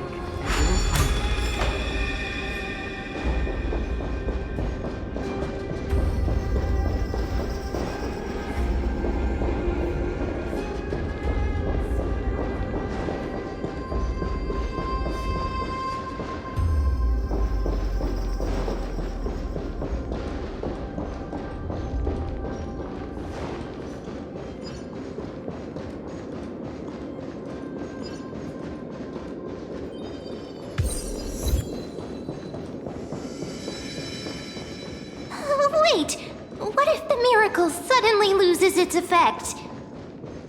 Mem, do you really want me to answer that?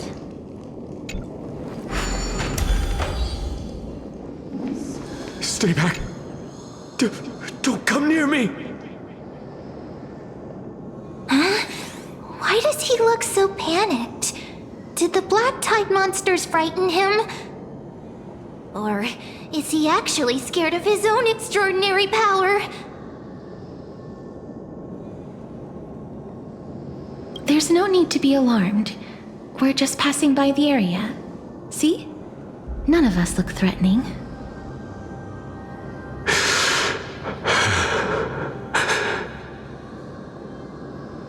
You have a point. Although, while this might once have been the royal vault, it's since been plundered empty. So please go away right this instant.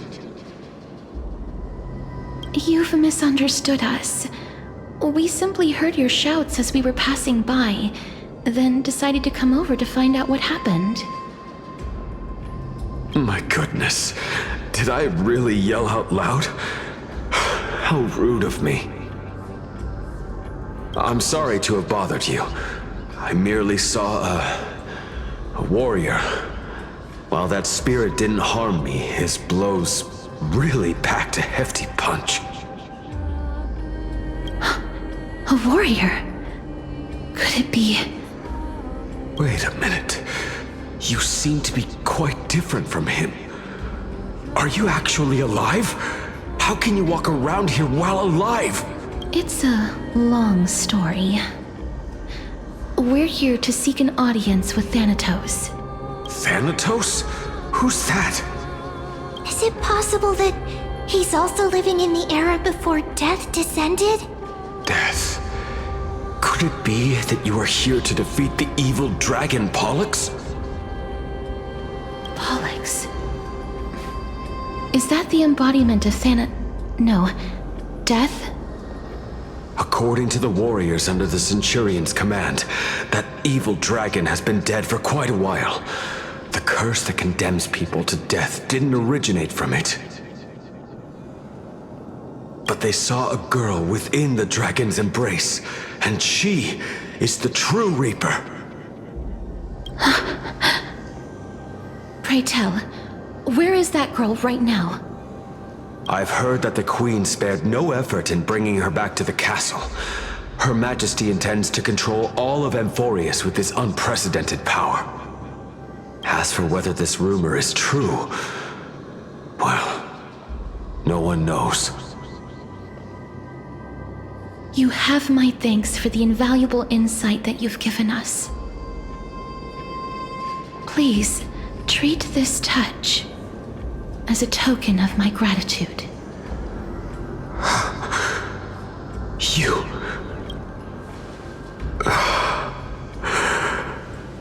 Thank you. This is his...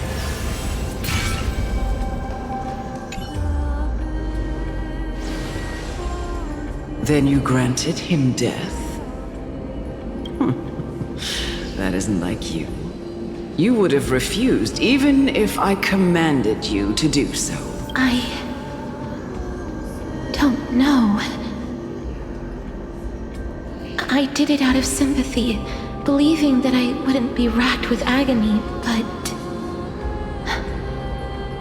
I am still in a state of turmoil.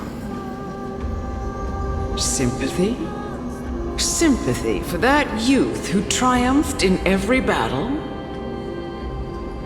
That young man was favored by Talantin, who taught him a move that will defeat any mortal enemy with a single blow and emerge victorious every time. He could rely on that move to always achieve victory during Era Chrysia. However, now that death has descended upon the mortal realm, that divine swordplay also means he can send others to death at will. In other words... You feel that he's similar to you? Yes. Since he can never be inferior to others in martial combat, death would be the inevitable outcome every time he strikes. That's why he approached me and pleaded. Pleaded for me to put an end to all of this. You are perhaps feeling lost from making your peace with death in so abrupt a manner. I have not made peace with death. I've seen the people of Idonia stand tall and proud in the face of death. Even before the fated finale arrived, they were already content with the lives that they'd lived. They had such proud expressions. Expressions that made me believe death would be an insult to these mortals if the concept is truly a power that a god had carelessly cast down upon the world. Perhaps death's authority was never meant to exist in this world. Just like how I shouldn't exist. I won't refute your beliefs for now, but would you be interested in listening to a story of mine? It's a fairy tale from foreign lands, told by the person who brought you to me in that ice field long ago. A tale told by the Queen of Stixia. What? Wait a minute. That means the girl born in the dragon's embrace, the personification of death these souls talked about. That's you, Cass? I've already had an inkling for a while now. But I honestly have no memories of Stixia. My memories only begin after Aminet brought me to Idonia.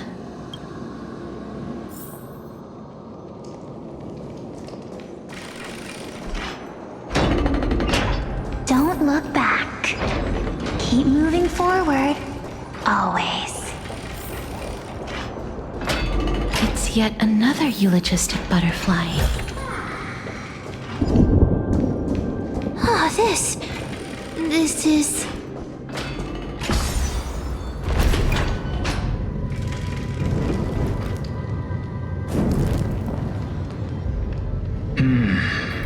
Living ones?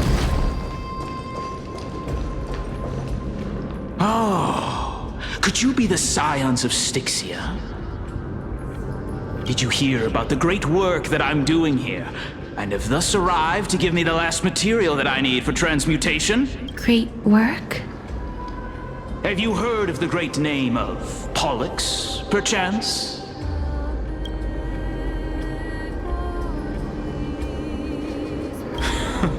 You have? Then that's good. During the Age of Myth, a time likely before your birth, I was the unsurpassed zenith of alchemy that none could reach. On the shoals of the River of Souls, I shall make Pollux soar again and bring death back to the world. But didn't that dragon already bring death to the world? Oh, looks like you don't know the whole picture. Well, it's true that the missing girl can grant death to mortals. Pollux, the one who delivered her onto this world, makes it so that humankind cannot die.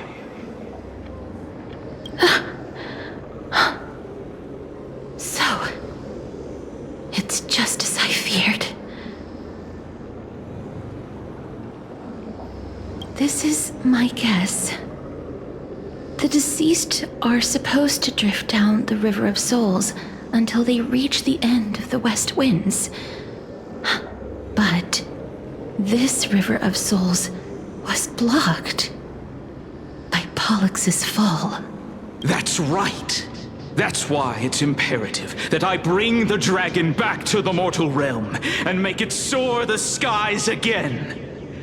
I have long since prepared my alchemical matrix in the tower, although I am still missing the most crucial material of all.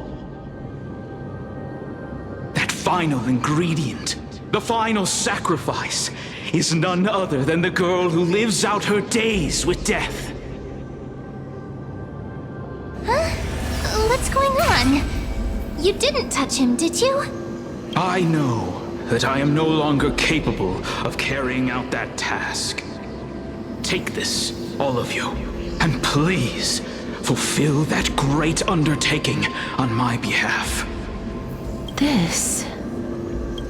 We had been inebriated in Fagusa's feast for too long before we began to seek divine bestowed death, so that we could be freed from the whims of fate. However, that brought doom upon us. Instead of summoning a supreme god, we encountered a monster that cut off the River of Souls. That detested detestable dragon Pollux denied all the dead from the gates of the nether realm. Unable to rest in peace, these departed spirits engulfed Stixia like a roaring tide.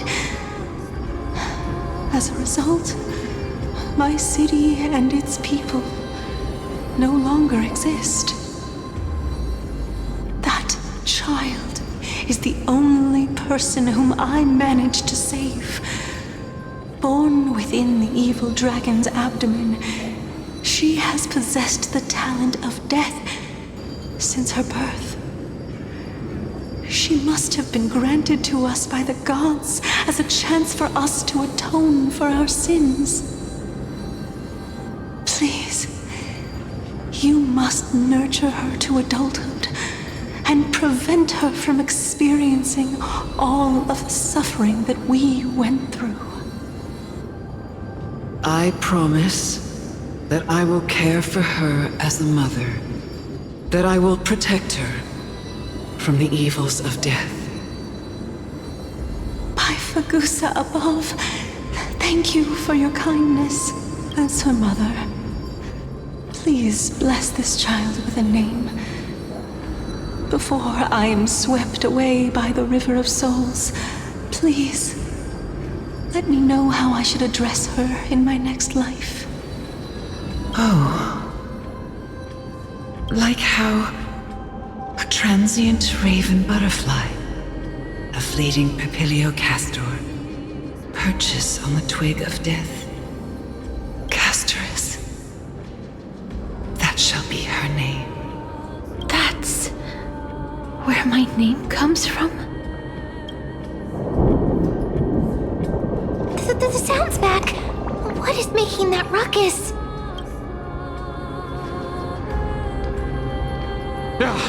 Living ones, don't waste your time bickering. The Netherrealm's wrath is falling upon you. Black Tide creations. When did they miss? Please fight them with caution. Be careful not to suffer the same fate as those Black Tide creatures! Everyone, hide behind me! Can you find the answer? Still waters of oblivion. Since you're already here, why not have a meal before you leave? I weep for the departed. It too shall fall. There's so many of them! Now how are we holding up? Destined for oblivion. Converge and awaken! My back. Yin and yang. Human creations. Feel spiffy? Can you find the answer? Still waters of oblivion. Here. Our soul for the feast of strife. On their triumphant return. You? Lord Mighty? Lord Mighty, you've been through some tough battles once again. That black tide is endless. My death is only temporary. I will find my path of return and go back to the world of the living and continue my protection. Lord Mighty, I have always wanted to.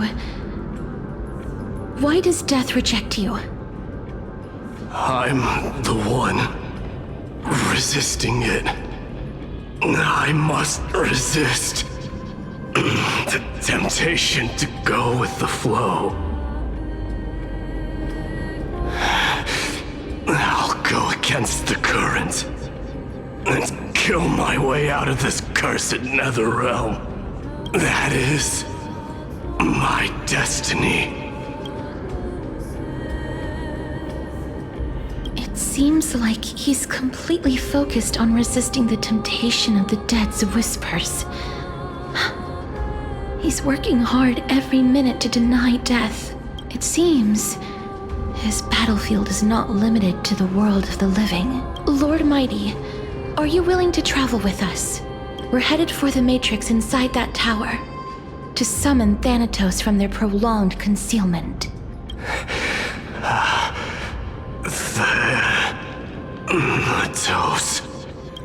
Challenge. Death. That's right. If we can work together and defeat them, you won't have to be troubled by the curse of immortality any longer.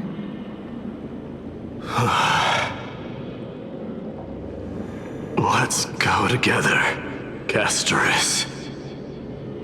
Let the person who has brushed against death countless times guide your way. Cass, are you sure you want to do this? The alchemist said he wanted you to be a sacrifice. I'm not afraid. There's no reason for us to turn back anymore. Rather than standing still, taking action is by far the better option. Perhaps...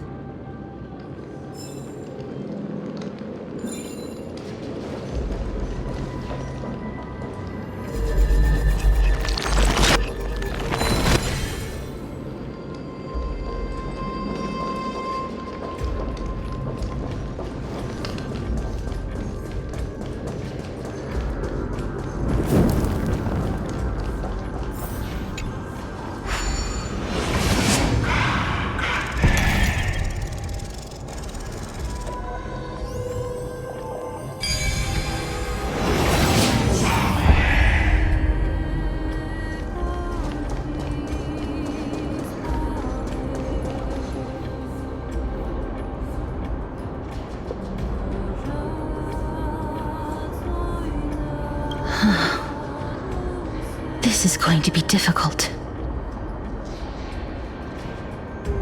I'm familiar with this kind of mechanism, but I've never repaired broken chains. If I was more powerful, I would be able to carry one person with each limb and fly the four of us to the other side. The Rune of Recollection is here, but I can't find the miracle orb anywhere. So weird. Oh, could it be in that collapsed tower in the distance?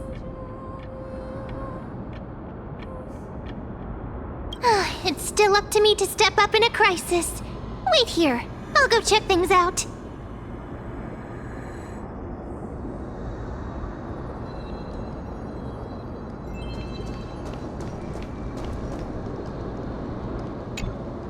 Just shout for me when you need my help! Got it! Just leave it to me!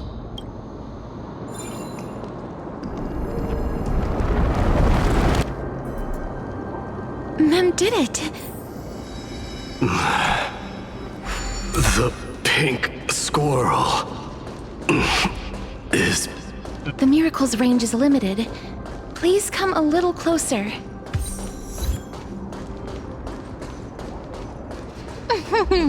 Aren't I a good fit for Orinix's priest? Of course. You're the most competent priest ever.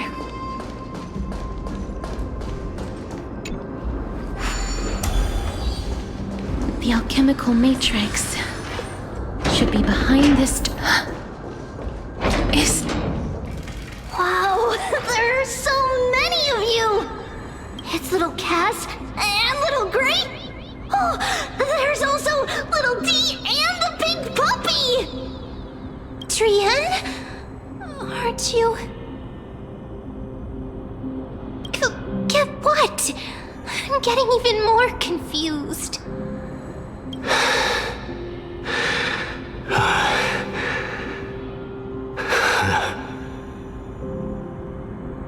This is the first time I've encountered a deceased friend while going upstream in the River of Souls. It really works like this.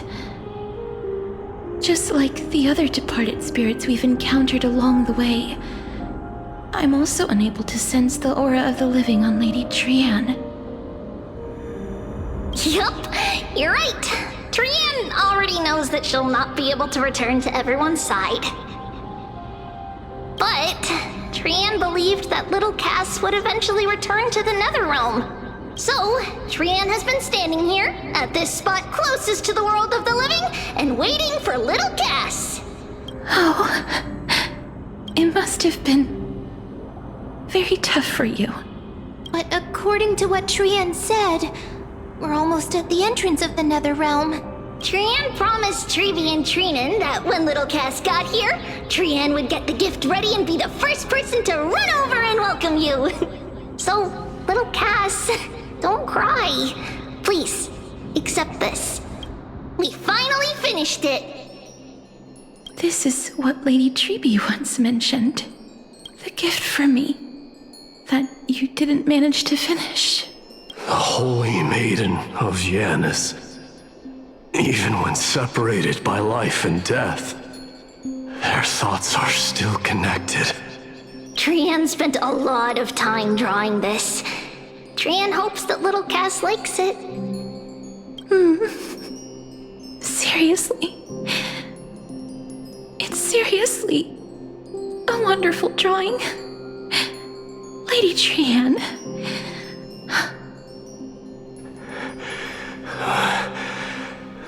This is our flame chase journey. Little Cass, we don't know what your journey was like before. Trevi has always said that it must have been a very harsh and frightening journey. But little Cass no longer has anything to fear now, because everyone is here with you in this flame chase journey! That's right. Only now, when I see Lady Trian's gift, do I realize that I've already obtained so many things I would never have dared to dream of since I embarked on the flame chase journey. It's the first time I've gained so many companions. The first time I picked up the hobbies of crafting and photography. The first time I had dinner with someone else.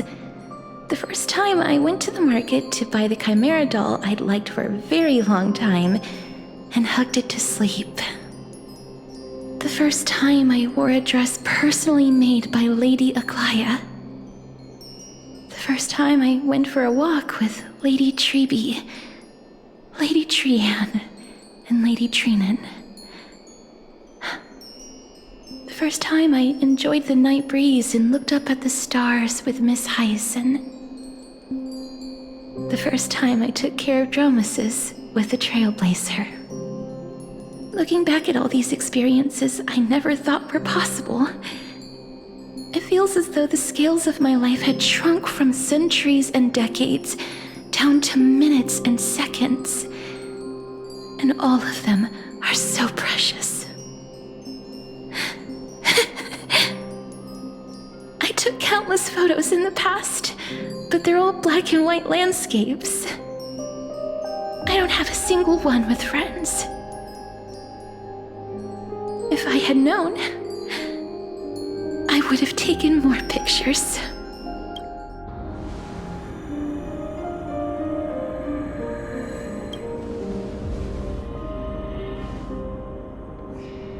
Trian says yes! Trian likes little Cass and would love to take a picture with little Cass. Sadly, being departed souls, our images cannot be captured in the world of the living.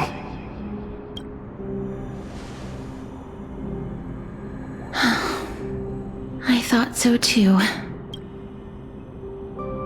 What? Are we seriously going to leave any room for regret?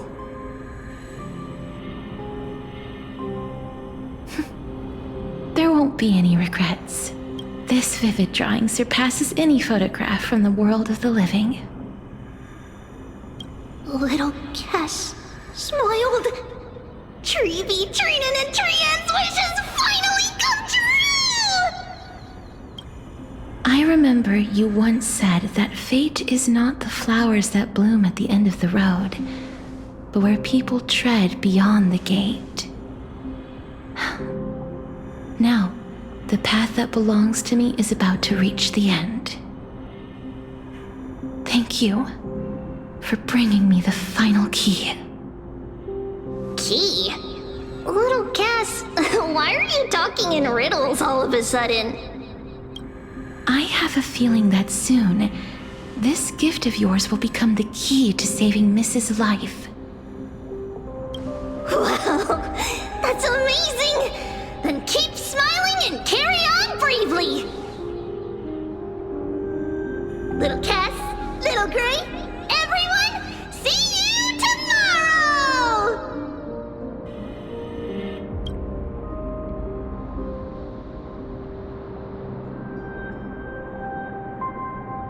Lady Trian. The aura of this place. We have indeed reached the end of the stream of souls. If I go any further, I might lose myself. I must leave now, for the black tide still wreaks havoc in the realm of the living.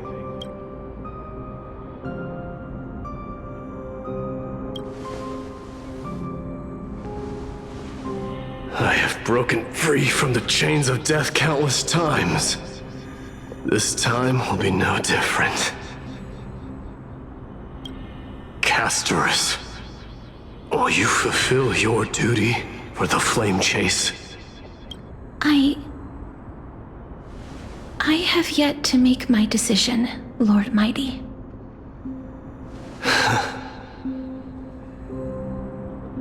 No matter. Make the choice your heart desires. Even if it takes 1,000 years of waiting. I will continue to fight till I die. Then rise from death till the miracle descends.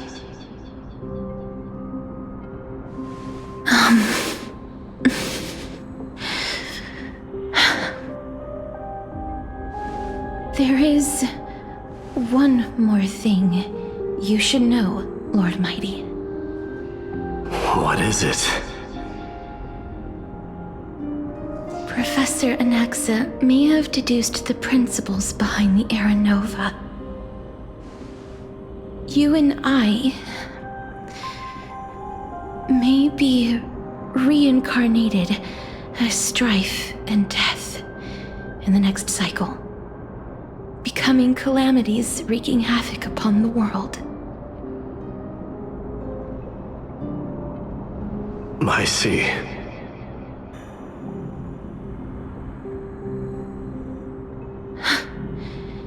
Is that all? Are you going to accept such a fate without complaints? Do you have a strategy to shatter the shackles of our fate? I haven't found it yet. Perhaps I never will. Then, cease wasting your thoughts on futile matters. Control what little you can. And when fate's inescapable grasp comes, resist it with the strength of your mighty will.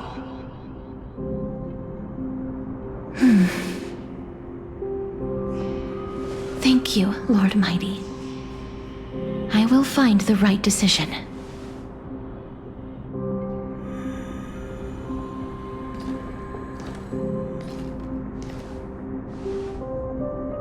In the name of strife, may you meet a fitting end. This must be the alchemical matrix the spirit mentioned. Let's see. We need to insert Aquila's sky, Giorios' earth, Kethali's fire, Fagusa's ocean, Estia's love. It seems our sweet Princess Homebody has made up her mind. In that case, seamstress, I suppose I no longer need to deliver your message.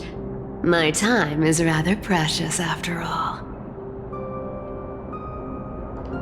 Whether you wish to break free from death or not, please, follow your heart.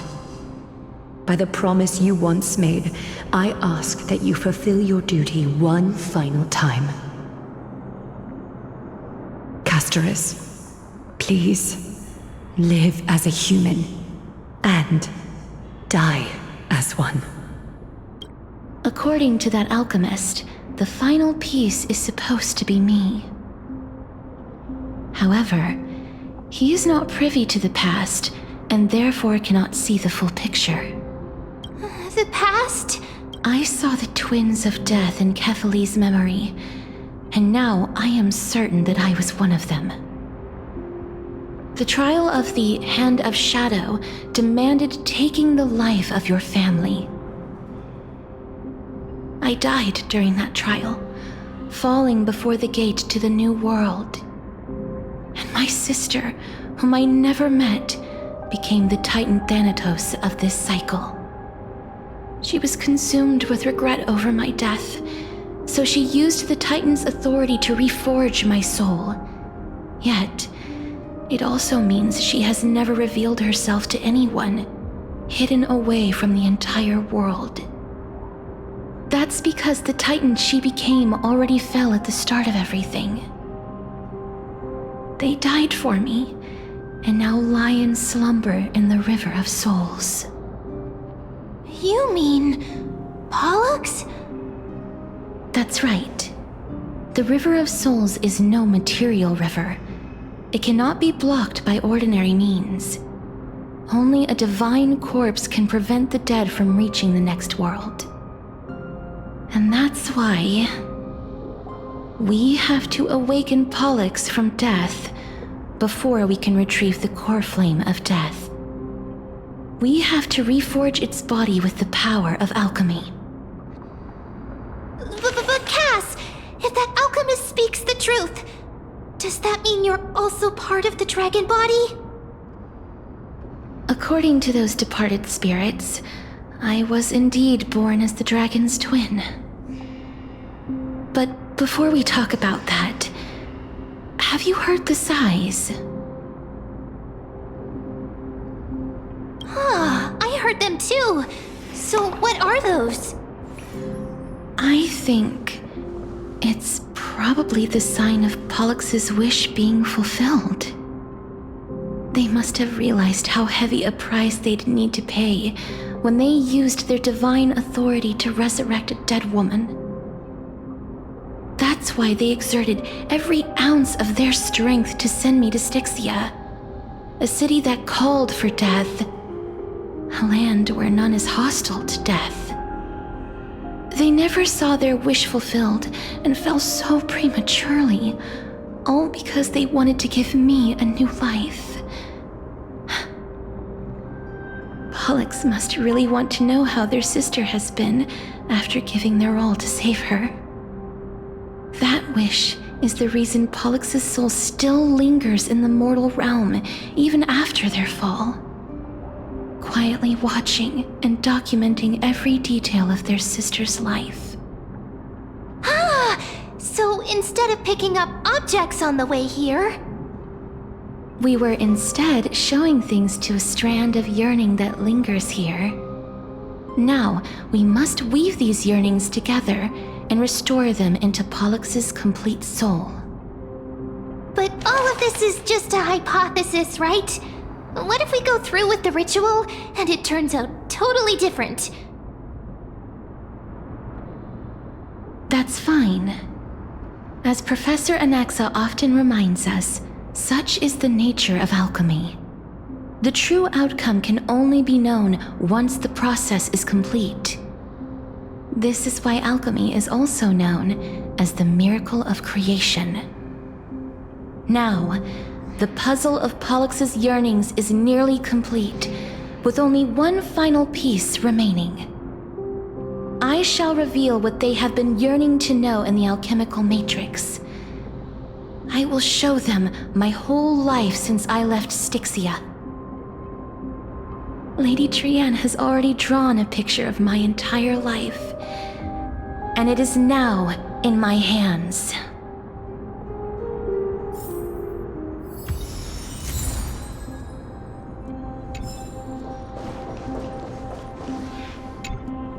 Then, let the ritual begin.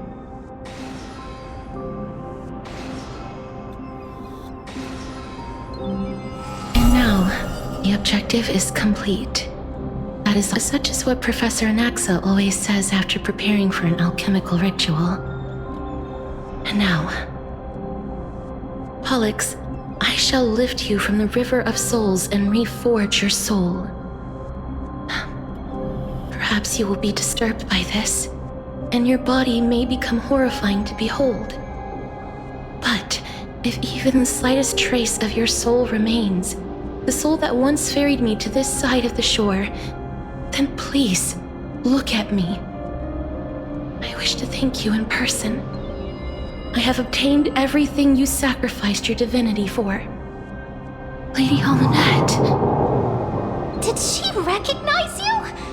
Oh, she must be the first soul we can communicate with here, right? I'm afraid she is just another spirit trapped here, like the rest of them. The only difference is that I was there when she died. Please, go on. I'm listening. Are you about to tell the story of Stixia? Yes. You're just as smart as I imagined, but...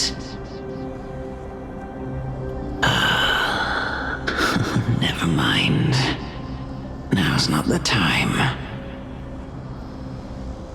There's no need to worry, Elder. Take a look around you. You're already at the resting place of the dead. The world of the dead? But how?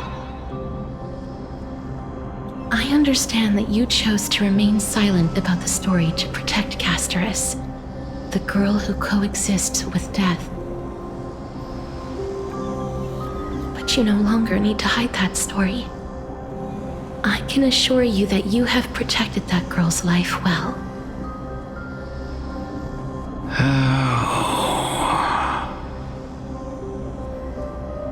Well, in that case, let me begin.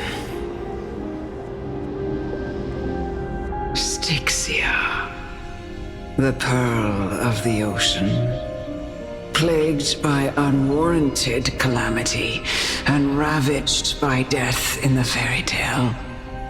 It was the first city-state to shift their faith towards death, even before Idonia did.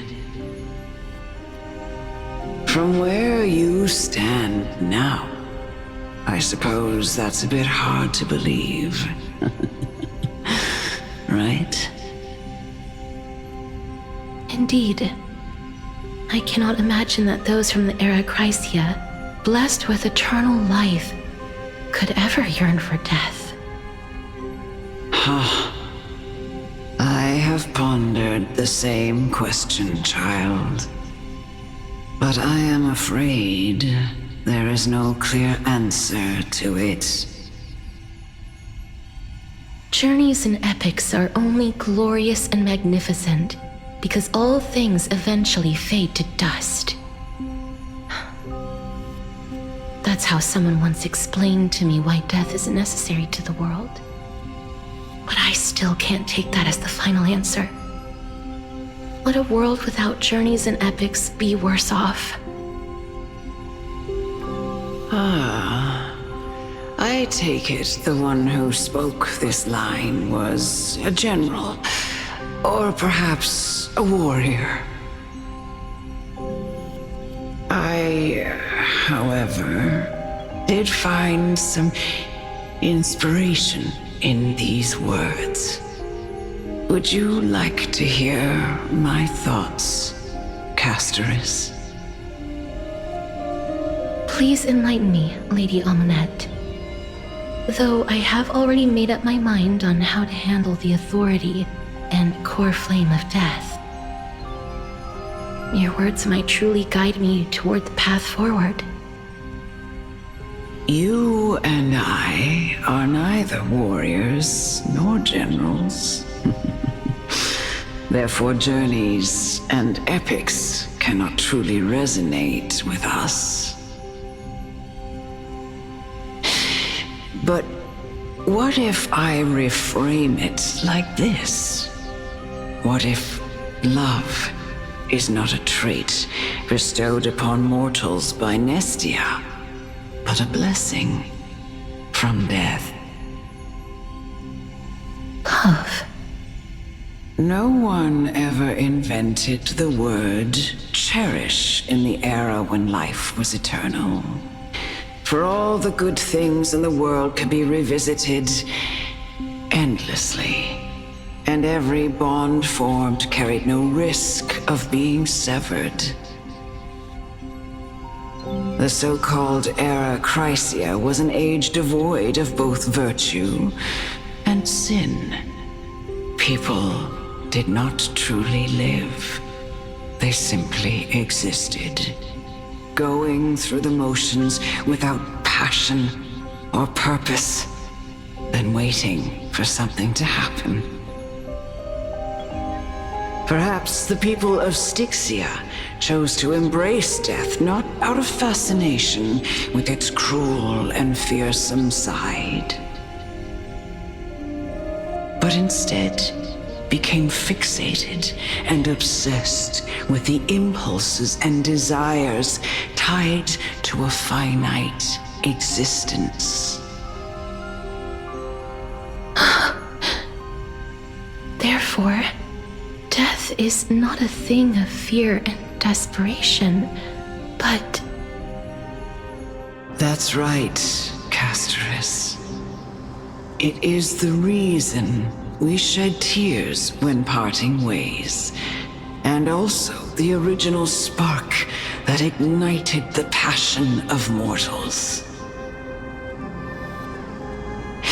If you truly intend to deprive the world of death, then be prepared to witness it return to a state of stagnation. I understand, Lady Almonette. Our limited lifespan shapes all that we know and love. Not even the Death Titan has the right to take that away from humankind again. Nestia's love was the chrysalis of gold's first blessing, but it most likely wasn't understood by mankind. We only learned to interpret this wonderful gift after Thanatos' arrival. If the world was bereft of death, then the Queen of Stixia wouldn't have played midwife in delivering me into this world. You wouldn't have welcomed me into Idonia, and Aglaya would never have invited me to join the flamechase journey. None of these stories would ever have happened, and I would never have lived, let alone found happiness. Thank you, Mother. I will use all the love I've experienced in this long life to complete the final miracle. My teacher, Anaxagoras, grant me the wisdom of all things.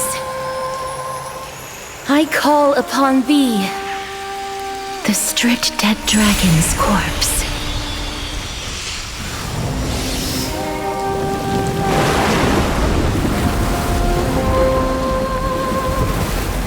Rises from the earth, falls from the sky. As above, so below. This is the greatest power of all powers. unstoppable in this world. The great work that commands all death. I shall grant you embrace.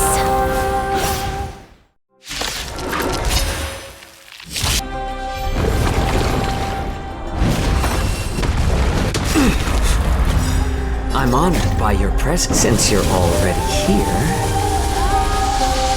why not have a meal before you leave? Is the girl who once saved my life truly gone? Or will you show yourself again once we eradicate this hatred in your breast? Still waters of oblivion.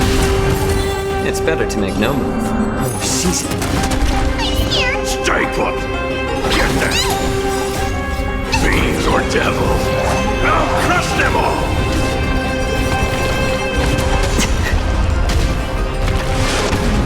Familiar.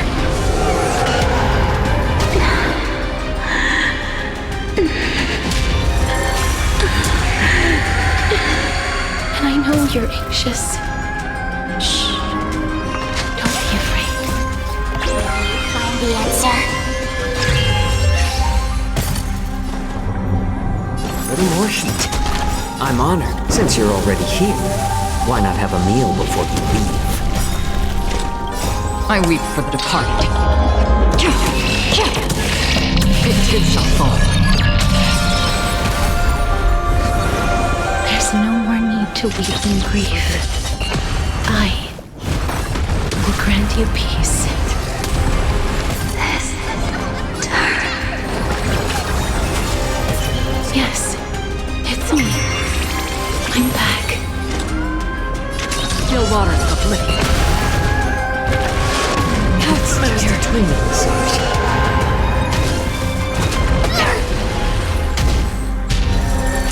Be careful. They may be moving by instinct, but there is fury welling up within them. Stay put! There's no Fiends or power devils!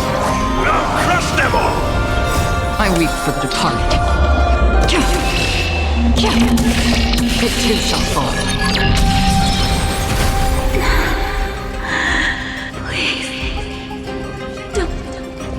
Turn back to the nether realm.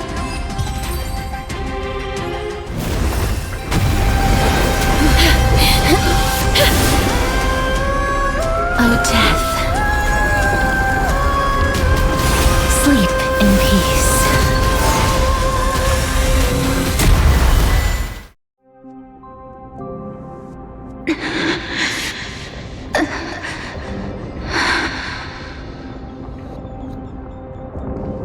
I'm sorry I have to wake you up from ancient death. And I know you're anxious. Shh. Don't be afraid.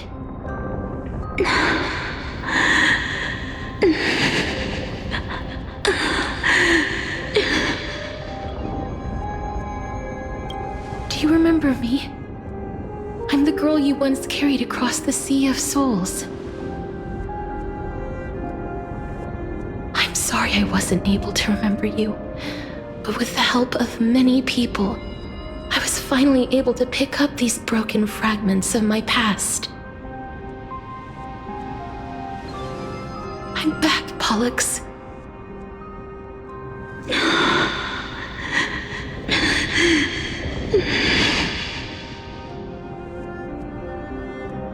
I know this might not be what you wanted.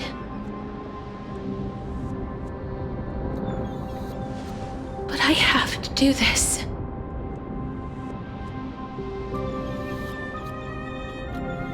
So please, carry me across the Sea of Souls again and return me to the Nether Realm, just like you did in the past. Please take me to where the core flame of death rests.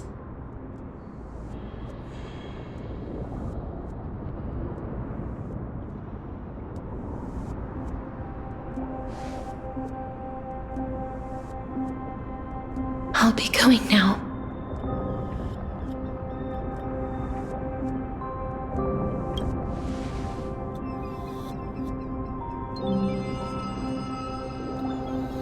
They may look scary, but as long as...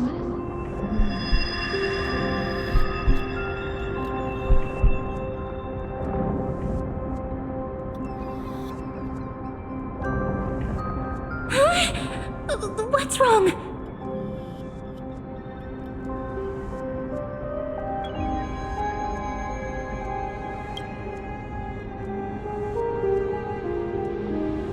Are you... What's wrong with her? Her time is almost up. If I don't go now, I'm afraid her soul will return to Thanatos' embrace before me. What? Oh no! Is there anything we can do? Don't worry. I promised I would ask Thanatos for the Trailblazer's right to roam the Earth again. Mem, stay here and keep a close watch until I return, all right?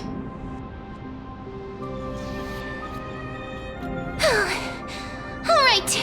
I'm the best at taking care of others. Go on, Cass. Make sure not to leave yourself with any regrets.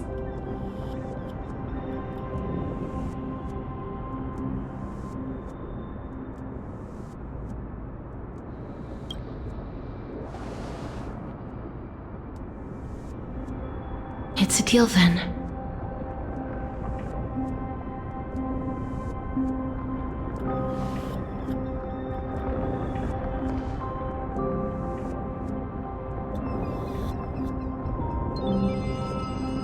Please.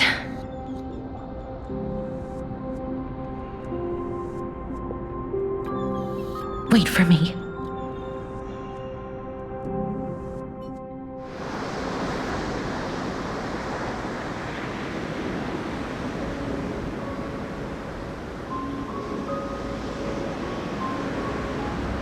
After all that, you still ended up back here.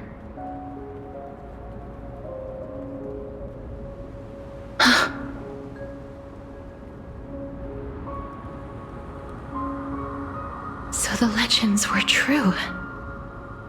The Nether Realm really is a sea of flowers.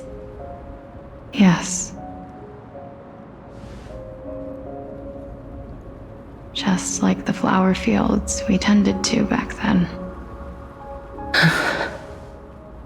Is that you, Plixia?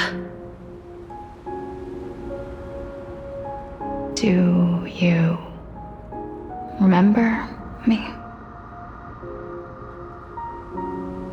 I don't have the memories from that time, but I've seen you before during an experiment. I see. Call me Thanatos, then. It'll be easier. However, since you recognize the name, you must already know everything about Thanatos, right? Yes.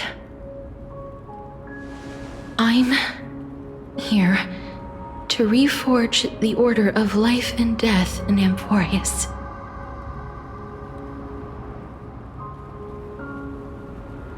You know, my sister was a sympathetic, but rather sensitive person. Whenever she didn't want to say what was on her mind, she would avoid eye contact and look off into the distance. Just like what you are doing now. Can you tell me about the last Era Nova? What did you do, Plixia?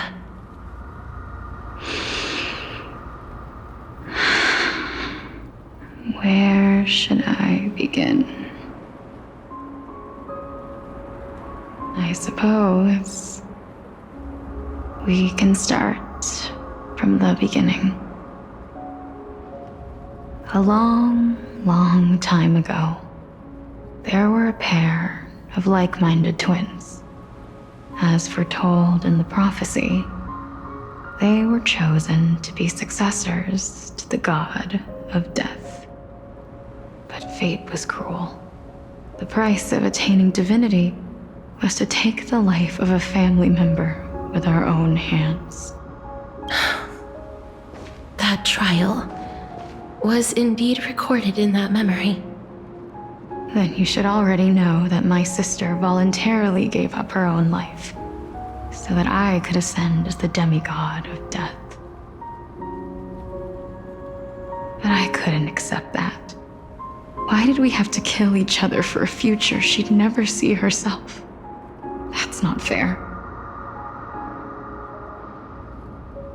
So, while weaving the laws of the new world, I shattered the forbidden bottom line for life and death. I reshaped my sister's soul and took the form of the great dragon Pollux to carry her up the River of Souls and back into the mortal realm. But our fates were already decided and manifested in unexpected ways in response to my futile actions. Aging is an unbreakable law of nature laid upon humankind, created at the same time as death. When the living die, their souls will meet Thanatos, who would determine where every soul goes. If the Reaper raises their left hand, the soul is granted death and allowed to enter the nether realm to await reincarnation. If they raise their right hand, the soul is rejected by the nether realm and returned to the mortal realm to continue walking the earth. That's why the Hand of Shadow can only lay down judgment and not embrace another being. Yes. Death was originally a pair of hands, but they were split in twain when we reached the mortal realm, never to touch each other ever again. The half of Thanatos that represents life, the undying human who grants death, that was the curse I forced upon you. Then, what about you?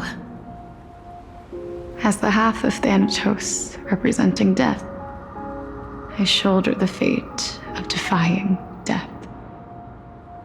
I died the moment I entered the world of the living. From then on, my Titan also no longer existed in this world.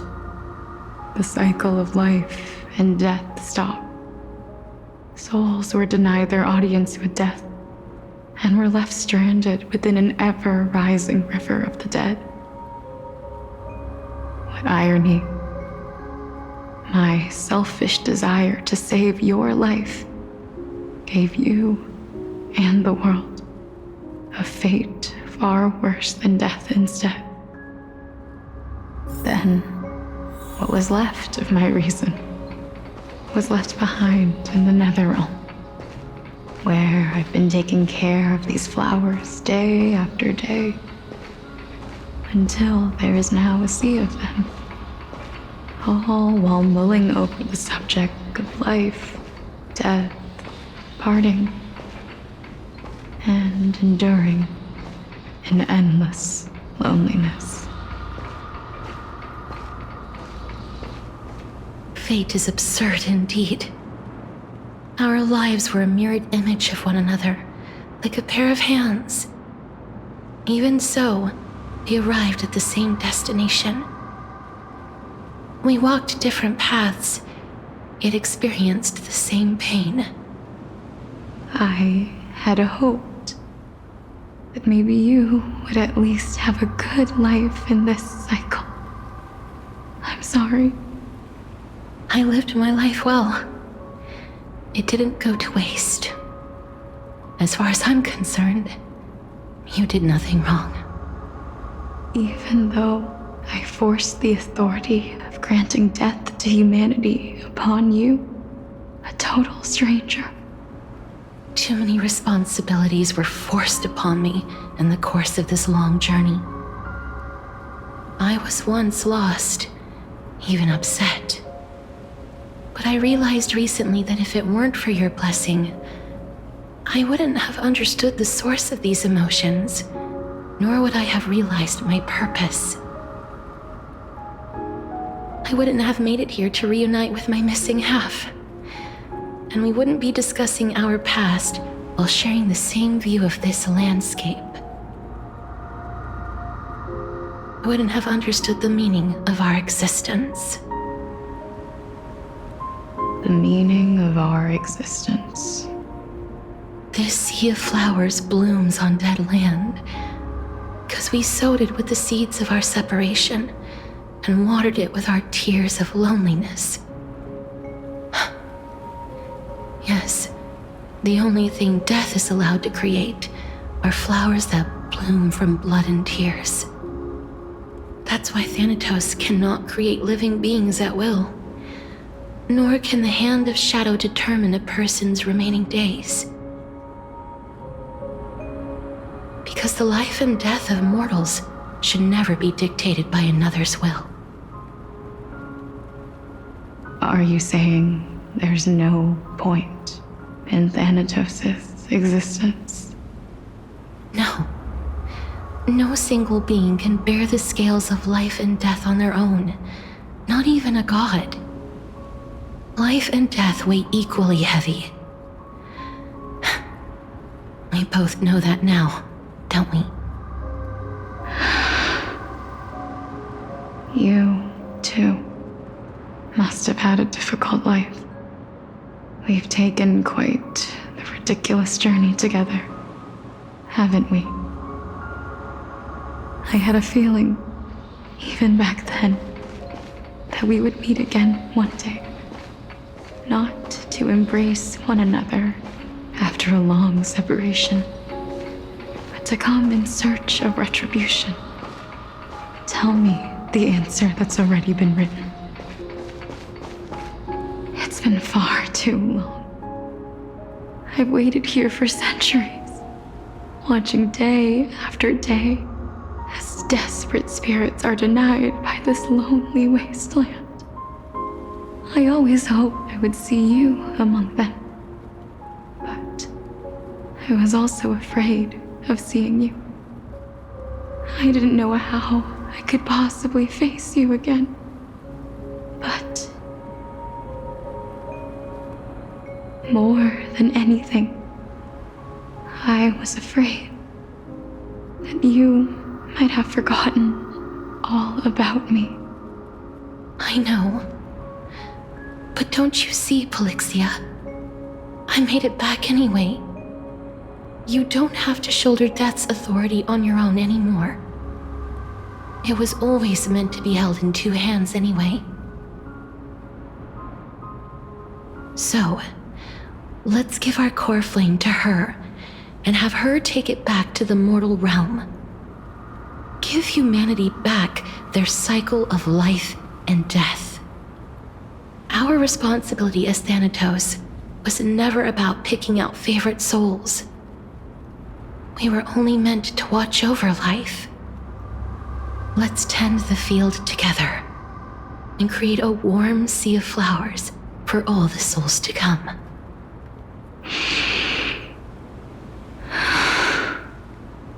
What do you think, Polixia? Yes, just one last step. You shall wither, and through that, the dead will sprout again from the remains, and be reborn with the dead flame. As foretold by the prophecy, Thanatos' authority is only destined for only one person to wield.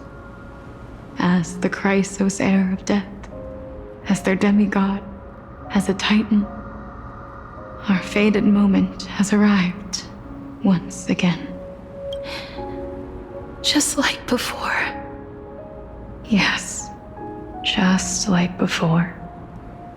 But unlike that time, the ones undergoing the trial this time are prepared. made up your mind? Yes, as dictated by fate. But I won't be afraid, as long as you're here with me. Complete your trial in this life. Grant me the embrace of death, and light the spark of life ablaze. You've been tempered by life and death. I know you'll be able to give this wasteland its first breath of life.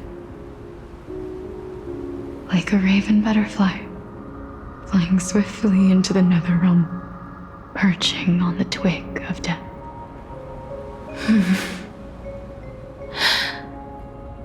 I will. After this, I will remain permanently in the nether realm. The river of souls shall return here and rain down from the sky, scattering souls across the earth. The cycle of life and death will flow once again. This sea of flowers you sowed shall bear countless joyous or sorrowful souls, and bloom evermore.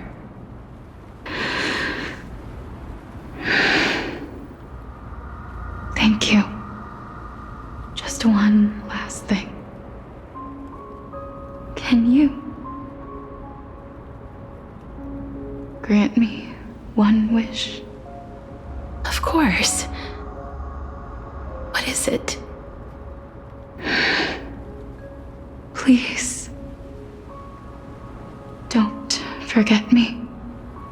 I promise you, when we meet in the next world, even if I have endured another reincarnation, even if we do not know each other's names, I will still hold you tightly in my arms, just like what I did when we were born. Castorice. Castorice. You're as beautiful as a fleeting butterfly.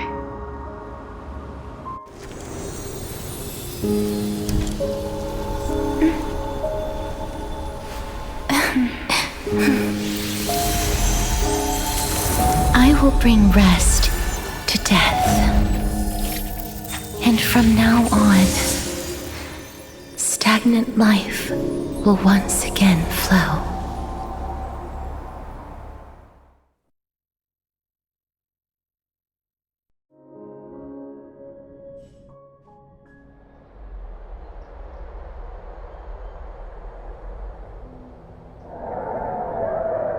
Time flies. In the blink of an eye, the 15th entry hour is already at hand. When this farce is over, your soul will be placed on the scales of life and death. Are you ready? No need to ask so many times. Of course I am. Then why do you drag your feet? Is your fear of crowds holding you back again? I simply find them too noisy.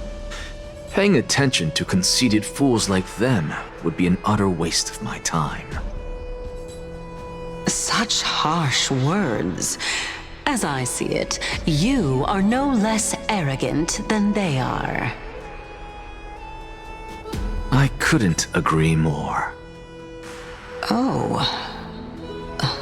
I did not expect to hear that from you. Are you not going to refute me? I know myself better than you think I do. At the very least, better than a stowaway like you. And they say men whose ends are nigh have but kind words. Well, that is exactly why I chose you. Should I thank you for the compliment? The hour of the trial has come. Do you have an answer for me? And how will you prove the veracity of your argument? I suppose there is no point in putting this off any longer. Do you recall where we stopped the last time? You were saying that Amphoreus' history is cyclical. Indeed.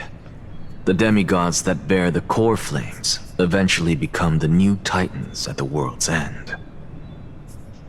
Remember what happened on the Holy Mountain? Calypso, Naias. As their destined ends approached, one by one they left this world, leaving only the twins, who are fated to succeed death. Unfortunately, while their journey is consistent with ours, you and Calypso, as well as Nicodor and Naias, act as supporting evidence. I can only come up with a rough sketch for my theory of a cyclical history. For all the pains I took to reach this point, I had already lost hope of ever obtaining definitive proof. After all, the past is in the past. Proving that we are the legacies of heroes of the past is a hopeless endeavor. That is, until I met a girl named Pelixia and her sister. If Castorice was truly sent from the past to the present for the Titan's self-serving reasons, then having lived through 2 cycles, and with Stixia as the pivot, she will no doubt be the link to connect all of this together.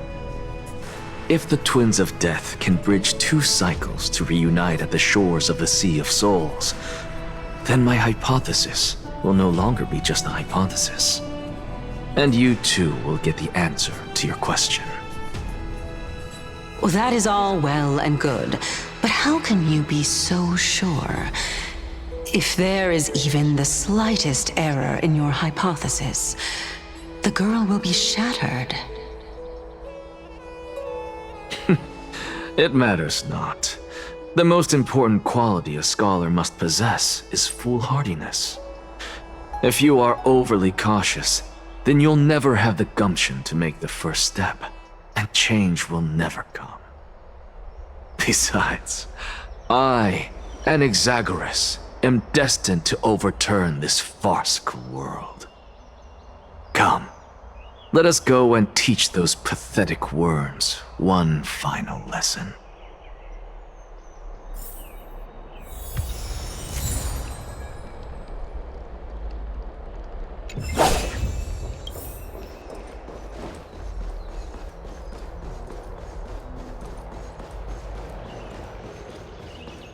Fine. So they are leaving the final debate to him. Let those Chrysos heirs who started this terrible war hear you. Let them hear the voices of the people!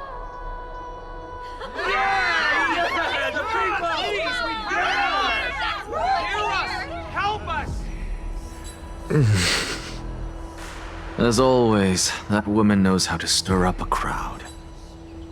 Professor Anaxa, I thought you'd pass on this. Everyone must cast their vote, or this assembly would serve no purpose. Prof, do you truly think it's wise to entrust the fate of the world to an assembly like this? Akama has stood strong under this system for 1,000 years. It stands to reason that there is purpose in its existence. But that is not what you're asking, is it?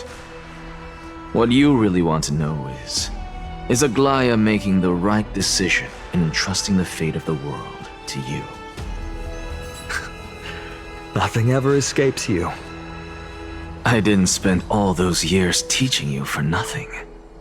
Most people only take 4 years to graduate, if I recall. To tell the truth, I feel like I'm on my way to an execution chamber instead of a podium. So, do you have an answer to that question? No, I don't. I thought so. Because that question is not yours to ask in the first place. Is Aglaya entrusting the world to you the right decision? Don't make me laugh. That is a question that woman must answer herself. Why are you fretting about this on her behalf? Or have you been seeing yourself as her pawn all this time? Listen up. I'll say this only once. Flip your perspective around and ask yourself this instead.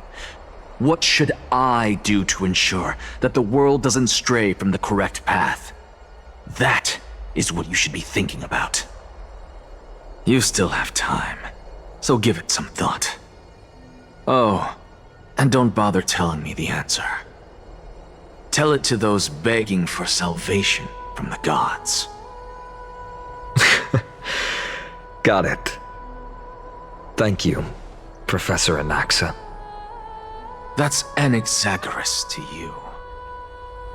Who will you be voting for? That'll depend on how well you perform.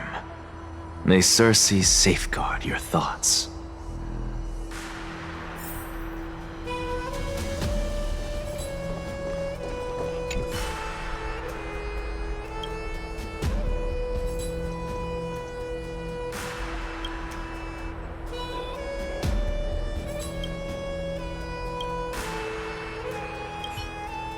I actually don't necessarily mind things remaining the way they are. The way you say it. I'm a little nervous. Thank you. Elders and citizens, silence, if you please. As the Theoros, I present to you Finan of Ides Elysiae, virtuous citizen of Akima, and the last speaker of the assembly. Much obliged, Lord Lygus. I remember him. He's the penniless lad working for Aglaya. Where's Lady Goldweaver? Why is she sending this guy to give the last speech? Is this really the end of the flamechase journey? Can this dude really face down kindness? I actually don't necessarily mind things remaining the way they are. The way you say it. By Kefali above, dear citizens of Akima, as you look upon me, so too do I see you. I see your fear and misgivings, your apprehension about the discord between the Chrysos heirs and the Council of Elders, and your uneasiness about the future of the Holy City. Yet, before you contemplate something as grand as the fate of the world, I ask that you look closer. Look beyond the horizon illuminated by Kefali, at the crisis threatening to overwhelm us. What? Ides Elysiae, my beloved hometown, is a village forgotten by time. It is a place with the most invigorating breeze and wheat fields that spread all the way to the sea. I once thought that there I would enjoy a lifetime of peace and quiet with my friends and family. How I wish I could invite all of you to that paradise, far from the noise and chatter of the world. Alas, I can't. Because she, and all that she nurtured, all that I loved, they have long been devoured by the black tide. My beloved home is no more.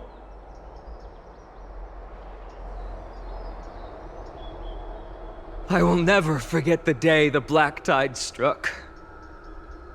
My father, Hieronymus, fought with a broken sword to his last breath to protect his child. My mother, Aldada, she was ripped apart by monsters. Also, I might live to stand before you here and now. Galba, he was a hunter. But in the end, those arms that once drew a bow instead embraced Piso, his beloved son. as they both breathed their last. Pythias, the teacher, risked her life to save her students, but a burning beam fell on her, crushing her. And what of Livia, her daughter? Did she make it out alive? No, she didn't. Livia, Piso, and so many other children.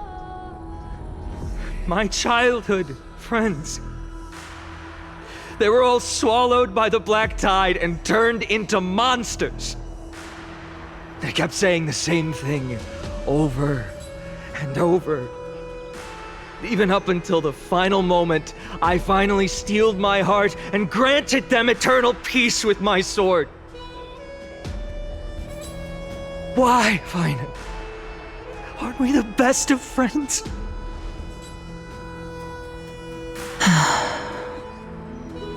That is the Black Tide. A looming threat that can bring Akuma to its knees any time. Kindness may have promised that with the 3 Titans of Calamity Con, Akuma will return to an era Chrysia once more, but much as it pains me, I must disappoint you. While the demigod of strife has done everything in his power to hold them back, they are still coming.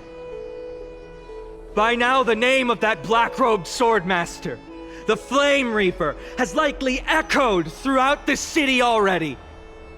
The roaring thunder is a message from the strife demigod. The Flame Reaper has risen from death, and they hunger for the core flames of the gods.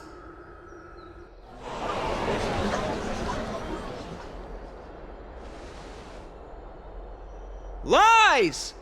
If such a powerful enemy is indeed approaching, why is Akuma still a picture of peace? Exactly! The city of Akuma shows no signs of pandemonium or chaos. And why is that? I beg you, spare a moment to think about this. Are we able to stand here and hold this assembly in peace today because the danger has passed? No! This peace we enjoy is no gift of fate. We are able to stand here today only because the Chrysos heirs have stepped up and shielded Akuma from calamity. With her golden threads, Aglaya has preserved and continues to preserve these idyllic days that all of you hold dear. The Council of Elders claims that Aglaya will one day forsake the people because her divinity is eroding her body and soul. But ask yourselves this. Rather than offering her aid and support, why do they choose to watch and push Akuma away from the flamechase journey? The answer that no one can bring themselves to speak of. A truth stained in blood and buried in greed, fear, and vanity. Allow me to lay it bare before you. It is because the Council of Elders, which bears Akuma's history and honor, along with this citizens' assembly we once took so much pride in, are now infested with vermin.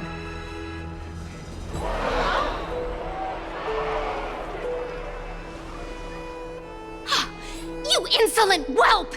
How dare you! It is true that Aglaya has reached her limit. Why? Because she has been working tirelessly to weave the defenses of our holy city against the encroaching evil. All while these vermin are making up baseless accusations about her and scheming in the shadows. Not once has she ever failed Akuma.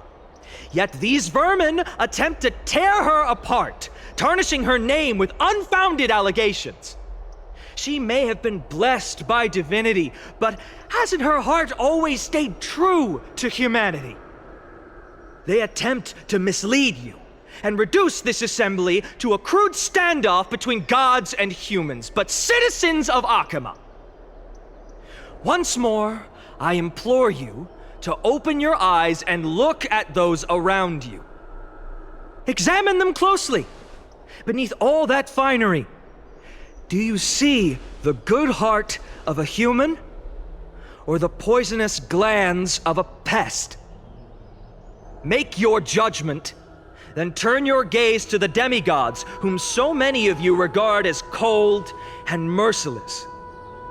Do you not see the light of humanity in them? And those who wear the mask of humanity, yet utter only hurtful, slanderous words. Can you not see that their souls have been corrupted by power?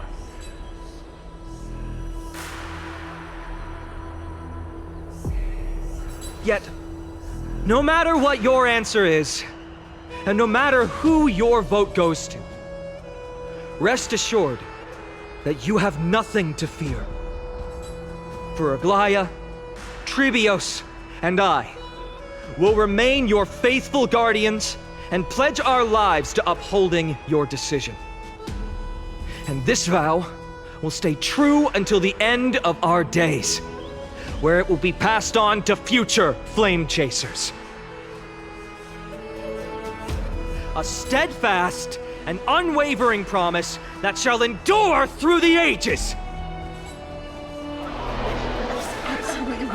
This Christmas airs have only our best interests in mind. I still don't understand. We never believe our existence are always have to end. So.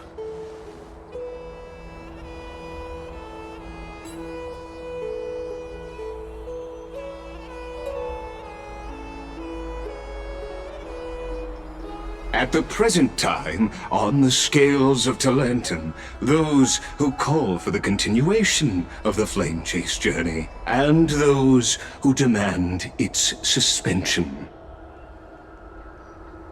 Each faction holds an equal share of votes, resulting in a perfect balance. As expected. This is the moment when the flame chase journey is the closest to its end. And now, it's your turn to vote, Lord Anaxagoras. Is there anyone else who hasn't voted? No, you're the last. Cast your vote with care, for your decision will break this impasse. I have long since made a decision. Very well. May you bring much needed change to this farcical world.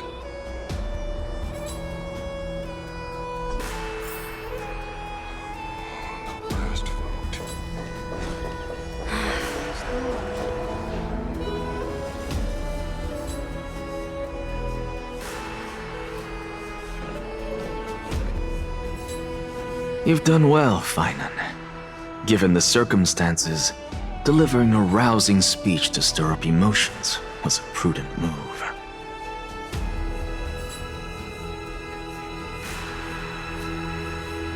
Thank you all for your patience.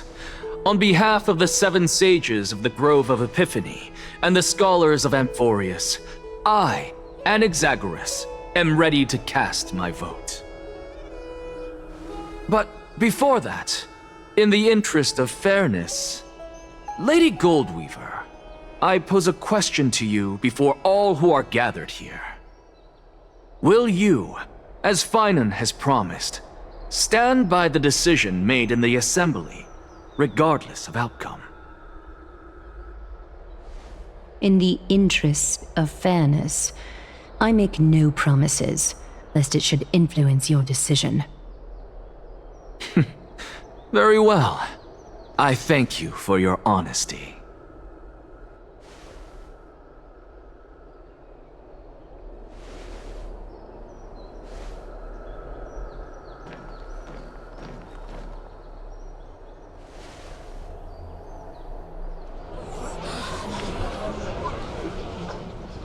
What's he doing? The stakes are high. Let's be patient. Cut the act! Who do you think you are wasting our time like this? Lord Anaxa, please do not forget that I... Rule number 1, do not call me Anaxa. Rule number 2, never interrupt me. Silence is golden.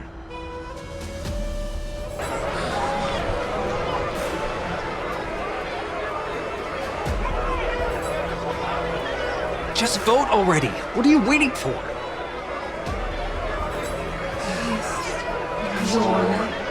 Vote. Cast your vote. Cast your vote.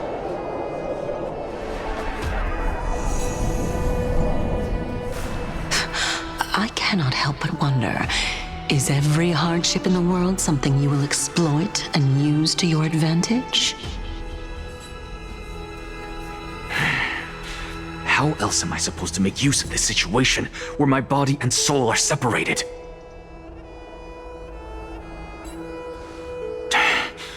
Oh, Circes. Or should I say Calypso?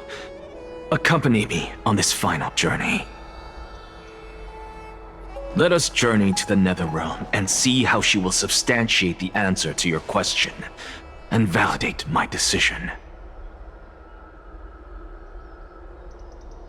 We need only to follow the sound of the tides.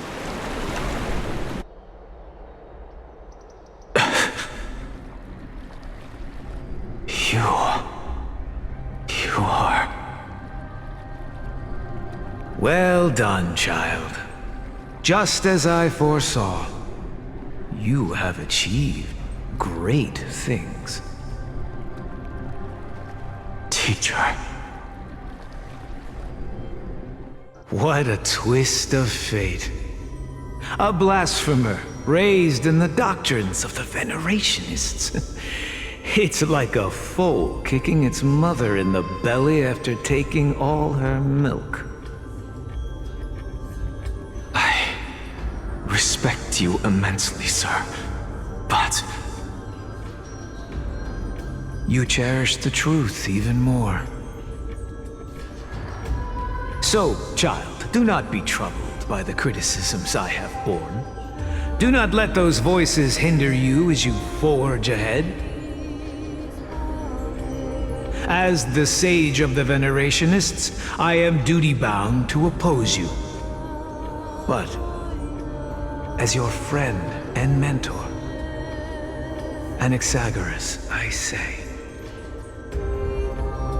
go forth, for the truth is already in your hands.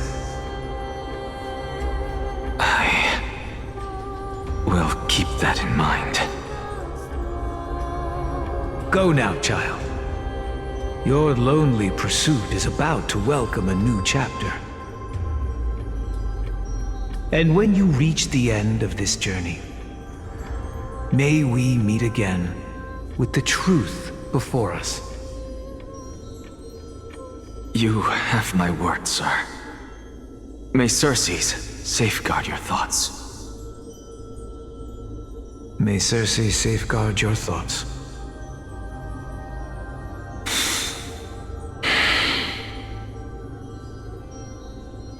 You are right, Empedocles. My lonely pursuit is about to welcome a new chapter. I must be on my way now. May we meet again with the truth before us, Empedocles. What are you waiting for? Just cast your vote. Silence! Silence, everyone! Behold, Circes, here at the center of the world, I shall write the final step of my proof. For this place is but one step away from the truth.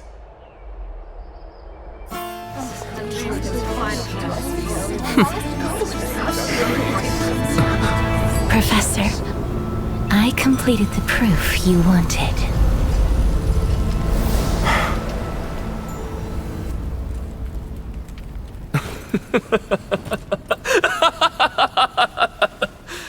Thank you, Castorice. The answer is plain as day. My vote goes to The flamechase journey and nothing else! Elder Kindness, I have deciphered the truth of this world!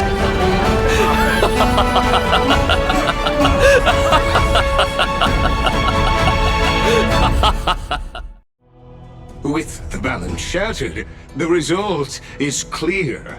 By carefully and to Lenten above, as the Theoros I have observed. No! Lygus, you can't! Anaxa, what have you done? Have you lost your mind? I hope you are prepared for the harsh punishment awaiting you. Mark my words, I will make sure that clever head of yours never forgets the price of betrayal! Have you forgotten? I told you that happens to be one of my rare talents. You put on such a grand performance, just to aid their preposterous flame-chase journey? Performance? No, you are quite mistaken. I may be paranoid by nature, but I've always been known for my honesty. If you really understood me, Lady Kindness, you'd realize that I never had any interest in your pathetic little game of politics. Factions, standpoints, they are jokes in my eyes. I have never once switched sides.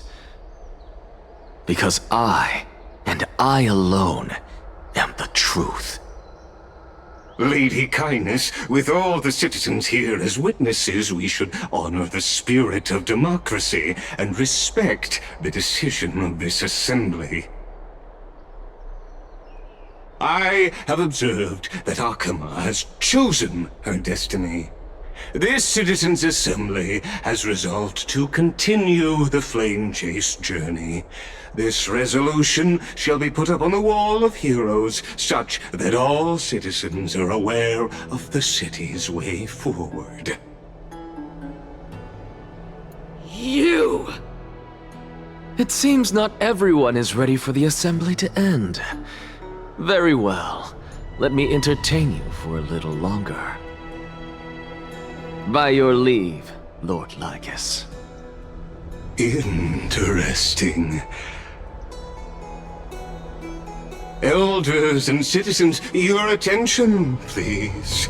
Stay for a moment more, if you will. Anaxagoras of the Grove of Epiphany has an announcement for the assembly. What is this performer up to now? Absolute flame chase journey. What do you think he'll continue? I don't know. So apropos. Frankly, still. Just moments ago, all of you made a decision on the fate of Amphoreus.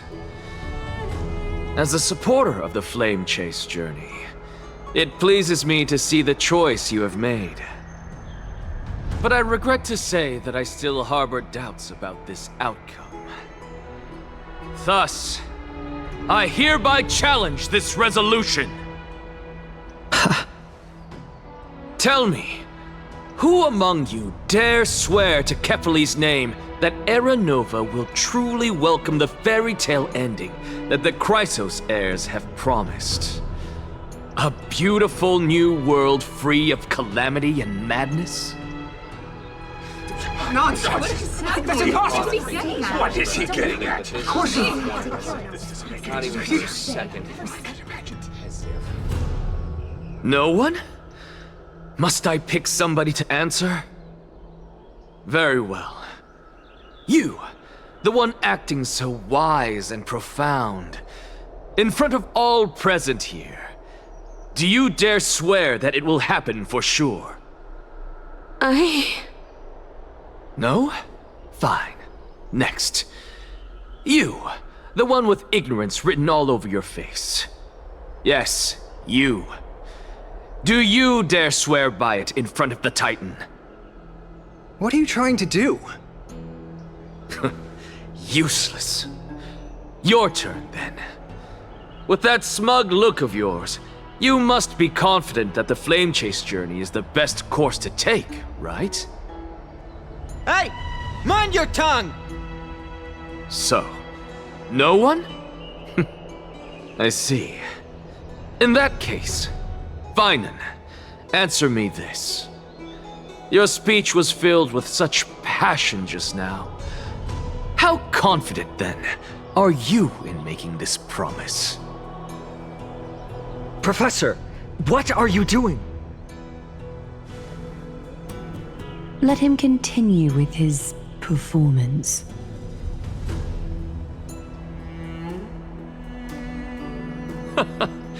Will you look at that?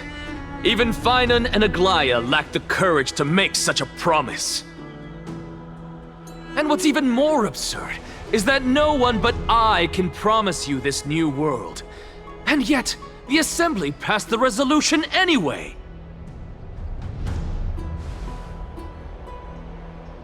But you needn't worry, because I knew better than to trust you good-for-nothings. That is precisely why I am here today. To give you one final lecture. Now listen up and listen well. I, Anaxagoras of the Grove of Epiphany, hereby declare everything that the flamechase journey promises is true. Finan of Ides Elysiae, the prophesied demigod who shall succeed Kefali, will reforge each and every one of us in the new world with his complete, intact memories. What? The core flame-bearing titans were the Chrysos heirs of yesterday, and the Chrysos heirs who carry the core flames today will become the titans of tomorrow. All of our souls shall endure for eternity in the miracle of the World-Bearer. And all under Kefali's protection shall step into that new world. This is pure blasphemy! It's impossible!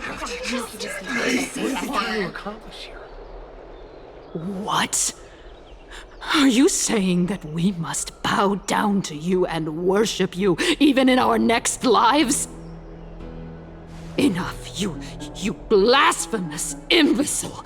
How dare you try to deceive us with all these lies and falsehoods? How can you prove? I told you, don't interrupt me. But since you've asked, I shall be kind and indulge you. My statements are based on my experiments on the divine body of Kefali themselves. You heard me correctly, everyone. With the tacit approval of kindness and the Council of Elders, I fused my soul with a god through alchemy and learned the truth behind Era Nova. What is he talking about? Isn't that pure blasphemy? I, the vile, wretched blasphemer, deserve nothing less than death for my sins. And the Council of Elders, which granted me consent and aided in committing this atrocity, should face punishment alongside me! By the gods! Even kindness has betrayed Akama! The Catalyst of God! We're carefully involved!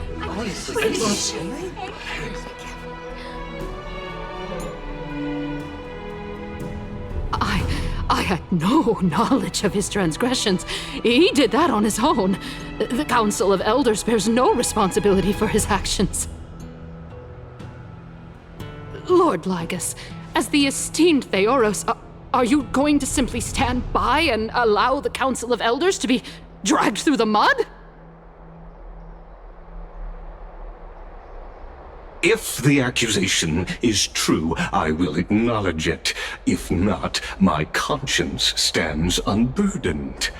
Lady Kindness, the reputation of the Council of Elders was not built in a day, nor will it be shattered overnight.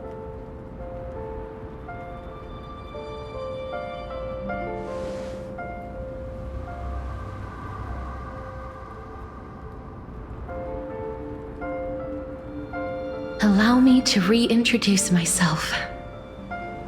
I bore the name of Castorice while walking among the mortals. And now, I stand as the demigod of death, the living side of Thanatos. Welcome to my realm, where the west wind ends.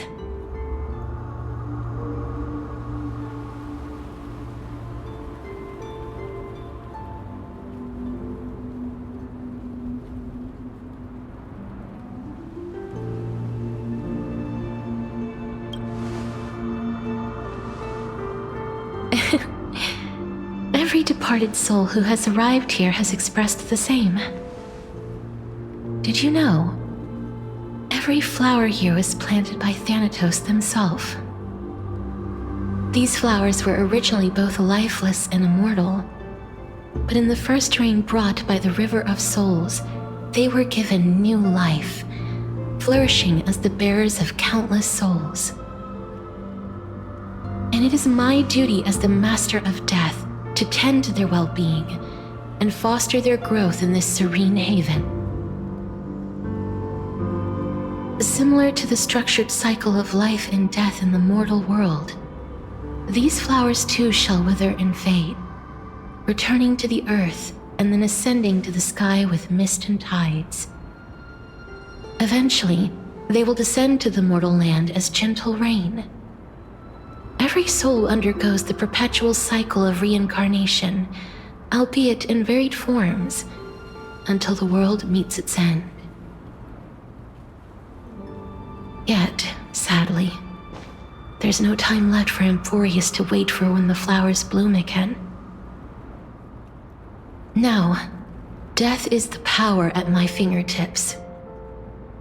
It once led the souls of the deceased here, but I shall open the gate of the netherworld and return you to the realm of the living. In exchange, please take the core flame of death with you and complete the flamechase journey.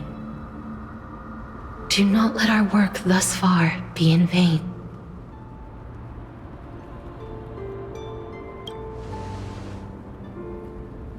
Thank you.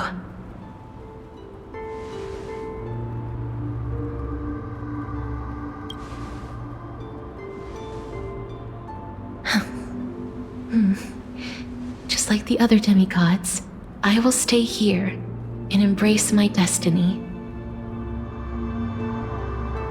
That being said, it is not easy to guide a lost soul back to the mortal realm. The whispers of death are sweet and alluring. If your determination wavers, you will succumb and be forever ensnared by the netherworld's grasp.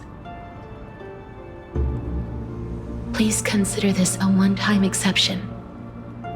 I will do everything in my power for the flamechase journey. And for your life, the only life I can save.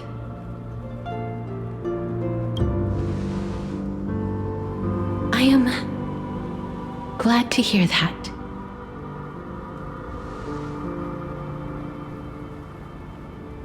Over here!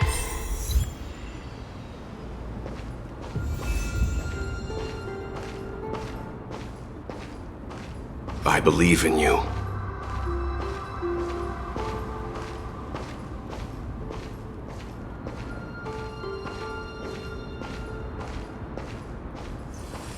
Don't go.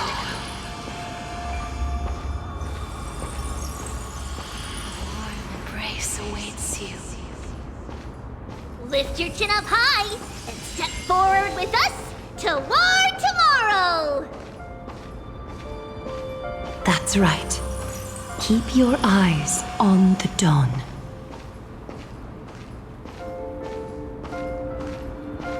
Onward. Show me your courage. Partner, we shall become heroes together.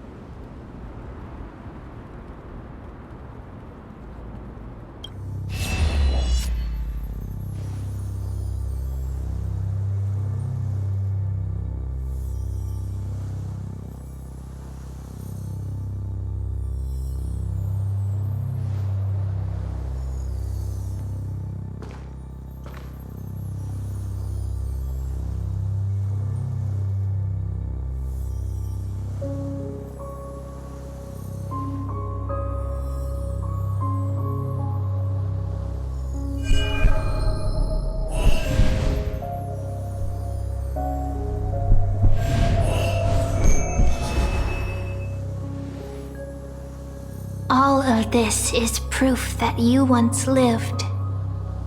Your soul, your memories, the years you've journeyed through, and the path they revealed, leading you back home. So, continue onward. Do not stop moving forward, and do not let her sacrifice and the support of all who have stood by you be in vain. Over here, friend! Take my hand! Let's go home.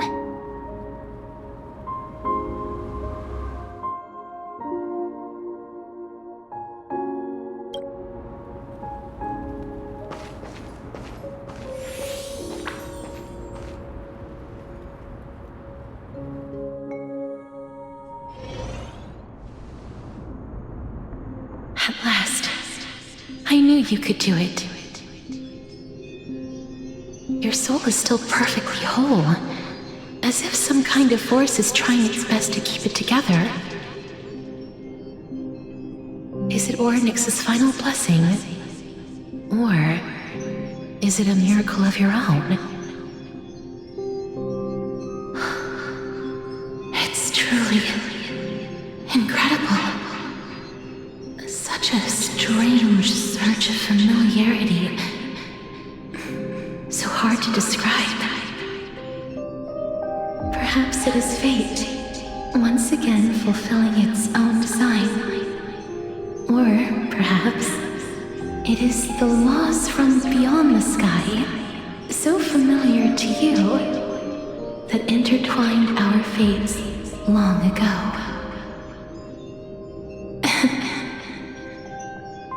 It seems that this is the riddle which cannot be solved anytime soon. The sensation of becoming a demigod is truly wondrous. It's as if the river of souls is winding its way through the depths of my spirit, transforming with each breath into a fine rain that nourishes the world. Do you recall that prophecy? At the end of the sea of flowers, the souls of the living shall warm thy fingertips, and after an embrace, there shall be eternal separation. I promised you that I would do everything in my power to give it another meaning. Now, as I stand as a demigod, and destiny draws to a close, I can finally end it in a way that is as beautiful as it deserves. The wish I once sought, but could never grasp, is now within reach. In this brand new world, every blooming life will lift its arms in celebration and recount the profound meaning of this very instant. Every touch, every embrace we share will never again be an ice-cold loss. They will radiate with an intense warmth, sowing love far and wide throughout the land.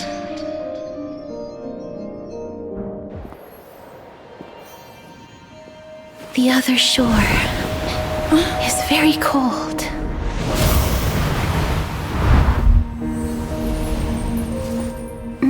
Borrow your warmth one last time. Thank you for fulfilling this wish of mine.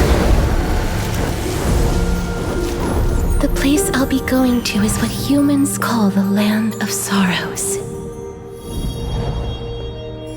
But with this heartbeat and the residual heat of this embrace, I shall turn the nether realm into a gentle place of rest.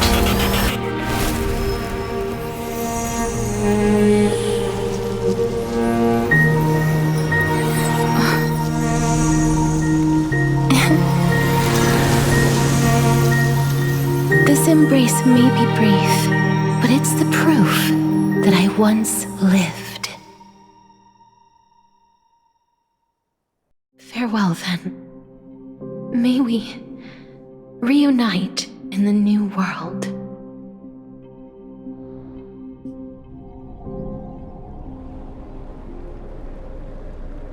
That grand and absurd performance was what you've been seeking your whole life? I gave up everything in search of truth, and it culminated in this very moment. You, on the other hand, performed as I expected. You did not hesitate when you saw the chance to attain power. It's as if you... Crave power, like a fly craves rot. Those are your words, not mine. But what you said at the end, did you already know what I had planned for Thainan? I may have lost an eye, but my vision is clearer than anyone else. You've nearly exhausted your humanity. You're no different from my current state as a walking corpse. That's true. I've long since burned to ash over the past 1,000 years. Only he is capable of unleashing a raging fire that rivals our final great enemy, Aquila. So, this is our last chance. How about we let go of the bad blood between us? May I resonate with your core flame, Aglaya? Please do.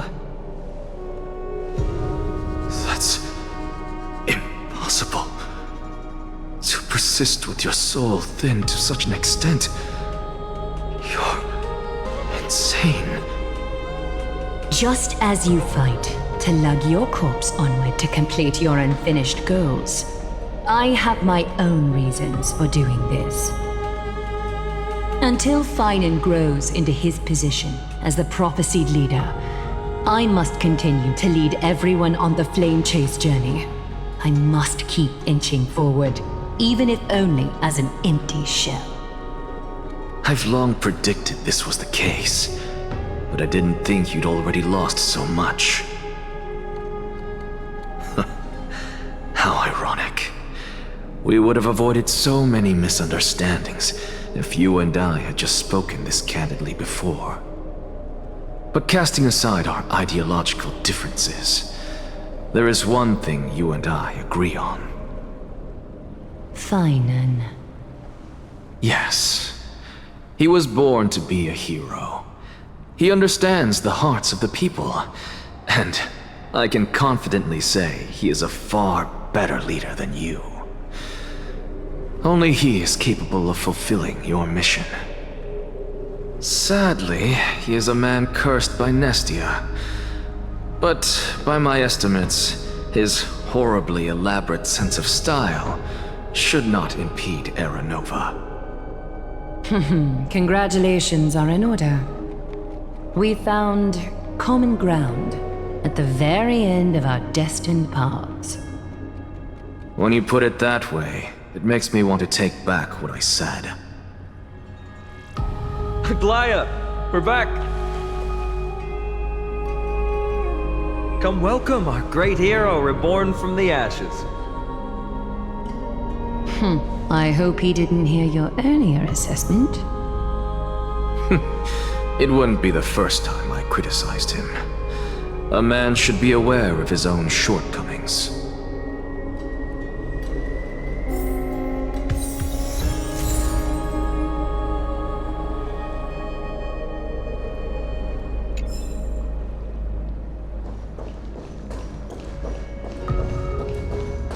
I'm gladdened.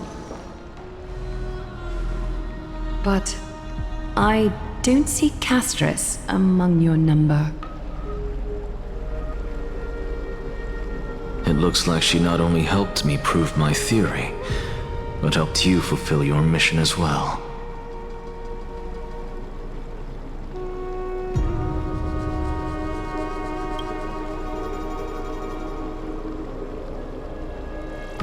She might not have been able to change her fate, but she still wrote the final verse of her epic herself. Dreamin, please recite the prophecy for us.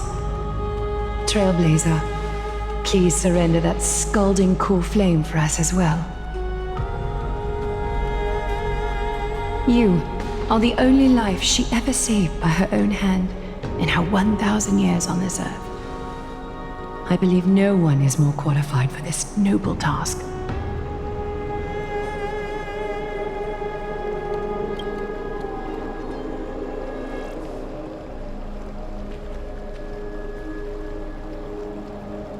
O gods who have returned, and gods who are still watching, today we bring you a soul laid bare. The Hand of Shadow, Thanatos, remembered their name from the past. From daylight they came, and to their fragrant dwelling they return, to walk now among your ranks. And there was one who joined hands with the Titan, a traveler risen from the dead, and reborn among mortal kind. She is the everlasting night, and shall now proclaim in her good name, O Majesty of the 12 Titans, pillars of the world. We seek your divinity to mend the rifts of the world. Fill our bodies with blood of gold, till we wither in willing service to the prophecy. Step forward, Trailblazer from beyond the sky, and together with us, surrender the core flame and carve their star into the sky.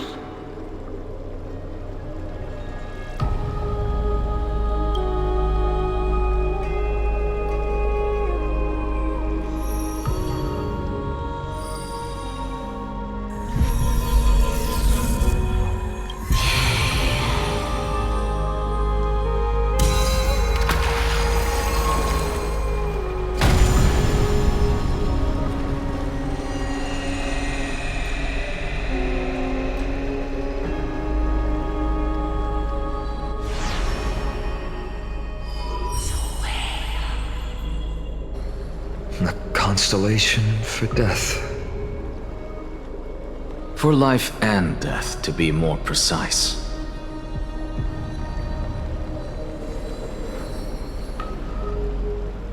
Look! It's...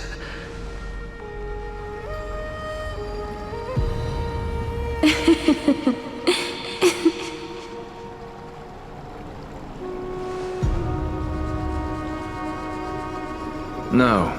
It's only a divine echo. I think she's here for the trial.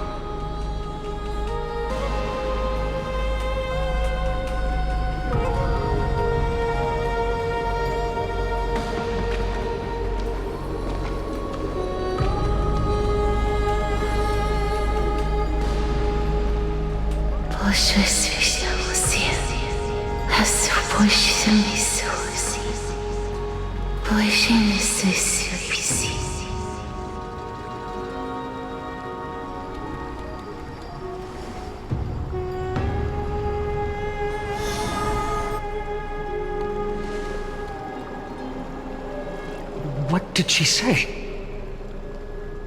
That's the language of the Titans. Castorice... No. The Titan. They said... I have illuminated the cold shadow of death. Onwards. For your path to the future is bright and its flame eternal.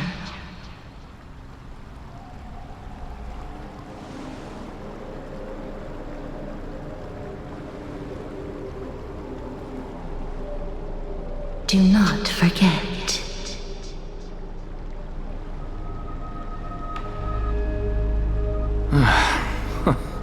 She made quite a scene. I suppose it's my turn now. I won't stop you. Professor, you... What's with that look? You were present. So, let's get this execution over with. We wouldn't want to bring shame to Akima's divine laws or keep me from creating a new world. You never change, do you, Professor? I don't understand. If your theory is correct, you'll lose all memories of your past life once you become a Titan. So what's the point of becoming a god? Of course there's a point. Even if I forget who I am, I'll still have my brilliant mind. It goes without saying, I'll find a way to retrieve memories of my past life. Besides, I still have you, don't I? I still don't really understand what you said during the assembly. Even if it were true, things reforged from memory could never be the same as the original anyway. Then allow me to tell you right now that you're wrong. What exactly are we? My answer is that the Chrysos heirs are the future Titans and vice versa. Of course, this answer only applies to us. So, what are we when it comes to regular mortals? The very essence of the world, our souls, are tiny invisible seeds that hold records of each person's memories of the world. And we are the buds that sprout from these seeds to grow into great trees. Is that what new sporism means? Correct. Once our physical bodies are born, we become new extensions of the world. From there, we plant our seeds into someone's memories and then scatter them into the hearts of countless people in the future.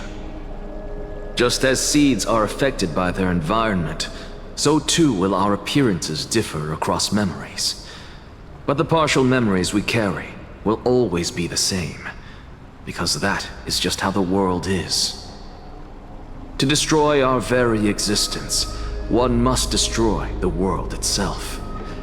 But we have someone who will still live on with his perfect memory. That person is you, child of Kefali. This is what it means to be the world-bearing Titan. So, carry everything of this world and live on. Don't disappoint those most precious to you. Don't disappoint Lady Goldweaver. And especially, don't bring dishonor to my theory.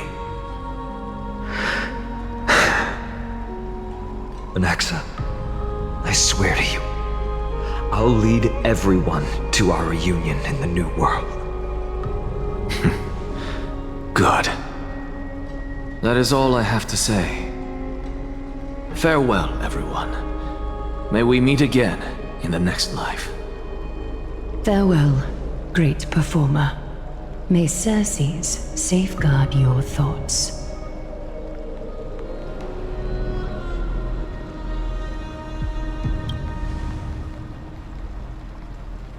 Are you satisfied, Honorable Titan? Very. I hereby swear I have borne witness. Anaxagoras of the New Sporists and the Grove of Epiphany has successfully overcome the trial of reason. Thus, I shall confer upon you these words. You shall transcend the peaks of purity and return to corruption and hardship. Oh, so that's a god's prophecy. It sounds like you just rephrased my past, present, and future. Oh, Circes. Is that all you've got? Well, you've already transcended the peaks of purity, and you were never the type to give me any leeway. That is true. But I do still have one question. I knew it. What is it? Maybe we're thinking of the same thing.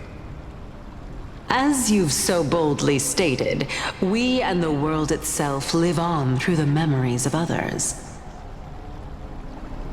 If that is the case, Whose memories did the very first new spore sprout from? How should I know?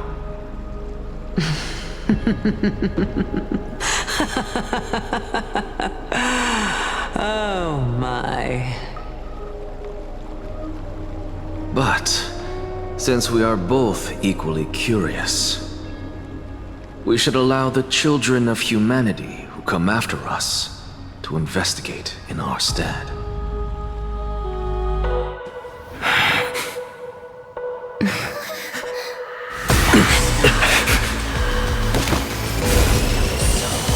Rejoice, Circes. I sow the seeds of suspicion in the new world with your soul! And now, the objective is complete. That is all.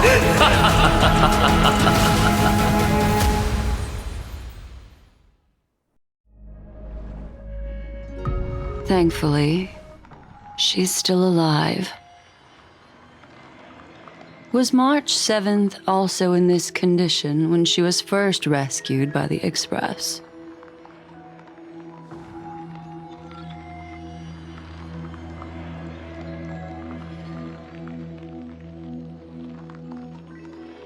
But she still woke up naturally. Looking on the bright side, that might happen this time as well.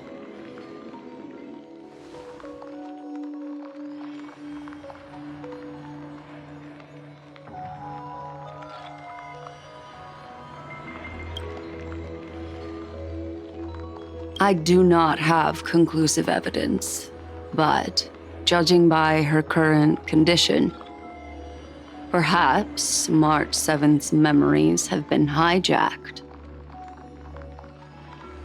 Think about it, Miss Himiko. What will happen when someone loses their ability to remember?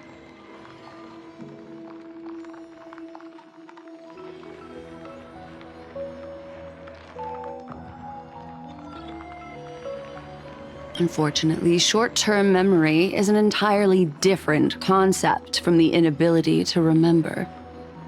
Perhaps it is difficult for you to imagine, but an individual who has lost their ability to remember turns into nothingness.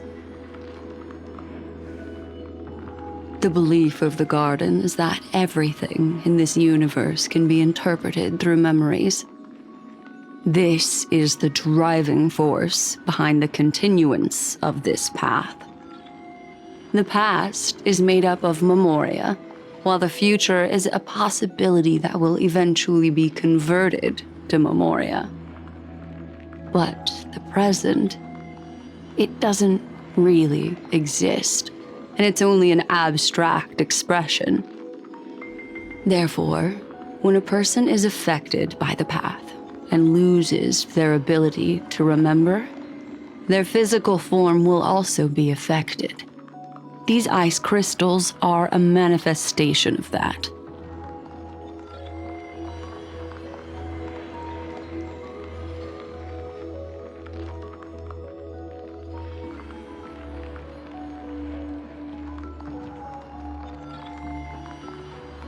Is Miss Himiko suspicious of me?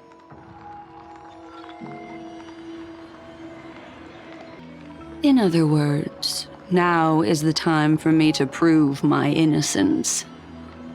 That's not a problem, of course. The true reason behind my intentions is that Amphoreus holds special significance. For some memo keepers of the Garden with extremist views, it is a perfect example. A world that can only be seen through the Garden's mirror means that memo keepers have the right to keep the world in their private collection.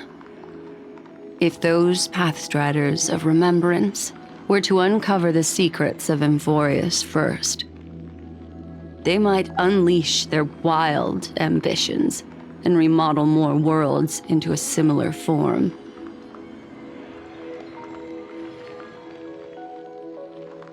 I I chose to remain quiet before, because I did not want to involve you in the garden's internal conflicts.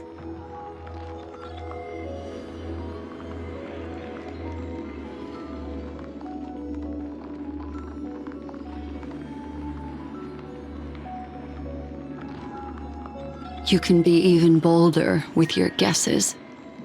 The people that I'm talking about, they aren't just individuals. They are an organization that has already attached itself to the pinky finger of Fu Li.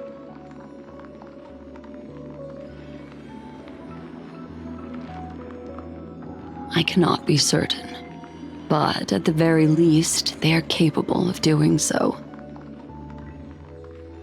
I am deeply sorry about what has happened to March 7th, but the deal that I propose still remains a fair one. Amphoreus is still an excellent destination, and investigating further might allow us to uncover the truth behind the accident.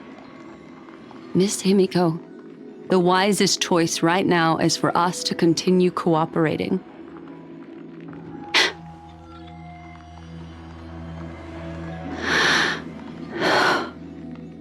Let me take back a part of what I said just now, Miss Himiko. Although we indeed struck a deal, it seems like I have involved you in some unforeseen danger. Please accept my deepest apologies.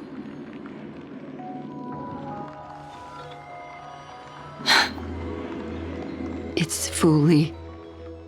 Their gaze has just swept across Amphoreus.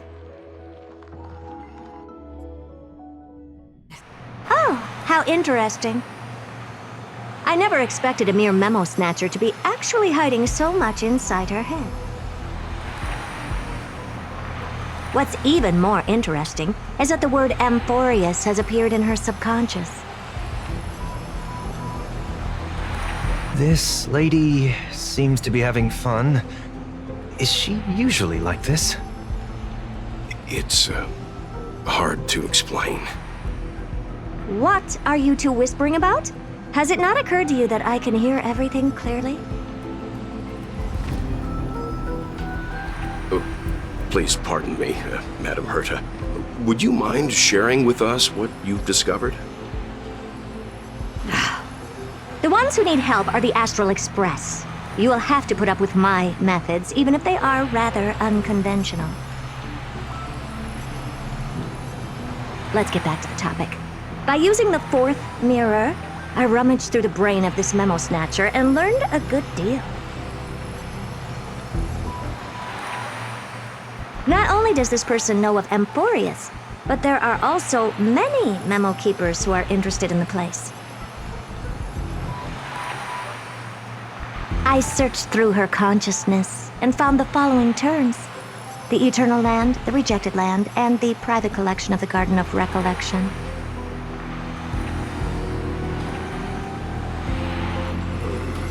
It seems like Miss Black Swan is indeed hiding some things from us. Since I'm not able to find any useful clues from the outside, why don't I personally visit this mysterious Amphoreus? You're planning to head to Amphoreus yourself? Yes, but not in the flesh like you all foolishly did. See these Herta mirrors?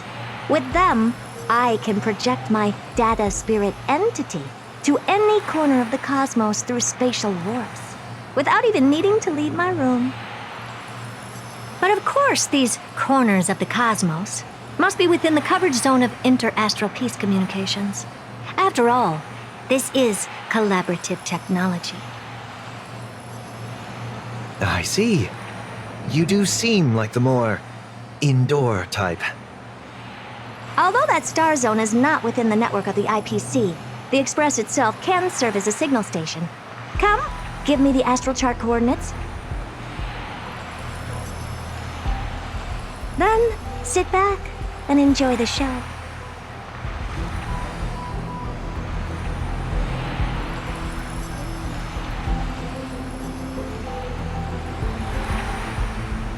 All right, now that everything is ready, mirrors, get to work.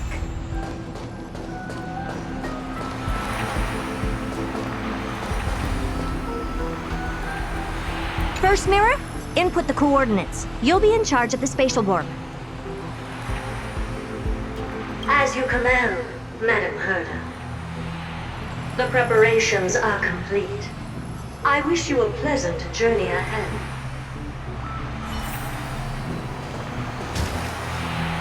Second mirror, prepare for the thought refraction. There's still some distance from the astral express to the Amphoreus celestial body. You're in charge of sending me over. This time, raise the power to the maximum. Don't be stingy. Oh, okay. I won't fail the mission, Madam Herda.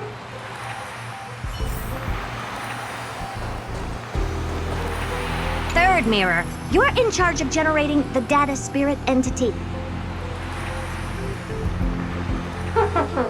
I'm happy to help, Madam Herda.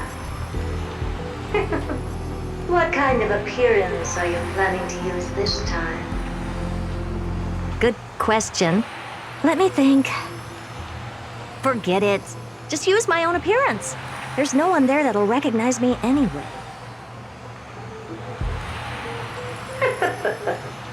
As you wish.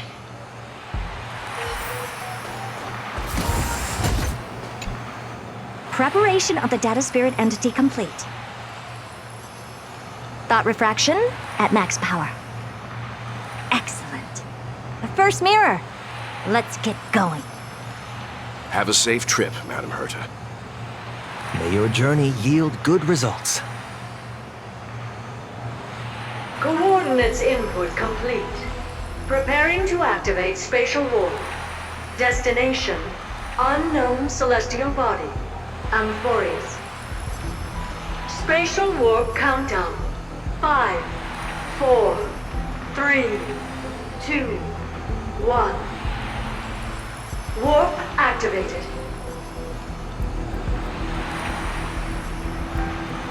Oh! So that's Amphoreus? Its appearance is, well, sure is unique. Second mirror. Prepare for thought refraction. It's time to send me in. Alright, please read the safety protocols carefully. Can't you hurry up? Yes, ma'am. I didn't expect it to be so turbulent. I should have asked the second mirror to use slightly less power. What a magnificent sight! Is this the entrance to Amphoreus? Let's see. Perhaps I'll be able to find a way in.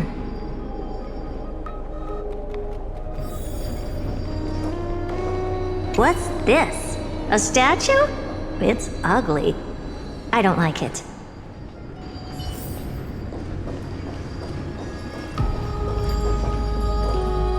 Oh, I finally found your traces.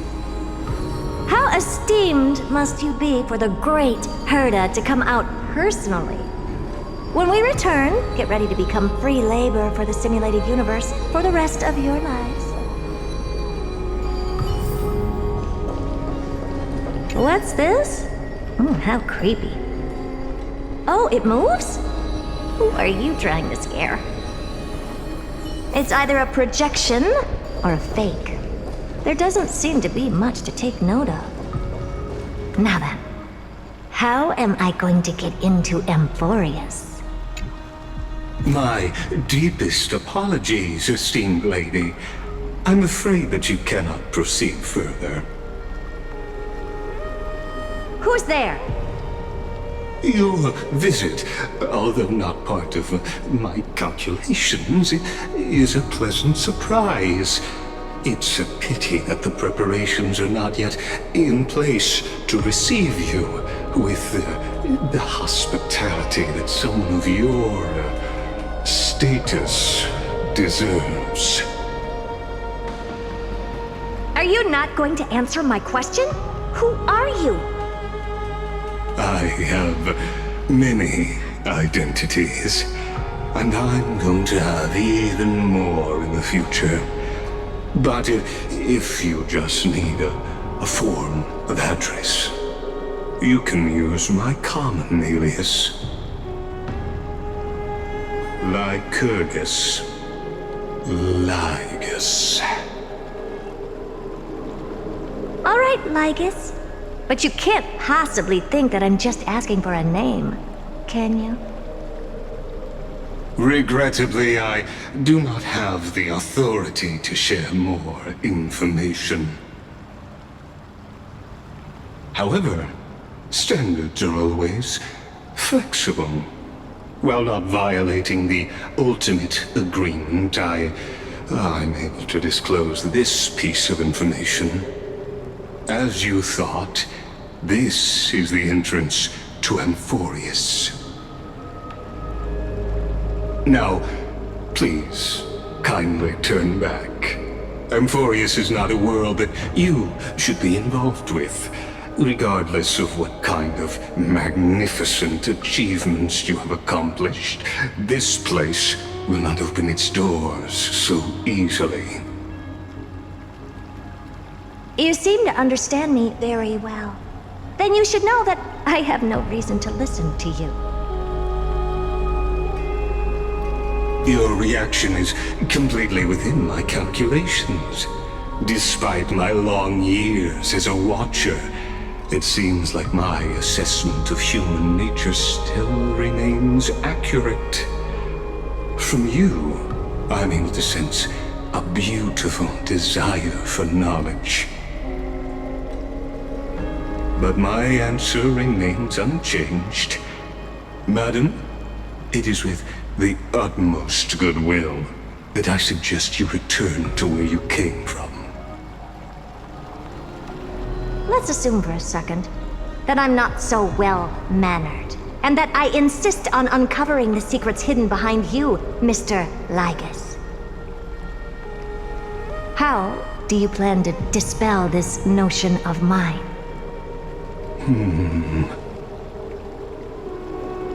Within the scope of the ultimate agreement, there are 178,244 logic chains at my disposal to convince you.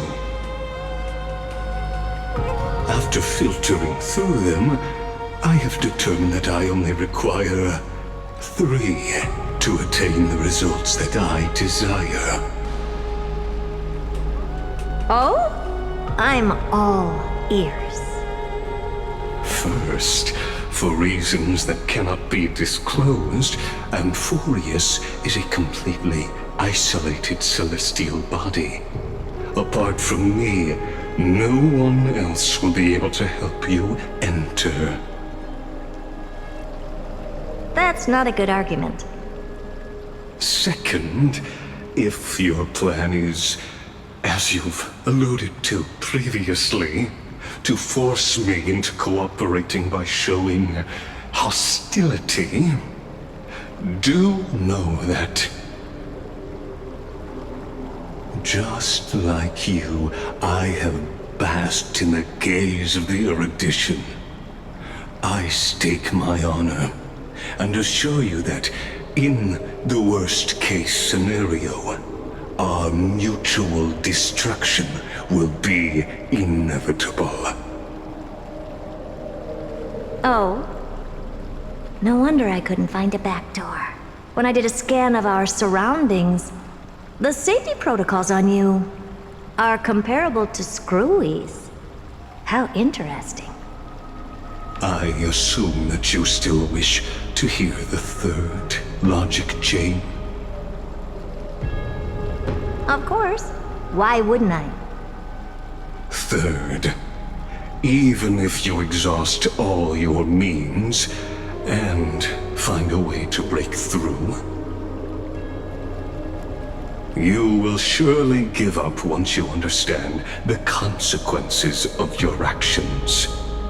After all, throughout your long life, as much as you'd hate to admit, your conscience has played a crucial role.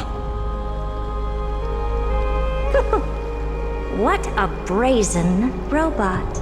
You think that you can actually understand me through your paltry calculations?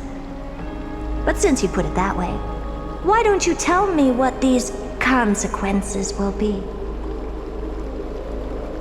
It concerns the third path that is entangled with Amphoreus. A path that you and your friends still very much lack understanding of.